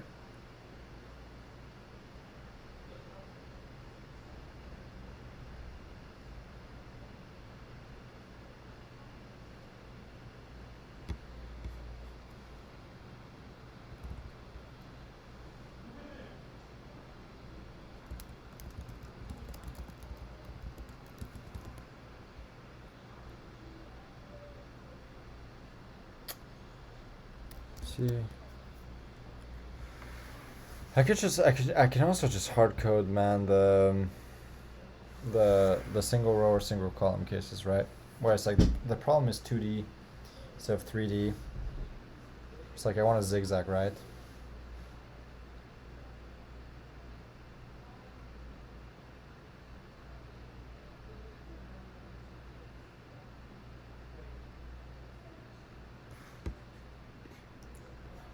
Right. You know what?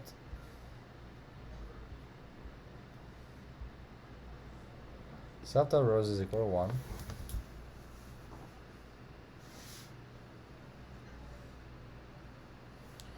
First of all, you know what? Yeah, let's just do that. We're gonna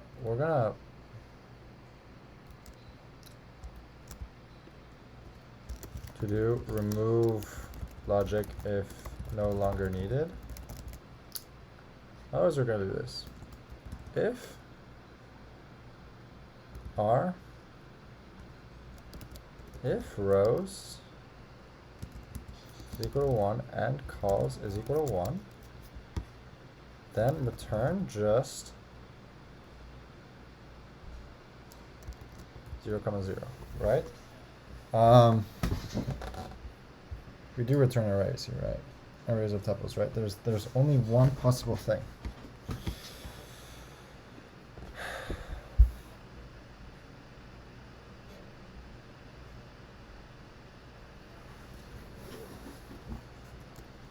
Elif rows is equal to 1, some code, calls equal 1. Now assert rows greater than 1 and assert calls greater than 1. Okay, so if rows is equal to 1, I'm going to do small comma big equals float infinity, float negative infinity.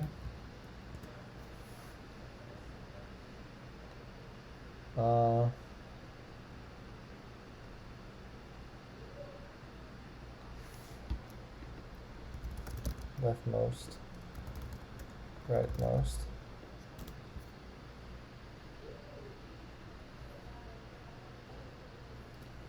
Is right next. It's true.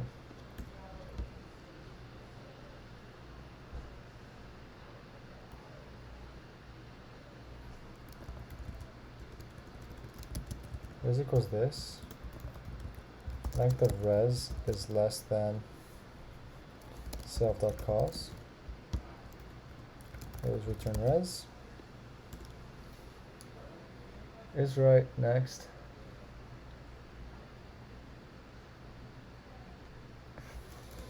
Loop invariant, first of all, is right next equals not is right next.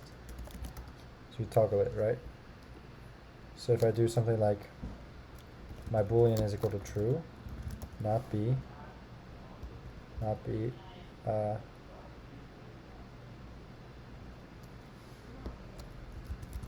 not b.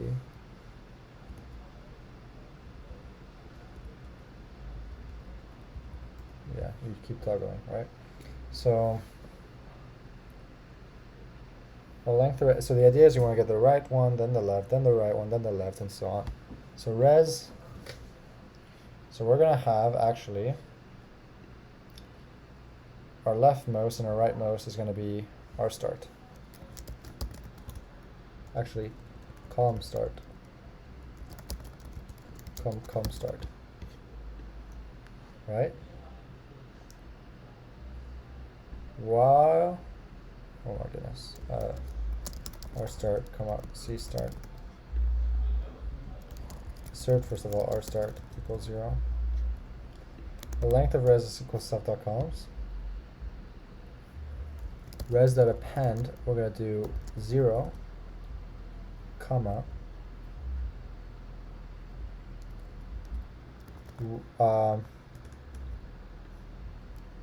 if is right next, I'm going to say rightmost plus or equal 1. Res.append R start, comma, rightmost. Say else leftmost minus or equal 1. Res.append R start, comma, leftmost. Right, something like that maybe. Pass. Please, bro.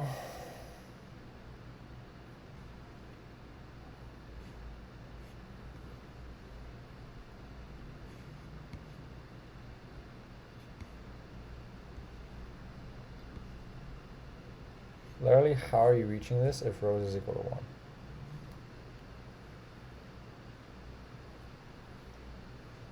1? Literally, how, bro?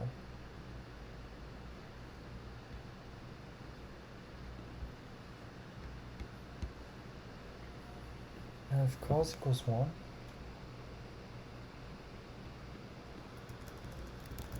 turn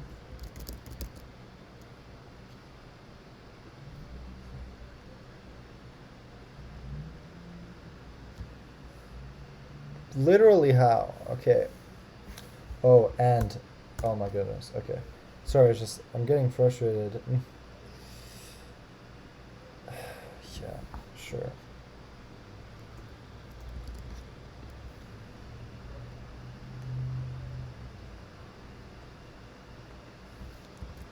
Fine.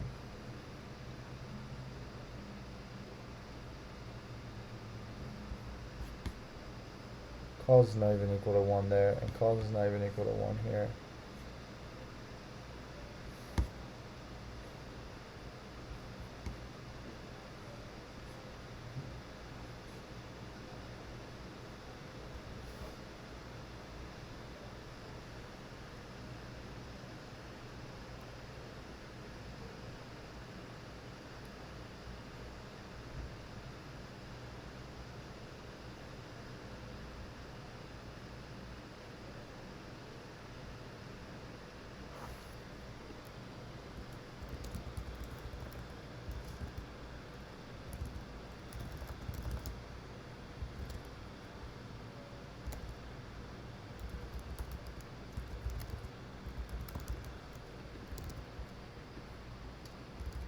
Okay.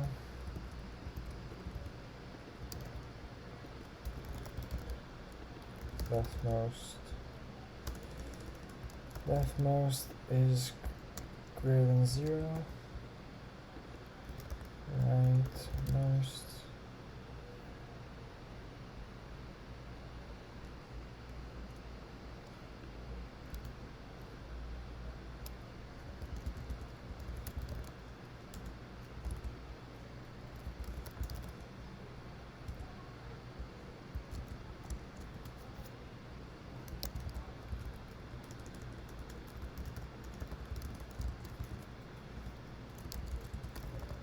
let's do that instead. Here rightmost, val equals rightmost, if right var equal to self.cause, val equal leftmost, and leftmost minus or equal 1.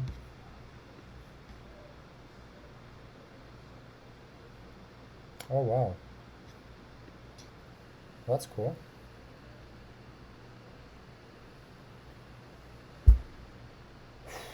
We might fail a cause equals 1 case.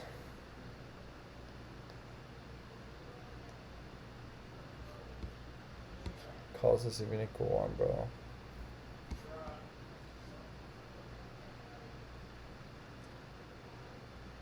Five, 2, 6.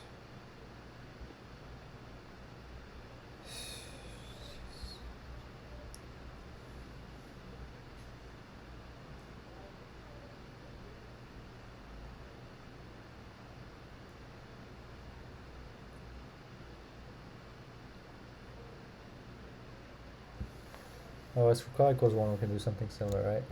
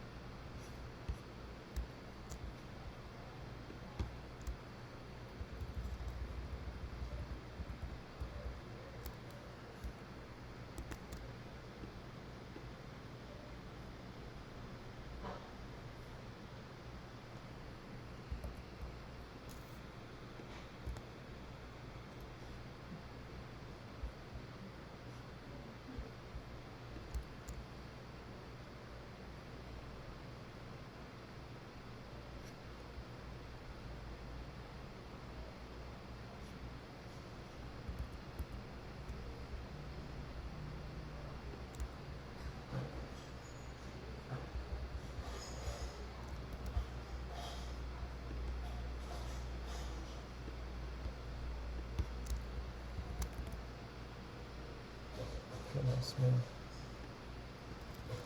Is down next. Downmost. Northmost. Southmost. And we equal R start. So C start equals this.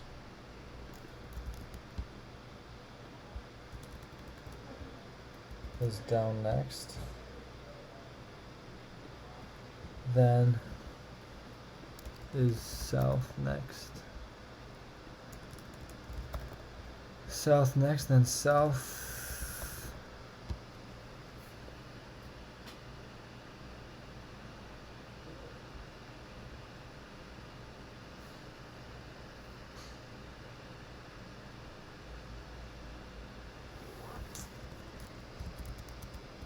Rightmost.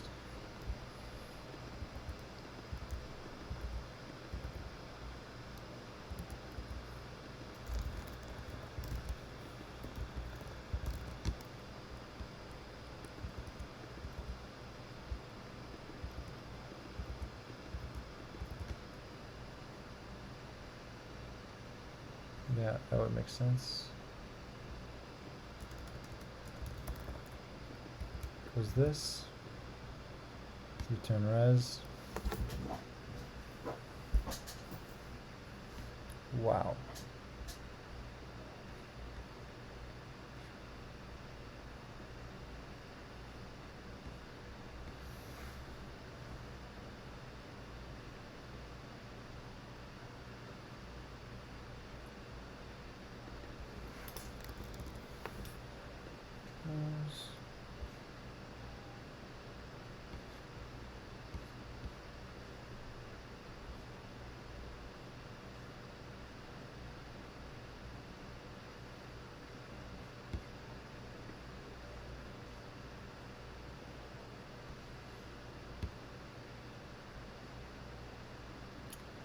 Really?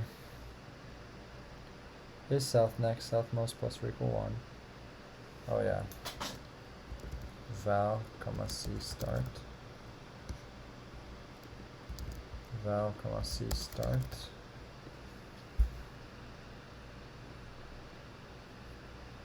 Yeah, okay, so now I have those two cases handled. Wow, whoa, whoa, that is insane. 72 out of 73, okay. Okay, that's close at least.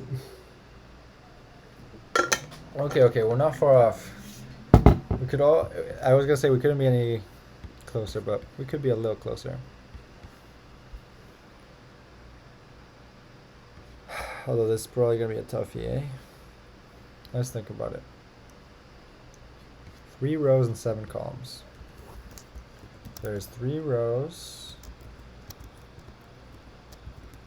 7 columns. 1, 2, 3, 4, 5, 6, 7. 5, 6, 7. 2, 3, 4, 5, 6, 7.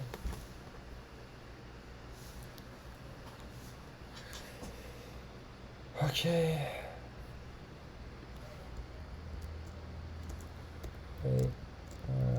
A, B, C, D, E, F, G, H, I, J, K, L, M, N. Right, so 3 rows, 7 columns. That's good. Our start is 0, 1, 2, 0, 1, 2, 3, 4. We start at L. Very cool business. So we start at L, then we get 2, 5, right? And then it thinks it's 2, 6.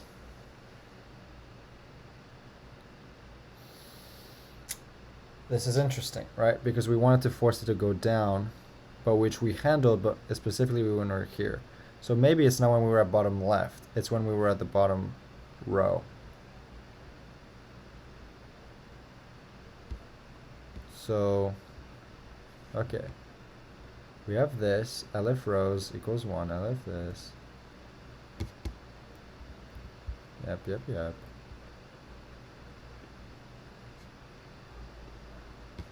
Okay. So this is handle cases when rows equal 1 or calls equal 1 manually.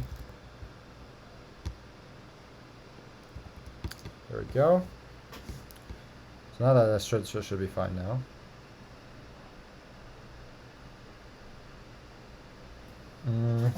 And so now what are we failing this? Yeah, so where's the...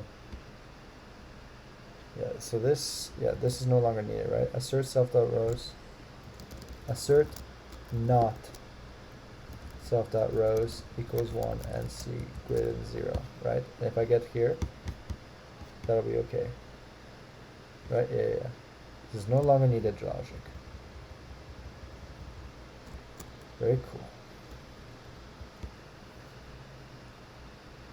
C equal and r greater than 0. Otherwise, where's the...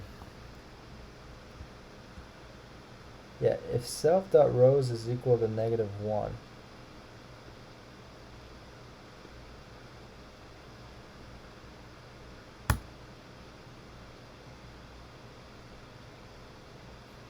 Self.call should already be greater than 1.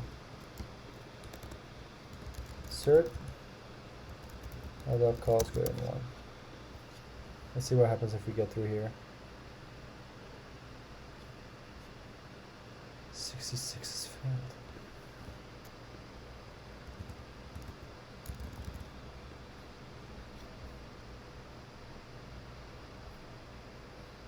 Wow.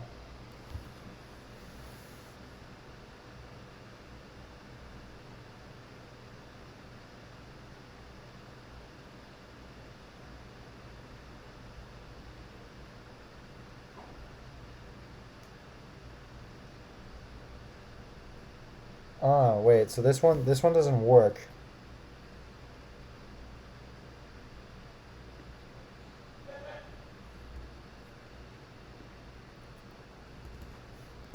Assert c equals 0. Doesn't equal 0. Actually, okay, this makes sense. The idea is that yeah. If c equals 0, then do this. The idea is that before it's like here we added this and this, and we want to go up to this a here, right? But here now it's like I have this L and I add this M, but I don't want to go up to this D. I want to go up to this K, right? And from the K go upwards, right? If anything, I can make myself go to the D, but I just have to make sure I add K, right? So what I can do is say, hey, another one I can add is if self dot is valid, r start minus 1, comma c, wait, that doesn't even make sense. No, r start minus, r start and c start minus 1.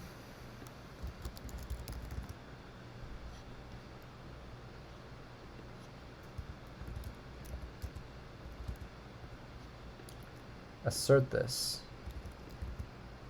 and c equals 0. So if either is true, then both should be true.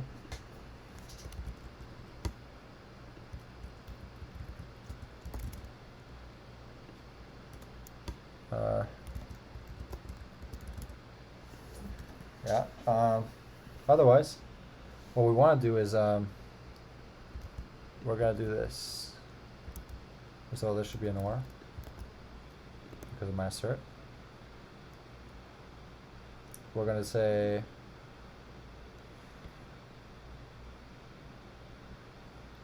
self visit. Oh my goodness, that's only a little confusing. Okay, there we go. Then we're going to say it's this one that we want. Oh, we're so close, ladies and gentlemen. We are so close.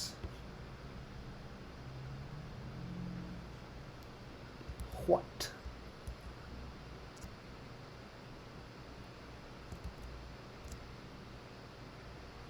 Oh, it doesn't take them like that, right?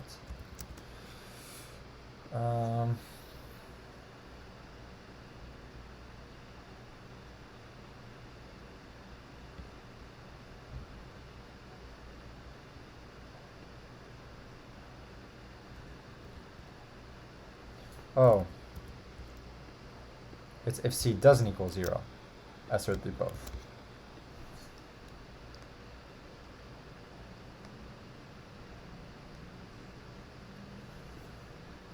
And then this one, yeah.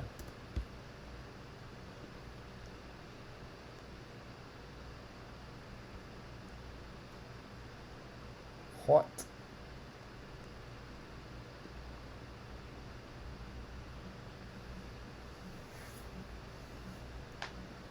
The idea here isn't wrong.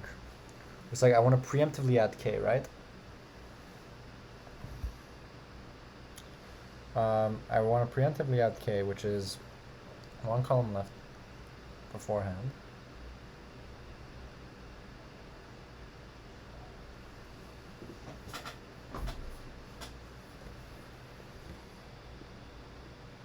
Actually, just, yeah, it's just that.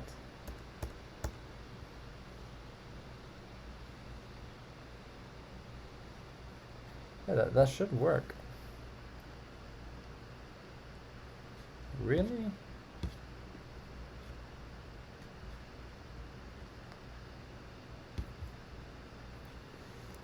Huh.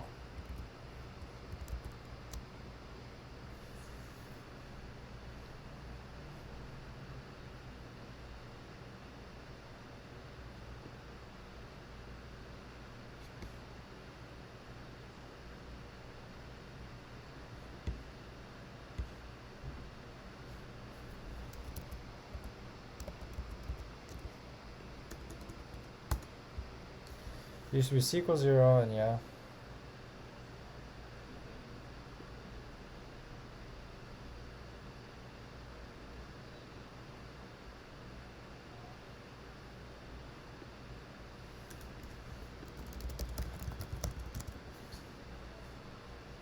Yeah.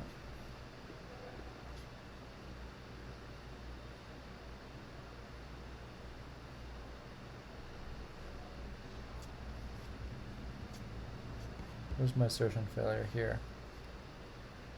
Oh boy, my best friend find next. So let's think about it. Right now I'm in here, I'm the L, I'm doing the M. But I'm not just adding the M, I'm also adding this K, and I'm here. I say, okay, I'm north, and I'm like, oh, I can go right. And here say I can go here, then I come here, then I come down to the N. And from the N, I want to get to this J.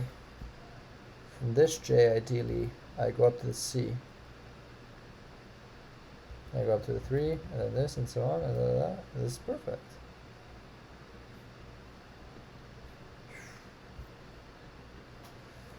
All my prints were coming to that, eh?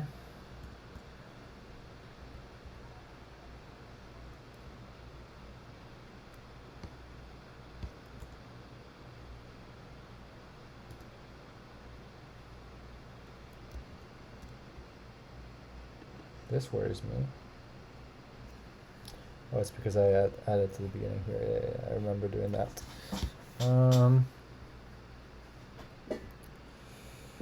Goodness, man. Goodness me, goodness me, goodness me, goodness me.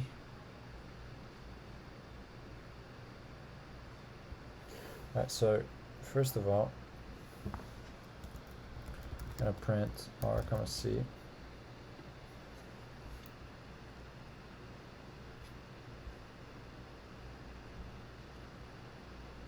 One and one.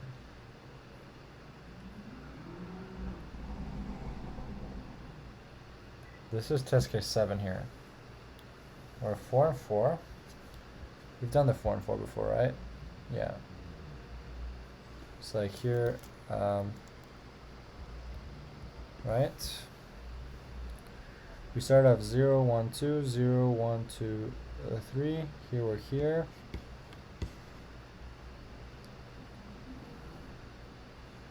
0, 2.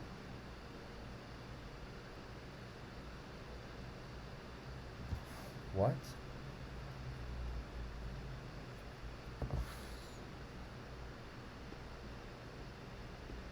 Why am I ending up here?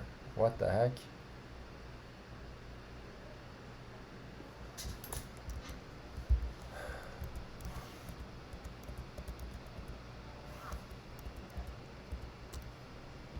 First of all, if we do this,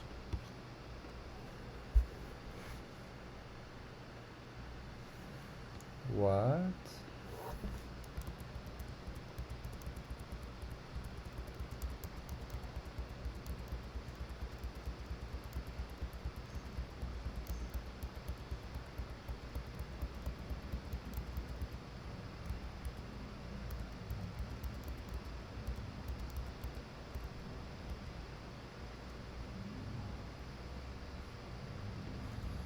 You know what?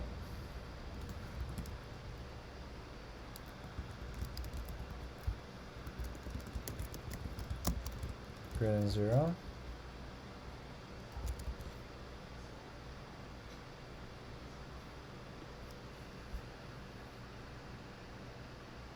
Yeah, okay.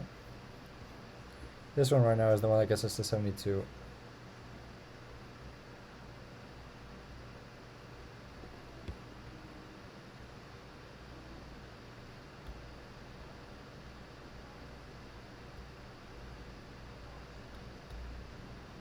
Yeah, so if I start here, and I just want to include the one to my right and myself. So this stays the same.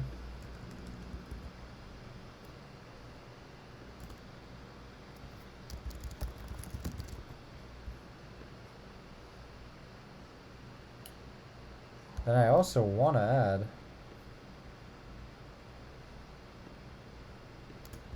self.visited.add. Actually, I won't add anything, but we'll do.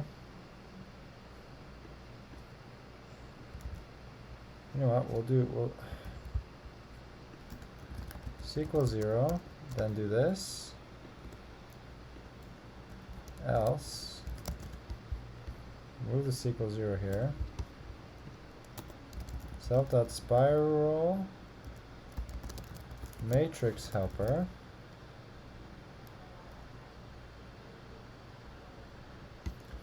What is it even doing? It keeps going forward, huh? Right. So we do need to help it a bit. R start -1. No.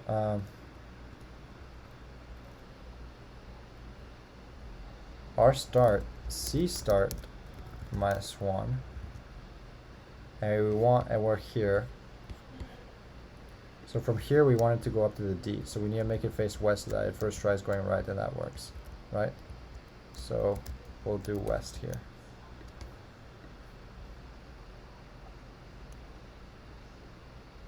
How are you failing?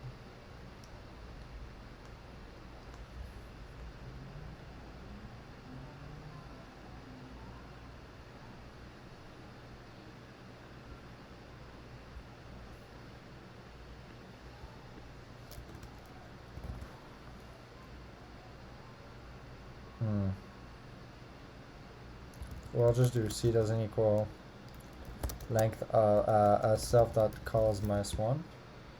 Else if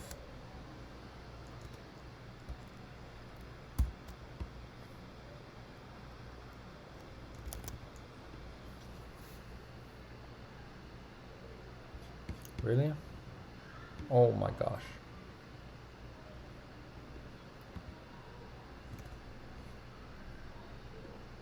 Oh, that's not what I want at all.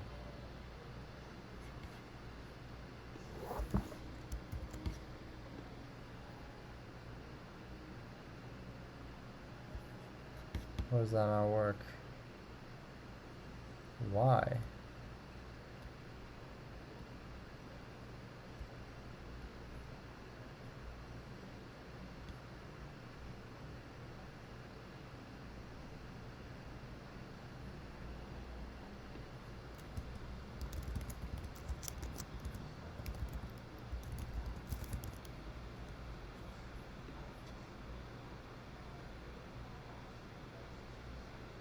Okay. Submit. 73 might be that exact case though. Oh my goodness. Finally. That is so nice to do this problem. Okay. Yes.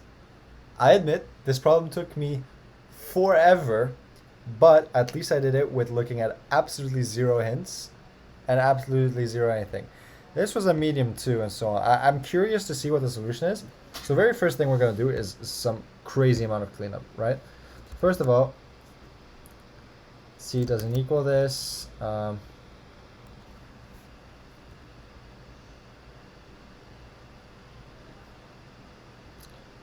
R is already greater than 0. Sir, R is greater than 0. Yeah, that's already true. True since self.rows greater than 0. Okay. Oh boy, we have some cleaning up to do. Okay. Delete all these comments. Yeah, I get it. Our solution is slow, but I don't care. We got a working solution. That is all that matters to me right now. You cannot take this happiness away from me. Do I even need a single column case? I don't, right? If I comment that out, I press submit. What?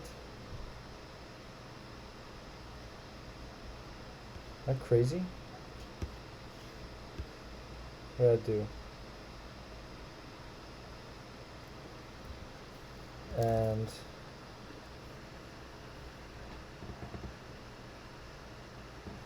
okay. There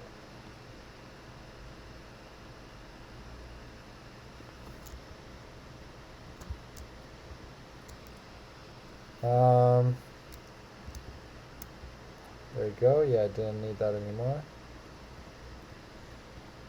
So this is good.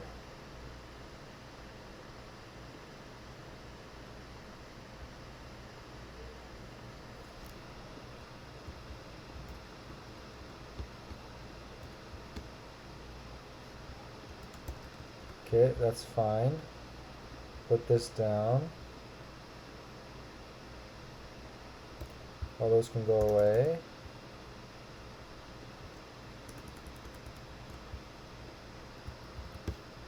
Do I need that? Yeah, I do. No? Yeah, I do. Yeah. Non-border. And that's cool.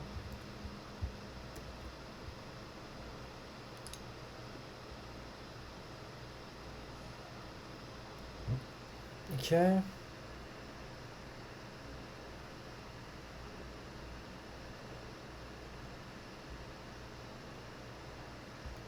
Yep, that's fine.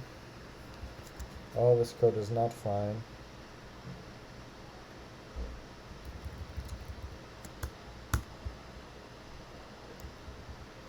That can go away.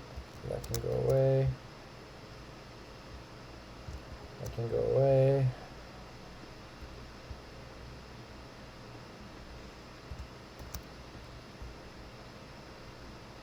Okay, this one's fine now. Right.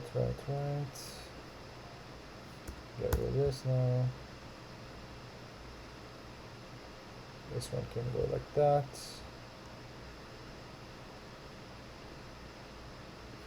This doesn't need to be there. This doesn't need to be there. Okay, that's good. That's good. Bada bing, bada boom. Bada bing, bada boom.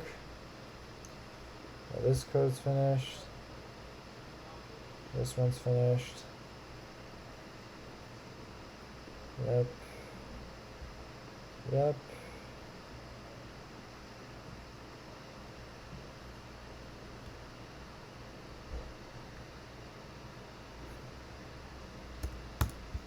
Very nice.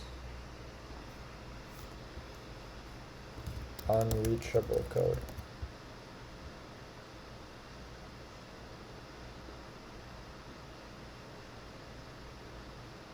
Oh my goodness. That and that. See, it's only just a couple functions, right? Yeah, that's the whole solution, right? Oh yeah, okay, let's run this. Oh my goodness. Okay, I'm not even mad about the 5.08%. Hey, listen, the solution works. It works, okay? This problem was just a mental challenge of just grinding through a problem and not giving up by looking at the hints this time like the other times. I can also quickly explain what my solution was, as I always do. Essentially, firstly, what I do is, okay, one sip of water and then I'll explain.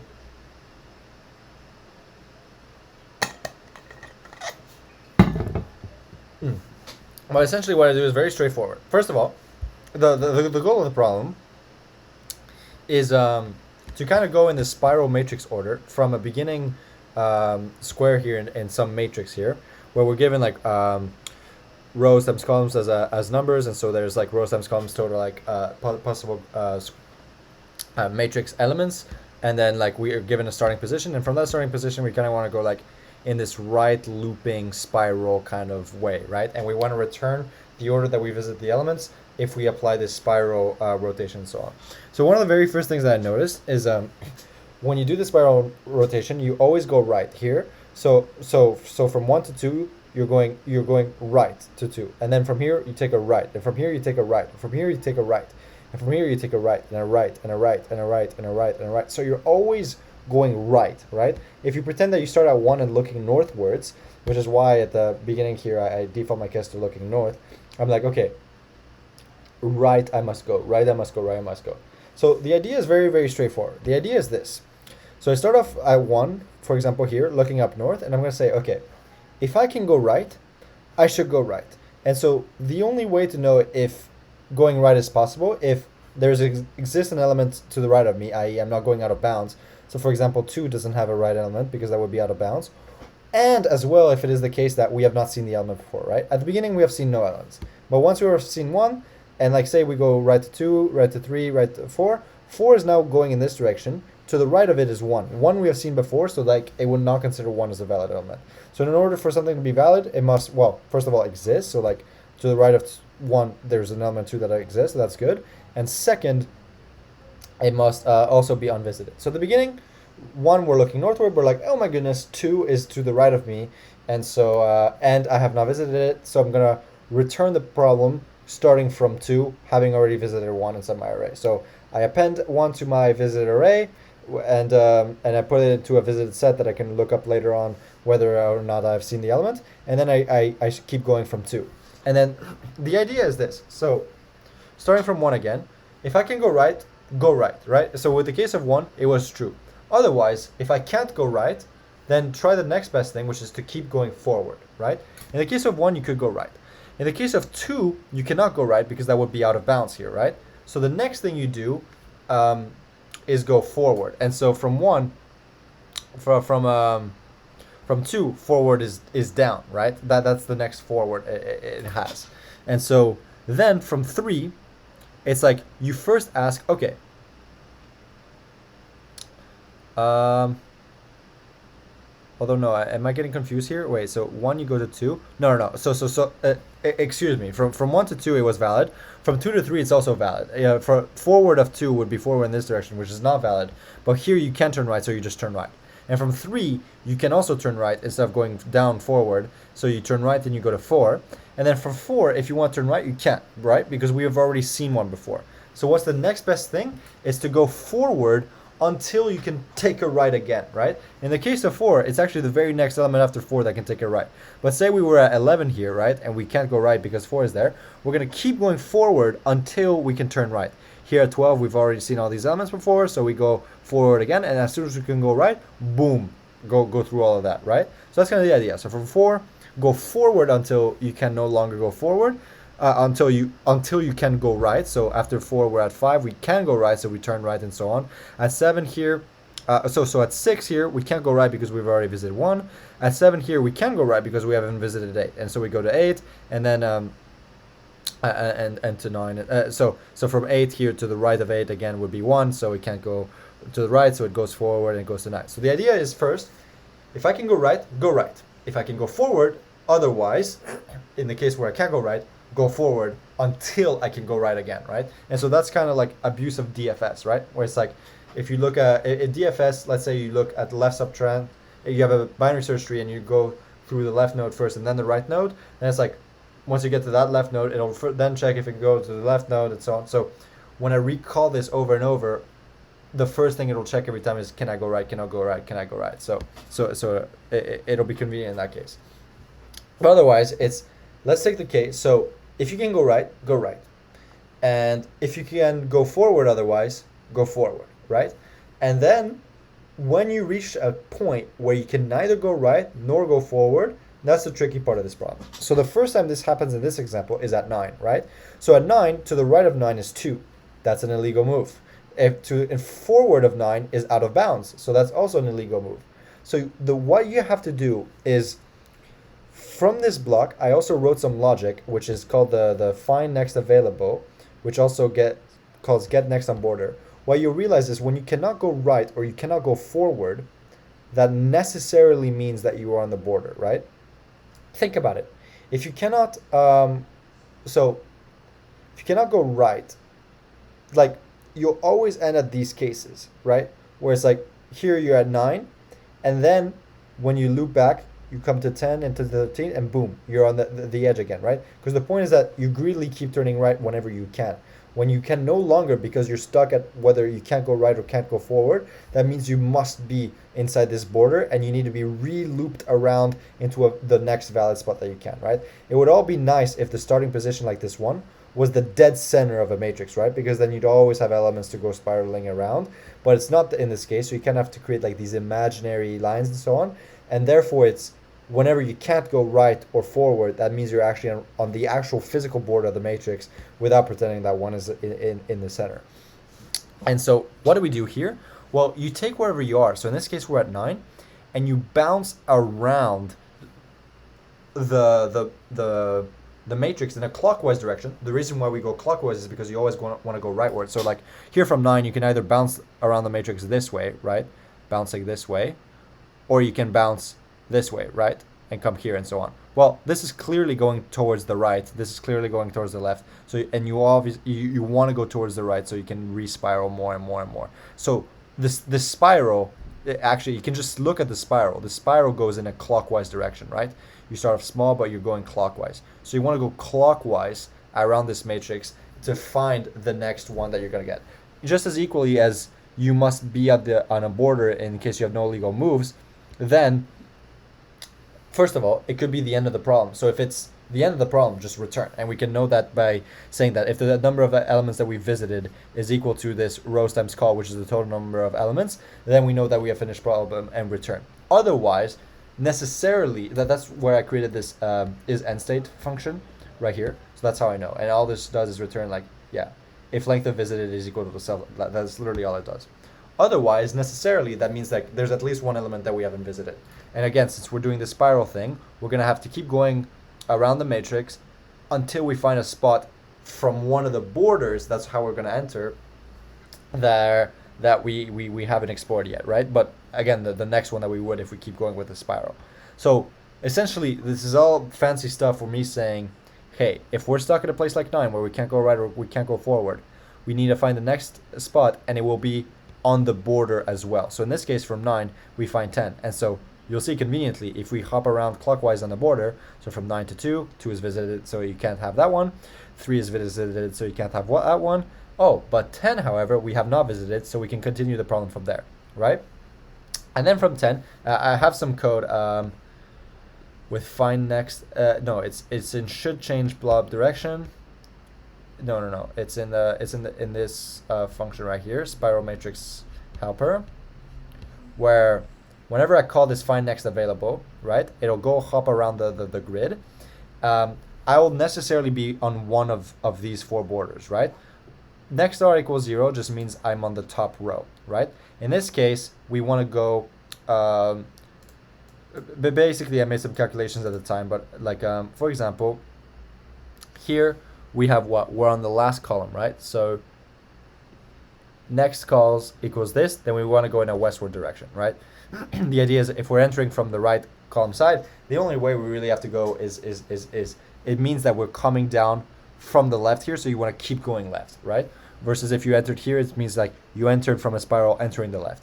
If you're coming down here, like you see how we're entering this 26, it means you're coming in from an upwards direction, right? So if we're on the first column, so that would be next column is equal to 0. Let me think. Which one's the north one? If we're at, so yeah, if we're at the bottom row, so yeah, so sorry. Next C actually means like for this 30 when you're entering from the left, right? So if you're at the bottom here, you're entering from the bottom row, right? It's just I was getting confused here because 26 also happens to be a corner case. Inside of this get next border, the very first thing I do is I apply the logic for the corners, and then after I do the corners, then I do the rest of the rows and so on. So like I hard code the direction thing for each of the 4 corners. So that's why I was getting confused, because this is the bottom just as much as it is the left column.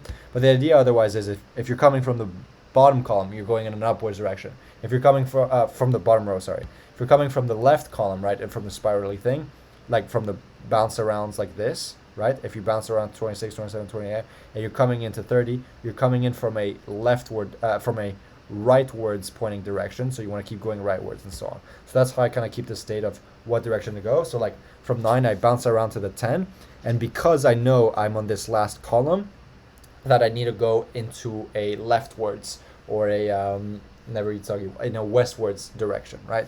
So that's kind of how I figure that out. And then you just apply the algorithm. So from 10, I know the direction now is westwards or leftwards, right? So again, I apply the same thing.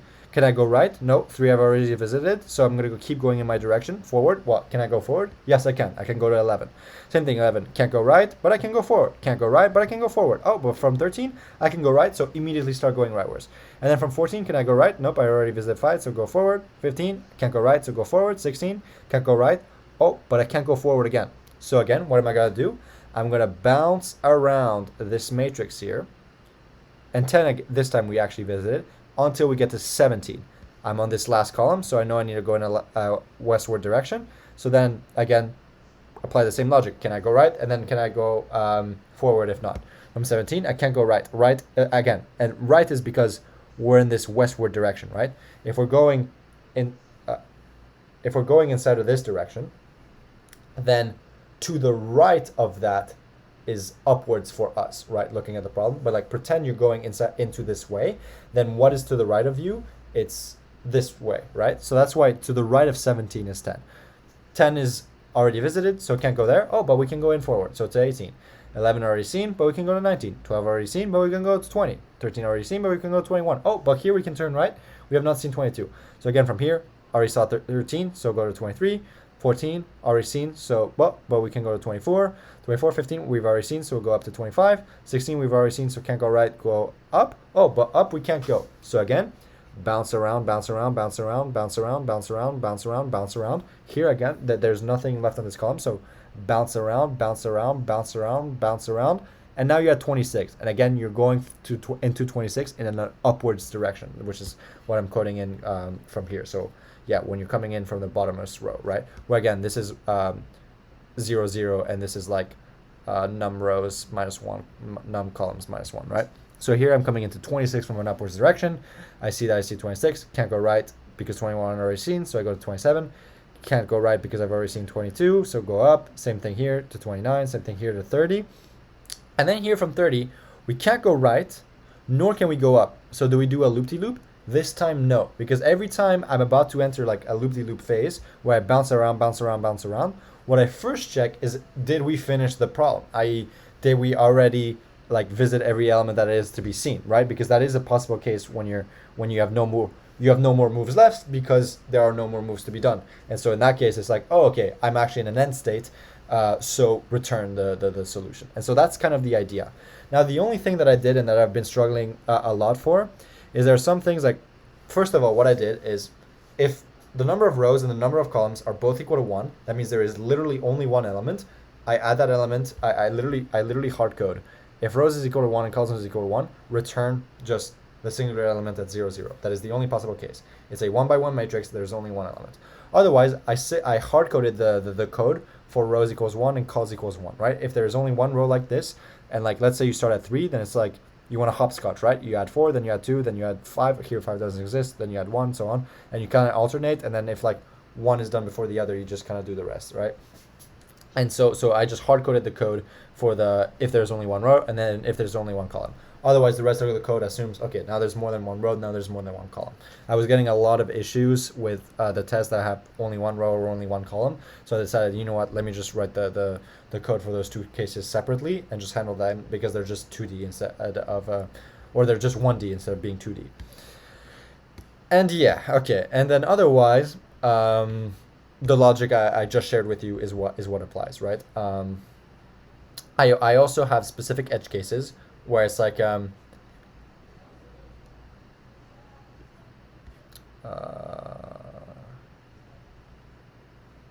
there should be an else. Yeah, so sorry. There should be an else.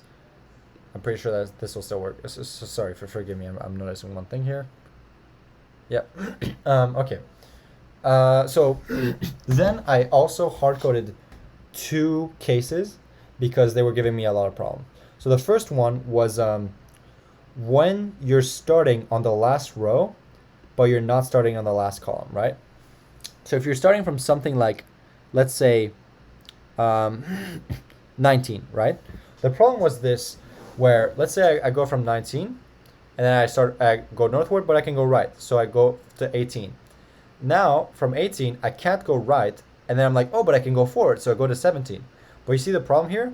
The matrix, the spiral is supposed to go from 19 to 18, then this spiral here, and so on and da. Here with my code logic, I eagerly go from 19 to 18, and I'm like, oh my goodness, I can go forward to 17 from 18, so I'm gonna do that. And then here create a spiral from there and so on and da. But at the beginning, we only want to limit ourselves to one specific going right and then before going below. So I specifically said like, hey, if I'm in the bottom case, right, where like to the right of 18 will be false, and so then I'll have to preemptively go to the forward of 18, stop that case, which only happens when you're at the bottommost row, right? It's specifically when I go from 19 to 18, and then to the right of 18 there's nothing, it's an out of bounds error, then I'm like, okay, stop myself from eagerly going to 17. And so that's kind of what I do here. And the way I do it is I say, okay, from 19, what I was going to do is go to 18 and then go to 20 and 13 and so on, right? Just append 19 and 18 to our visited solution set, and then start from 20. And from 20, what you want to do is pretend that you want to go leftward, right? That way, it's like the first thing that you do is like, oh, can I go right? Yeah, you can go right because you haven't seen 13 yet. And then bada bing.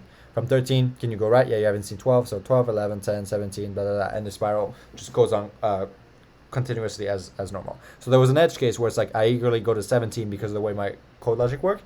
So I hard-coded the case where you're near the bottom row and not the last column, because if you're on the last column, then it's not as necessary. Because like, again, you won't eagerly go to that value and so on. But then there was another error where it's like I don't correctly go back to the next bounds, etc. So I passed the test cases by just allowing my normal code to handle that case. So it's perfect. I think it's because I was adding these prematurely when I shouldn't be. So it's like if you're at 18 and you're at 17, and to the right of 17 is a failure, but also in front of 17. So it'll normally just do the spiral correctly. So you don't have to include the case when you're in the bottommost row, but you're on the last column as well. It's only when something like 20, and then to the right of you is 19, and then to the right of 19 is failure, but in front of 19 isn't, and you're on the very first spiral iteration. So that's why I hearted that specific case. And that one should make sense. Otherwise, the only other one that I did is, first of all, this... can I do assert r is greater than 0? I might not be able to. Actually, no.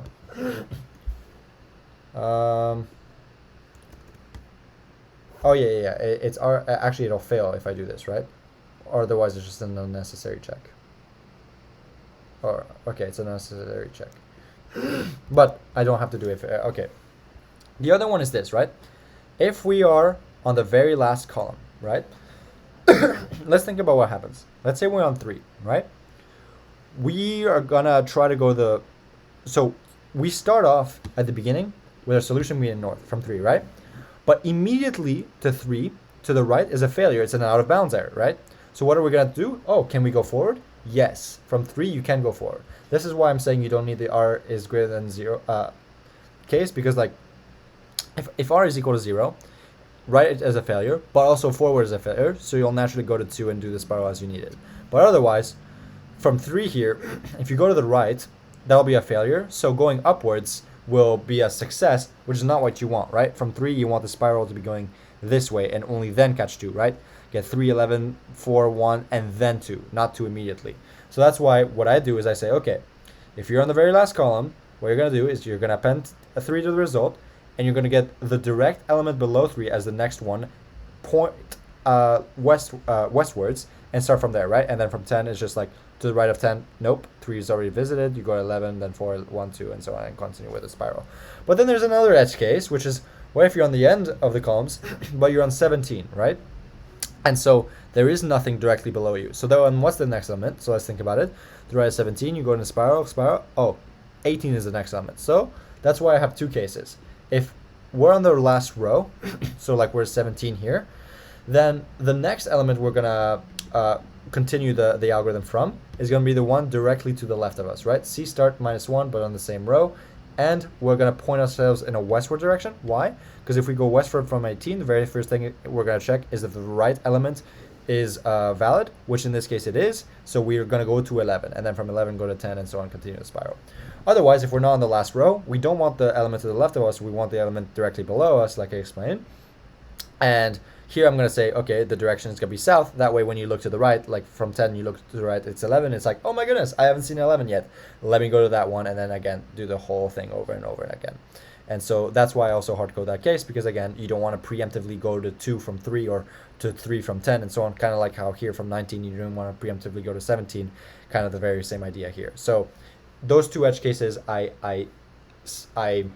differentiated the starting logic in order to get circumvent around those issues. But otherwise, I just call it normal from where, if I'm anywhere else in the grid where it's not in one of those cases that I've already checked, I just, like, let's say from 14, I just start from there, and it's just like, okay, let's go to the right, or like, for example, from 1, again, it's just like start up looking at north. Can I go to the right? Yes. And then from 2, can I go to the right? Yeah, I can go to 3. From 3, can you go to the right? Yeah, I can go to 4. From 4, can I go to the right? No, but I can go forward. So I go to 5. Oh, 5 can go to the right. So you got, again, 6 can't go to the right but can go forward. 7, it can go right, so it goes. 8 can't go right to 1 but it can go forward. And then from 9, again, you just do the bouncing logic. So bounce, bounce, bounce. And then from here, since you're entering from the right column, you're going to go in a westward direction. Again, you kind of continue the direction that you came in from. And then same logic, 3 has already been visited, so it can't go to the right of 10. Again, because the direction is leftward, so to the right of 10 will be this 3, right? Because we're going in this direction. So already visited, so go to 11. Same thing with 11, so you go to 12, then 13. Oh, but here we can turn right. So go to 14, then to 15, then to 16. Then again, same bouncing around logic. Bounce, bounce, bounce, bounce, bounce. Here we already visited 10 from the last bouncing. Get to 17. Then again, since we're entering from the right-hand side, we go in a leftwards direction. To the right of 17 will be 10, again, because we're in a leftward direction. We've already visited 10, so go on forward to 18 because it exists. Again, for the same reason, go to 19 to 20, and then from 21. So from 20, you couldn't go to 13 because we already visited. But from 21, we haven't visited 22, so turn right. Then from here, we visited 13, so go up. Same here, go up to 25. Then from 25, we've already seen 16, and we get an out of bounds error for above. So again, we just go around. So bounce, bounce, bounce, bounce, bounce, bounce, bounce, bounce. Now you notice again here, you the 17 is already visited, so you keep bouncing, bounce, bounce, bounce, and you're bouncing specifically around the border of the matrix. So here, bounce, bounce, bounce. Oh, 26 is indeed valid. It is not out of bounds, and it is not an element that we have seen. And then we notice that we're coming in from an upwards direction. So our direction is upwards. Then we check again. To the right of 26 is 21, but already visited. So, oh, can I go forward? Yes, I can. 27, can't go right, but I can go forward. Can't go right, but I can't go forward to 29. Can't go right, but I can go forward to 30. And then from here, every time we're about to enter a loop-de-loop, the first thing I check is if we're done with the problem. And so I do this with this is end state function. And so in this case, it is an end state because we have looped through every single element. The way I know that, again, is if the number of elements I've visited is equal to the total number of elements that there are to visit, which is rows times columns, and then I terminate the problem. And so again, at 9 here, I checked if I was done with the problem. Since I wasn't done, I loop around I bounce around the border of the matrix until I find the next element, which there must be because I'm not in an end state, right? Since I haven't visited every element that there is to visit, then I know that if I bounce around the matrix, then I'll find another element to visit. And yeah, I'm sorry if that is a little bit of a confusing explanation. I hope that was clear enough. If it wasn't, please let me know in the comments, and I'll try my very, very best to kind of justify the understanding behind my algorithm. But yeah, otherwise, if that did make sense and that was clear, that is kind of like how it works. And you can, of course, that's essentially all. I was going to say, you can also, of course, if you want to understand the code more carefully, it will be inside of my GitHub here because, well, firstly, what I should say is, in case you want to do something similar to what I do, the extension here that I use is called LeetSync. What LeetSync does is whenever you submit a problem onto LeetCode, it will automatically submit it to your specified GitHub repository. I trust this extension, but by no means does this mean that you have to trust this extension. And so what I was going to show you is that since I use this extension here and I come into my LeetCode repository and I search up spiral matrix 3, you'll see I just submitted it now. With my first solution having been 31 minutes ago. So the very first time you submit the problem correctly, it'll upload a copy of the README to the problem, and then every time you submit a correct solution, it'll just keep track of your most recent submission. Wow, so we're over 200 lines. And so all I was going to say is, like, if my argumentation kind of made sense, but you want to kind of see my code all in one piece in order to kind of better understand it, you can always come to this link with my GitHub repository. And my username is jackbar21, and kind of get a bigger deep in look at what the code is actually doing. But it's essentially what I explained. It's just can I go right? Can I go can I go right? If I can go right, can I go forward? And if I can't go forward as well, then just do bouncing around logic and essentially do that until you're done with the problem, plus some pre-hard coded edge cases, such as like if there's only one row and one column, if there's only one row, if there's only one column, and then if you're on the bottom row and if you're on the rightmost column, right? And so in those cases, if the starting point of the problem was in one of those cases, then I separately handle that case. Otherwise, again, it's just the logic I mentioned earlier. And yeah, that's pretty much it for this video. I hope it was useful or enjoyable for you, or that maybe you struggle alongside with me. If you did, you probably finished this problem a little faster than me this time. I guess one thing that could be fun is kind of look at what was the expected solution of this. So let's see what the I'm very, very curious. Oh, was there no hints? Oh, there's no hints for this problem. Okay, maybe there's topics though. Array, matrix, and simulation. Okay, maybe there's an editorial. Oh goodness, this is heavy, isn't it? Okay, this is okay. Yeah, some crazy stuff. Yeah, okay. They probably did something similar to what I did, right? Or they might have at least done something a bit cleaner, right? So like, let's look at it. Yeah. Their code definitely doesn't look as well populated with 224 lines of just a little bit of gibberish. They're using modulos too and so on. Maybe I should take some time to understand that solution, but I'll do it in my own time. It kind of reminds me of Number of Islands, this kind of direction mapping here and stuff like this. So what do they do? This step equals. Okay, yeah, I'll figure it out in my own time. But yeah, that's essentially all for today's video. I hope that it was useful and that it was enjoyable for you to watch. Otherwise, with that taken care of, that's it for today's video. So sorry, I need to make sure I get good outros for my videos. But for now, otherwise, that was it for today's video. I hope you liked it, and if you did, please leave a like and a comment. I would really appreciate any feedback you give. I'll make sure I respond to every single possible comment that I can. And otherwise, I'll just catch you in the next one. So until then, ciao, ciao, my friend.